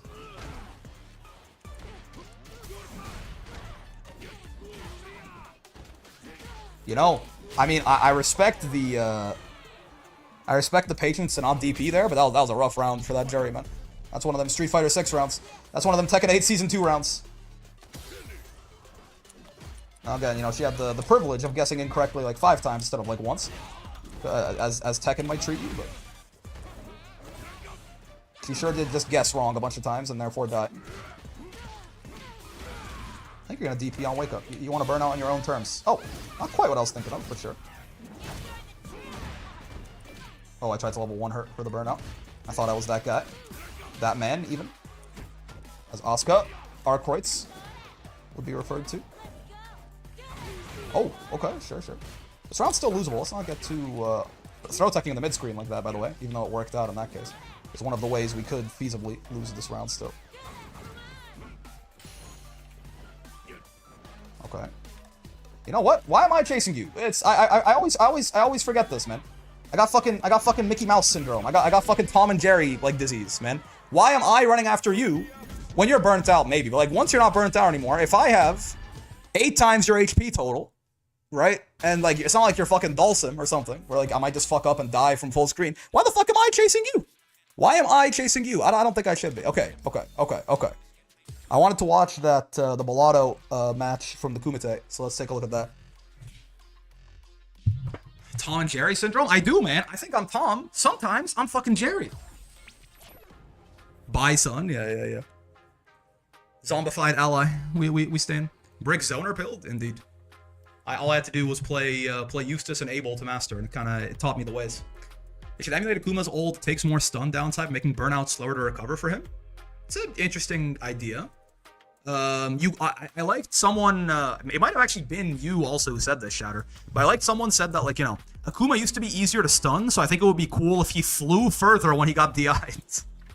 Right? Like, if when Akuma blocked the DI, he literally just got sent back further than anyone else, right? I feel like that'd be kind of funny. I don't know how material that would be and how, like, good or bad he is, right? But Brick's a Galleon main, don't you know? That's true. Oh man, all right. So we brought it back, man. We dropped quite a little bit there. So you know, we didn't get to Grandmaster again. I'm not more so. The idea here is, you know, if we can get to Grandmaster in like the next like month or something, that'd be pretty cool, right? We've already broken through one plateau here recently.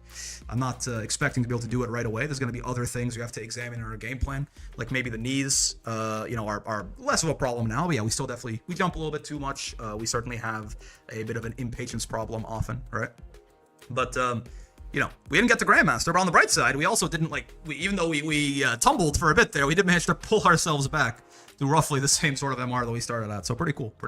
I think we'll probably finish off here by watching that one Zangief Bellotto match, because I am always fun. You know, I really like watching some high level Geef, and it was not fun at Capcom Cup, man. The boys, Geef Nation did not do so well at Capcom Cup. So I'm hoping that this Bellotto match might be a little different, but we'll see. I mean, there's obviously no blame. Capcom Cup is, it's not like, man, why are these guys so bad? They got rocked at Capcom Cup. It's more just that, like, it hurts, even if it's a justified thing, even if it's a very tough place. Spoiler alert, this match is against Kakeru's JP, and listen, if he can, fair, but like, if it's like, if he loses, but like there's some damn good geefing, then we take those, right? I feel like in Capcom Cup, a lot of them didn't get to play that much. That made me sad. So let's take a look. Make him fly back like the HNK banishing strike kind of thing. Yeah, that'd be like, you know, that would make him a lot easier to stun. Like, what if, you know, Akuma, if you DI'd him, he wall splatted from like a third of the screen. Thoughts? Like he just went. Whoa! It would also make it's like a pretty good corner carry option on block against him, right? Like it would unironically, like I think it'd be an interesting, way. Maybe you make it so it only applies that way in Burnout, but you can make it happen all the time. It's like really easy to wall splat him as well, right? It's like a way to carry on the legacy of him being very easy to stun. Let's close this down here. That's tech. I love this actually. Someone I stole this from chat, but it was like someone said this like a month and a half ago or something. I forget who it was, but someone was like, yeah, like what if we made Akuma fly back further to make him easier to stun? And I'm like, you're kind of fucking cooking. It's kind of insane actually. They're kind of fucking nuts with it. I was like, why do I have 8 Discord notifications? Because it's Creamland Tuesday. Yeah. Kirby's creamers are getting pinged. That's true. Because like eight Discord notifications is usually, it's like one of 3 things. Oh, I see. Okay, I see the video that he sent me there. Yep. Oh, also the Red Bull Kumite ones. Thanks. Amazing. Look at this. What a useful bunch you fellas are. But yeah, like if I have 8 messages on Discord, it's usually one of 3 things. Either one of my friends, just like some like new Love and Deep Space banner just got announced, and they're thirsting out of their mind, or Kirby's Creamland is happening, or a disaster has happened in the Discord, and I need to ban someone immediately because like it turns out that they like fucking kids or something like that. Which I was really hoping it wasn't that third one, right? That's why there's always a slight. There's like a slight, there's a slight bit of just like when I see like 9 Discord messages, I'm like, oh, it's like one of my friends or something, right? What the hell is a Creamland Tuesday? You know about Creamland? You know about Kirby's Creamers, man? It's Kirby's Dreamland is a Grand Blue tournament that Kirbyo runs every Tuesday. Kirbyo is an Armaya player and a streamer, and just like how I do when I'm running the wall brawls, they like they have a tournament pings thing that they ping a bunch of times when it happens. Love and Deep Space, yep. I don't know if you are familiar, Ghost, but I have a large contingent of female friends who are very, very big fans of that video game. And honestly, like obviously, I'm a straight man, so like it doesn't necessarily do it for me in that sense. But like, you might look at that game from the outset and be like, that's like a weird gooning game for gooners. In which case, by the way, I mean, that's also, I see the merit in that in and of itself, right? No problem, a little bit of gooning going on. God knows, fucking bro, Grand Blue and Street Fighter, these games are basically gooning games for gooners. What's it called? Love, asking for a friend. Love and Deep Space. Yeah, that's what you're talking about. The 3D boy gooning game. But honestly, also there's a lot of like good, unironically good character writing in that shit, man. A lot of it does, like there's a lot of it does smack of like the man written by a woman, if you know those memes, like he grunted, they have to all this kind of stuff, right? Like it's very much like fan fiction. That's okay. I mean, it caters to women the same way that a lot of shit caters to women, or I guess just women and like male attracted people. It sounds like Nikkei, but with men, not gonna lie. Yeah. It caters to women and male attracted people, and I'm not one of those people, but all the shit that caters to me, they probably also think looks stupid, right? So but honestly, I do have a lot more respect for that game than I thought. And there's like a combat system and like actual mechanics and shit, right? It's like kind of, like it's actually kind of it's an interesting little gacha game, man. I might get into this, yeah, bro. I will tell my friends. I'll be like, I got someone in my chat into Love and Deep Space today. And they're gonna be like, what? They'll be very happy to hear that. I'm not the biggest gooner out there, but erotic art has existed as long as art has existed. Few things are more human. I agree, right? Again, I think some people will sometimes be like, this is a gooning game to like put it down, and I'm like, that's not, there's nothing wrong with that necessarily. What are we talking about? We're talking about Love and Deep Space, Ophidian. It's a gotcha game that is it's like a gotcha game that's also like a dating sim with a bunch of like boys. Very, very like, very female gaze targeted sort of thing. A lot of people will say like it's a gooning game to like put it down, which I think, by the way, like even if it was just that, who cares, right? But also BL dating sim, it is like it's not BL. It is like the main character is a straight woman basically, right? So it's more like just like it's a game that is made for women. Well, no, not women, like women and anyone who's attracted to men, right? Straight women and gay men and everything in between. But yeah, what I was saying is, despite it from the outset, it might look like a gooning game. That in itself is fine, and also it's actually got a lot of surprisingly good writing. I've been exposed to like some of the story and shit like that. I'm like, yo, like these are actual real characters, right? This is not just like if it was just that the guy had a 6-pack, it would not resonate with people as deeply as it has, right? There's like some real, like, honest to God, like very good representations of like healthy like love and relationships in there, which honestly I think a lot of women need like more examples of that in their day-to-day life, right? I mean, men too, but I think we're served a lot more of like our ideal version of shit. I goon for anyone, feminine, man or woman or neither. Fair enough, yeah, fair enough. I'm still not playing fighting games to come, bro. Listen, unbased, cringe, and lame of you. I'm gonna go get my figurine out of the jar, and then we can talk, okay? But you know, she might be a little stuck in there. But point being, Red Bull Kumite. It's a weird way to start the video. Red Bull Kumite. I've always been playing funny games to come. Yeah. We had apparently. So I've been told that there is this match that happened between Kakaru and Zangief Bellotto here, which is a pretty damn good Geef set. Now, listen, Kakaru, $1 million man, $1.5 million man, right? He won Capcom Cup and he won Gamers 8, right? He's probably, you know, he's with those 2 tournament wins, he probably becomes the Street Fighter player who's made the most money off this game in history. Just because, you know, I mean, Umo's probably number 2 with $1 million, right? It's that even people have, you know, if you've been playing the game since like Street Fighter Third Strike or something and been winning every tournament, you've been, gathering like, you know, $200 here, 1,000 here, something like that.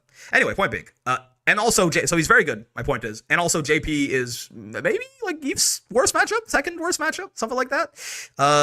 So I can't imagine that this is going to go super well for Bellotto, right? If you can, look at the match draw before. Where's that? Is that like at the beginning of the VOD entirely? But I was told this was some good geefing, and honestly, I'm always down to watch some high-level geef, and Capcom Cup was a sad time, you know? A lot of the geefs, they just kind of felt like they weren't even really getting to play the game too much, and they all got knocked out of their groups, and then there was no more geef in Capcom Cup. So, excited to potentially, even if, you know, Bellotto does not end up winning this set, excited to see some good geefing. It was a really engaging match. Yeah. Let's see here. I am curious to see how Bellotto fights JP, honestly, because I know, at least for me, it is a real head scratcher of a matchup. Oh, by the way, I gotta do this more often. We saw this like a BMB thing that I just don't do, right? But like that right there. Like a lot of times I feel like I go crouch like kick, stand like kick, drive rush, right? You can do like this extends, and you can still even drive rush cancel off this if you want, right? There's a lot of times, for example, where I'll go like, you know, crouch like kick, crouch like punch, and then I want the hell stab, but the hell stab I don't think is gonna be in reach, right? But they're like so close to dead, you can also just, you know, boom, credit card swipe. It works pretty well, right? That's like a BMB that I just do very poorly right now, and definitely should get in my muscle memory to do the stand light punch there. I already know what situational is best, but does Lariat have a use outside combos anti-airs in this matchup? In this matchup? I mean, you can avoid, like, Ghost Chip, maybe, at, like, full screen or something, but... Why does Brazil seem to tend towards big bodies so often? I've just noticed that. I'm actually not sure. Is that a pattern? Maybe it's because Brazilians are based. Thoughts? Brazilians are based, big bodies are based. But yeah, like outside of like avoiding chip from like a ghost or something at like really full screen, which probably JP could then just spike you for, I don't think so. I don't think so.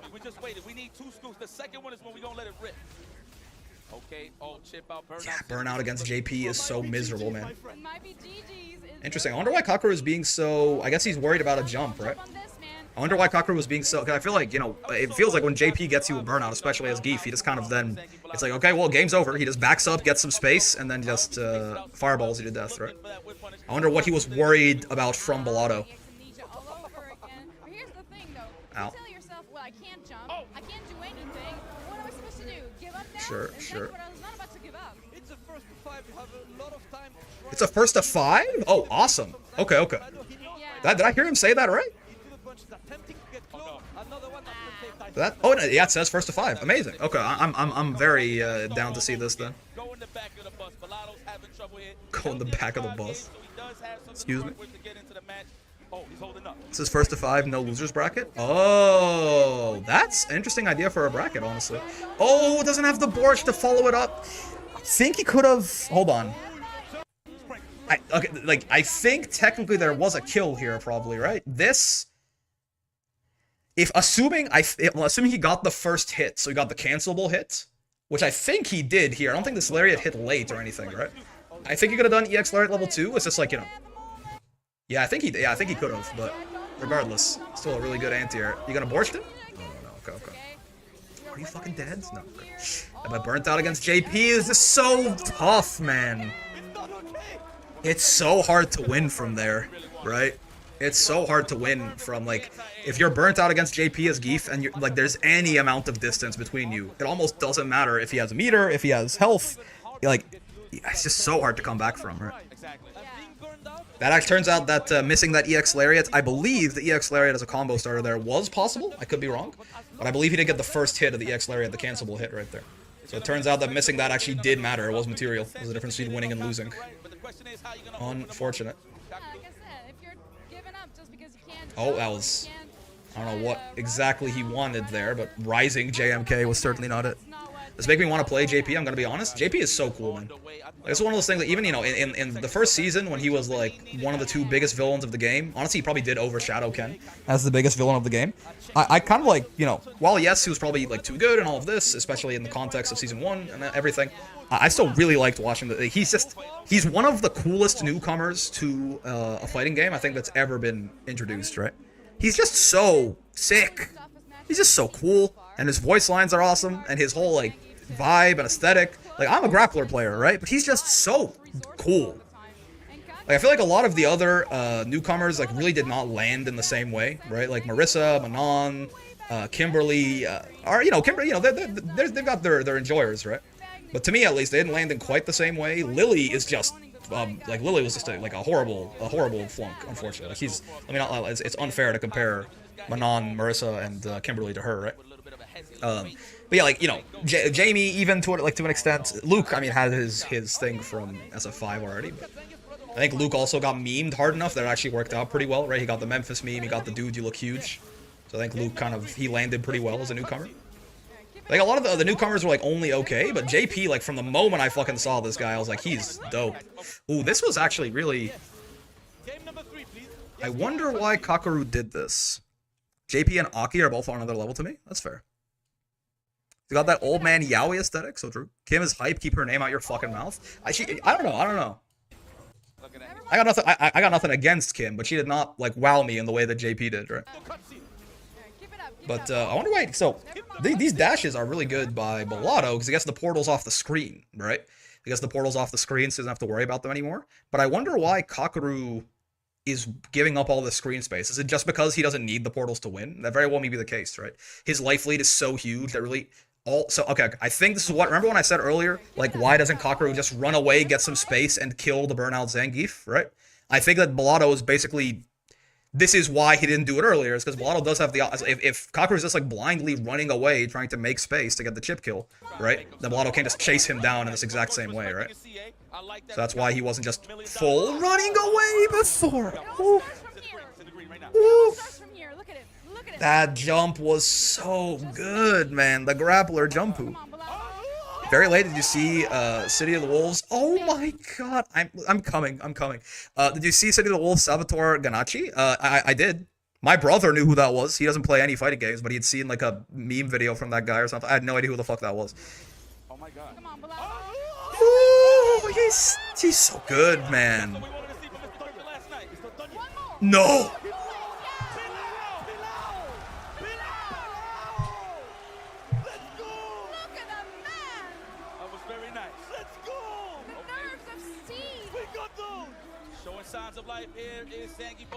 It's just, I feel like it's, okay, listen. I feel like it's obvious to anyone to see that was a hype-ass comeback. I mean, look at how little health he's got, right?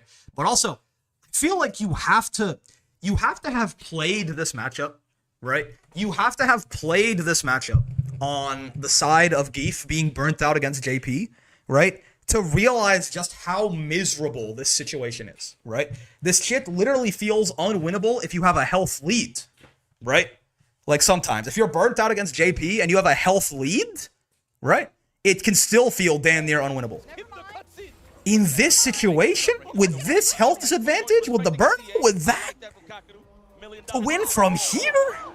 Like, I feel like this is even more impressive than it looks, right? This is even more impressive than it looks. This is actually fucking crazy. And the level 1 and the drive reversal. This is even more impressive than it looks, I promise. Oh my fucking god, yeah. And he fucking whiffs the knee. I didn't even notice that he did this. I didn't even, like, he fucking whiffs the knee in time to recover, in case he did any sort of reversal on weight. Oh my god. Season 1 JP wins there, nerfed hurtbox? Are you talking about the hitbox on his crouching heavy punch? I'm talking about like this right here doesn't whiff in Season 1? Like this? You're saying he hits? I don't think he hits that in Season 1, right? I think what they nerfed on his crouching heavy punch was the active frames, like the anti-air invuln frames, right? And that's mostly all been given back to it. I think this still whiffs in Season 1, yeah? JP only got the anti-air invuln taken off of it. And then he got it given back, mostly. Man, this is so good, man. This is so... like, just that was worth it. Whoever told me to watch this, just that was already... That was so good. My god. You only won because of the nerfs? Yeah, but I don't think it's true, actually. I think Season 1 JP... his crouching heavy punch also whiffs there, I think. I don't think the hitbox ever got reduced. He deserves to qualify. I mean, with that round, that was some of the greatest shit I've ever, some of the greatest grappling I've ever seen. Yeah, Shadow says capitalizing on fear like that needs a lot of knowledge. Yeah. It's just like, it's just such good situational awareness. If Geef pressed an air button there, he would have traded and died. That's correct. Yeah, it would have expanded his hurt box. He would have traded. He would have died. That was like a perfectly spaced like grappler jumpu. Like, that was as close as he could have been, where that neutral jump still whiffs, right? So it makes it look to Kakaru like it also was very, very close to that crouch heavy punch from Kakaru being like correct, right? But the spacing was literally immaculate, not a macule on it. Ah, nice. If he could do it 2 rounds in a row, again, like this is just so difficult to do against it's against fucking random ass online like 1400 MR JPs. This shit is hard to do, man. Let alone, I mean, probably best JP in the world, right? I mean, you gotta imagine. At the very least, he's got the JP with the best results in Street Fighter 6. He's up there at the very least. So, like, making that comeback against this JP of all JPs is something. Now, he might still just get... this might still be a 5-0 for all I fucking know, right? It's just, I mean, this is a really bad matchup for Geef and a very good JP. It's the worst of both worlds, right? But that round was fucking inspiring, man. Actual millionaire JP, yeah. This shit is hard versus gold JPs. This is insane. Exactly.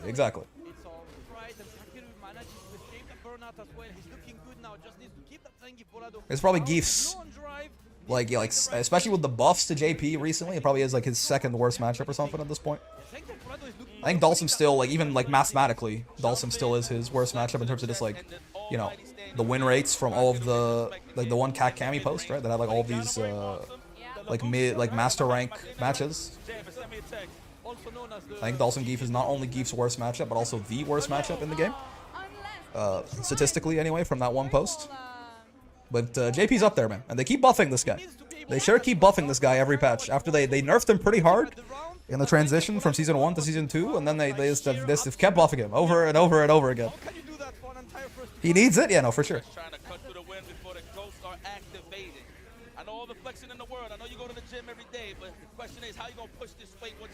Oh, nice. Drive rush shop right there. Okay. Loving to be really unpredictable, and I think that's what's really hurting. There we go. Really hurting Zangief so far. He's drive rushing a lot more than I would have thought, honestly. Let me start paying more attention to how exactly, because one of the things that I feel I do pretty badly against JP is I'm not really sure, like, what my RPS is, right? Like, what my RPS is against him, like, what, oh, he's so good, man. I mean, that's just the correct thing to do there. That's not like a creative thing, but still, like, with everything else, he could have like waited a little bit too long there, fucked up against the amnesia. Just the perfect answer in the situation, right? No hesitation. The only thing they buffed on JP since his nerf patch was a crouch heavy punch. They also buffed his level 2. There were some other small things as well. But yeah, his level 2 got buffed. I think, what?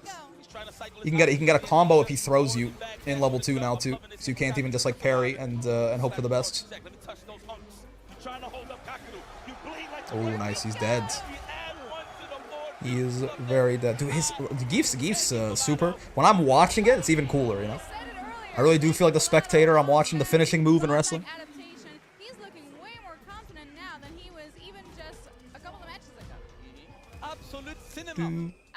Absolute cinema. Is that a French accent?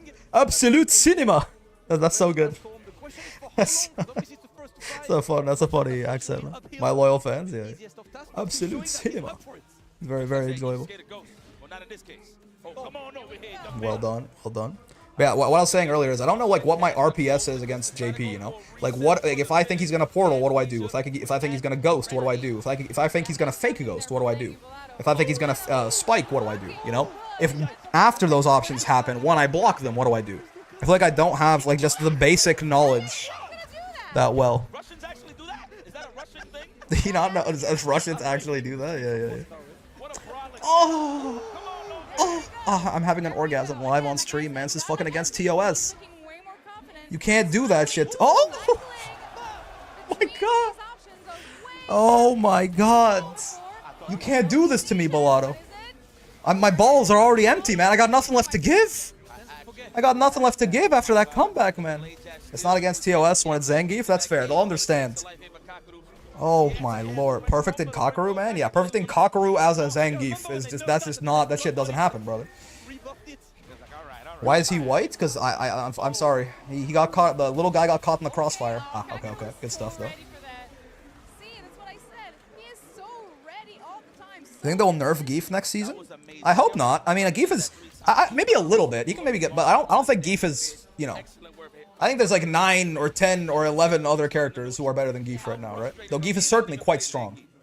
So like, I would hope that he wouldn't at least get like weirdly singled out or something, right? Like if just like all of the high tiers and the near top tiers and top tiers got nerfed, then fair enough. But while Geef is very good, I think there's, you know, there's like a large number of characters who are just better than him and probably in more need of a nerf, right? I know I gotta keep it esports here, but this is a TBS situation. Don't block stuff. No. Don't block stuff, huh? Y'all know what it is. Yes, sir. Blocking is cringe. Yeah, this is tough. Again, I mean, he burnt himself out. I feel like that was, you know, he was trying to go for it. He was trying to run him over. Yes, just so, I mean, I guess you won't die if you block all of this. Yeah, he can't kill you in time. He's just eating the chip. Honestly? Yeah. Yo, he's too far away. Blocks it? Oh, he's too good. Yeah, if you're not sure what happened here, this was not Bellotto like messing up the 360 or anything like that. This is what I was talking about earlier with the anti-air, right? Only the first hit of EX Lariat, is actually cancelable, right? So from range into level 3. So from range over here, right? He actually like from this far away, you notice how like there's a bit of a timer here and then that one connected? That is not cancelable into level 3, right? Geef is better than Aki according to Broski. I don't know how good Aki is. Aki is not one of the characters that I was thinking of necessarily as like you know, like maybe yeah. I think they're probably within range of each other. I was more so thinking, you know, like before they nerf Geef, or at least like if they're gonna nerf Geef, I would hope that, you know, characters like Kuma, characters like what's his fucking name? You know, the guy the weakest Shoto. How did I forget Ken? I hope characters like Akuma, characters like Ken, characters like Rashid. Honestly, at this point, I think JP's pretty good. He's not as good as all of those characters that I just mentioned, right? But, you know, characters like, I think Cammy is still very good. I think Bison is very good, right? Like there's a large number of characters that I would say are like obviously better than Geef. Not saying like, you know, again, Geef is still strong, right? But I would hope that he wouldn't get like particularly nerfed compared to characters like that, right? And was it in Kumite? He clearly is not viable and needs buffs. Fair enough. Yeah, I mean, you know. How does he keep doing it? How does he keep doing it? Ow. I'll tell you, if I like, you know, I think there are ways you could nerf Geef that make sense, certainly, right? I'm not saying that I don't think Geef should be nerfed at all. I'm just saying that, again, I hope that it wouldn't be a patch where like randomly no one gets very many nerfs and then Geef gets a ton or something, right? But I think, for example, a lot of Geef's get-in options are too good. He probably shouldn't have, like, they nerfed knee, which is good. Hammer! Like, they, you know, like his jumping medium kick probably shouldn't be quite as good as it is, right? Like stuff like that, like get-in options on Geef, I think are what should be worse, right?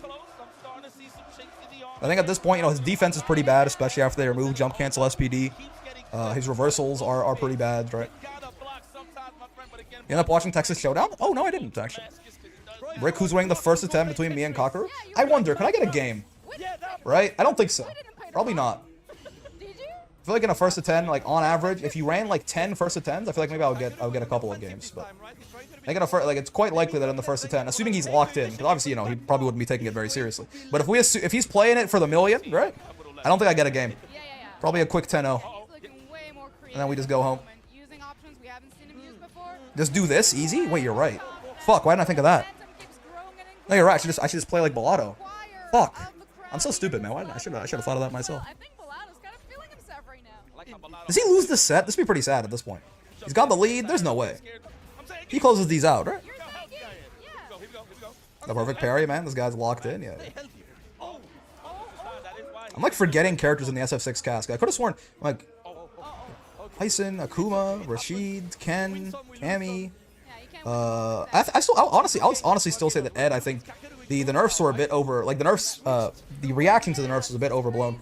If Ed still feels like he's very strong to me. It was all looking Less so, right? Like not really. I would almost argue it. It feels a little bit. You know what it feels like? It feels like the Belial nerfs in season 2, right? Like I think Ed went from maybe being in talks for the best character in the game to definitely not anymore, but still a top tier probably, right? Like I would argue that like obviously at this point Ed is not in the conversation with characters like Akuma or Ken or Rashid, right? But I think he probably still is a top tier, right? Second layer, huh? Ooh, What? He has a second helper? ooh. No. So now we're going for the air to RC. He's adjusting. Bison, yep. Adjusting. I keep forgetting about. I can't picture the cast in my head, but yes. Again, all of these characters I'm mentioning, I think, are notably better than Zangief. I think. I always forget Lily exists. Yeah, I want to for season 3. I don't know if the Lily players want this, but I want like a Lily soft rework, man. I think they I don't know what her design is a failure. Turns out, the whole like Windstock thing and like Condor's Fire being the best move in the game, but everything else about her being kind of like shit. Turns out to just be kind of boring in one note. I want like a soft rework for this Lily character in season 3. It's like make her different. The way she currently works is just. Will you watch Texas Showdown on stream or not? I did want to. We probably will at some point. Maybe at least the top 8 or the grands or something. But I'd definitely take a rework as someone who tried to main her. Yeah. He's smurfing on the Capcom Cup winner. What the fuck? I mean, listen. There are certainly rounds where Bellotto is making it. He's carrying the momentum. He's making it look easy, right? But I think that's also like weirdly. It's gonna seem a little bit strange to say this, but like. Like the only ways for Bellotto to win these rounds, like by and large, is going to be in very convincing fashion, right? Because I feel like in this matchup, Geef kind of has to get the momentum going early, or it's just not going to work for him, right? Or he has to find like a bunch of these correct like reads in a row, or it's not going to go too well for him. So I actually feel like it's relatively like it doesn't make it any less impressive, but it is like realistically, when Bellotto wins a round, it's going to look like this, right? Oh, he fucked up the block. Like this sort of health difference, where like Kakeru gets like a single hit on him or something like that. Most of the time, I feel like this is what like now he might lose this. This is very losable now, right? Yeah, like now that he's lost the momentum, this is very losable suddenly. Most of the time that Geef can win in this matchup, it's because he just like got going before JP could do anything, and he never let him go, right? But yeah, see, it's very losable suddenly. It's just it's how this matchup kind of works. Oh, but hold on, he's not dead. Oh, yeah. He's saying he has to force his pace to keep the pressure? Exactly. Which leads to, when Bellotto wins rounds, it's going to make it look like Kakeru can't play the video game. Because that's just the only way that Geef can win this, is by just getting a bunch, a bunch of the correct, he got the knockdown, and then he guessed correctly on the Oki, and then he guessed correctly on the Oki, right? He might guess correctly on the Oki here, just for fun. Okay. Like, see, like even right, he's going for dry rush into perfect parry attempt, right? Like the guy said. Like he has to win in ways like this. If he doesn't steamroll JP, he's probably gonna lose. Sucks for you. I never do my taxes. It's for you. I never do my taxes. I don't like it. I play JP in Master 2 and agree that's how I lose to Geefs. Yeah. If JP gets to establish himself, like when this happens, right? Like already, immediately, this is really hard for Geef to come back from, right? Like Bellotto has to play this pretty well at this point just to get to be able to play the video game again, right? So he all the ghost feints by Kakeru actually kind of gave him the way back in, but he's not fully in yet. He's not back in yet. Right back out you go, right? Like as soon as JP wins one interaction, it gets.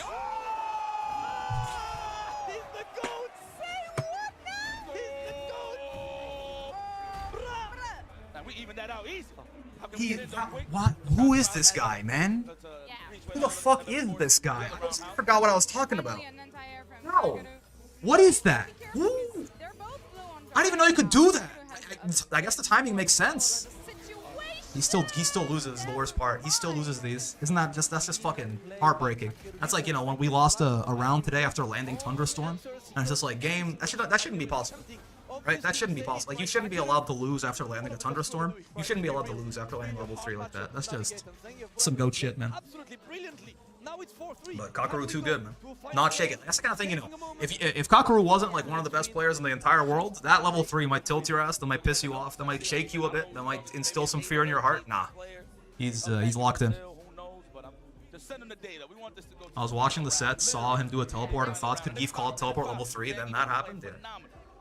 The crowd was silent. They don't understand, man. They don't get it. They don't get it. People don't like grapplers. It's a damn shame. Of course, but still, you can tell that in some situations when things get a little heated, it's a bit of a. That's like Brazil loses to Germany in the World Cup. It's that kind of sadness. Yeah, yeah. My God, man. What a fucking thing that was. Chat was popping off every time Bellato did something. Chat, now see, chat's based. They understand. It doesn't matter if he loses, he won after that. Unfortunately, this is not the case, but in my heart, yes. Already, like, it's not just, there's been multiple different instances where I've just been like, this Bellato guy, he's built different, man. He's doing shit I ain't never seen before. He's making comebacks I ain't never seen before. He's making reads I ain't never seen before. He's spacing his jumps in ways I ain't never seen before. He's my hero, but oh god. Unfortunately, it looks like maybe he loses these. Rather a grappler win than a zoner with an asterisk on the O right there, censoring it. Oh, you gotta be JMP-ing. Look at that, the neutral jump, right? He had Kakaru kind of second guessing the spacing a little bit there. But I mean, it's burnt out Geef against JP. It's just not a good place to be, man. It's just tough. It's just really hard to come back from. I feel like Kakaru also is like, it kind of went under my radar so far because I've been too busy being hype about like Bellato. I feel like Kakaru is, I don't know what he's doing exactly, but he's burning Bellato out like every round. Now, partially, I think this is that Bellato's playing very aggressive with his drive gauge like that, right? Because again, the only way Geef wins this matchup is to steamroll JP. So he has to just spend the resource very aggressively, put himself in a good situation, and hope that it works out for him, right? But with that in mind, also, I feel like Kakaru is like, he is burning him out very well, right? Oh, I think I got borscht there, but I don't think it would have killed. Would it? I think he would have gotten borscht there, potentially. A lot of this one needs to work on his splits and his antics between matches. Yeah, yeah. Oh, leave me alone, man. Fuck. Oh, this is just so over. This is, yeah, it's just so, this is such a tough situation. That was so mean. Yeah, that's game. Should be. Oh, no, he doesn't meter. Yeah, he doesn't meter. Hold on. There's literally a chance. It's not a good one. Yeah. Yep. Hey, listen. Obviously, I'm biased for Bellato. Kakaru did play that really well, right? But damn. Hard not to have good neutral as a zoner. Don't say that. Don't say that, man. Don't be putting. Don't make that shit derogatory. My God. Kobeon is a slow and steady pace, and he won Topanga. That's also another viable strat. Oh no, for sure. I'm saying like against JP though, I think it's a little bit more difficult to play slow and steady. You can, but I think that like. There's a lot more outplay necessary to win that way, right? Like, specifically against JP, I think. Geef, like, it makes a lot of sense to me for Geef to just, like, have to go pedal to the metal like that, right? Like I said, some good Geefing, even through the heartbreak. Yeah, I mean, solid-ass Geefing, certainly, right? Very well done. I mean, Kakaru, I mean, no one needs to be told that Kakaru is, you know, in discussion for best player in the world, right? But Bellato, man, god damn, that was very fun to watch. There's so, multiple times I'm just like, what? Who the fuck? Who does that? No one does that, man.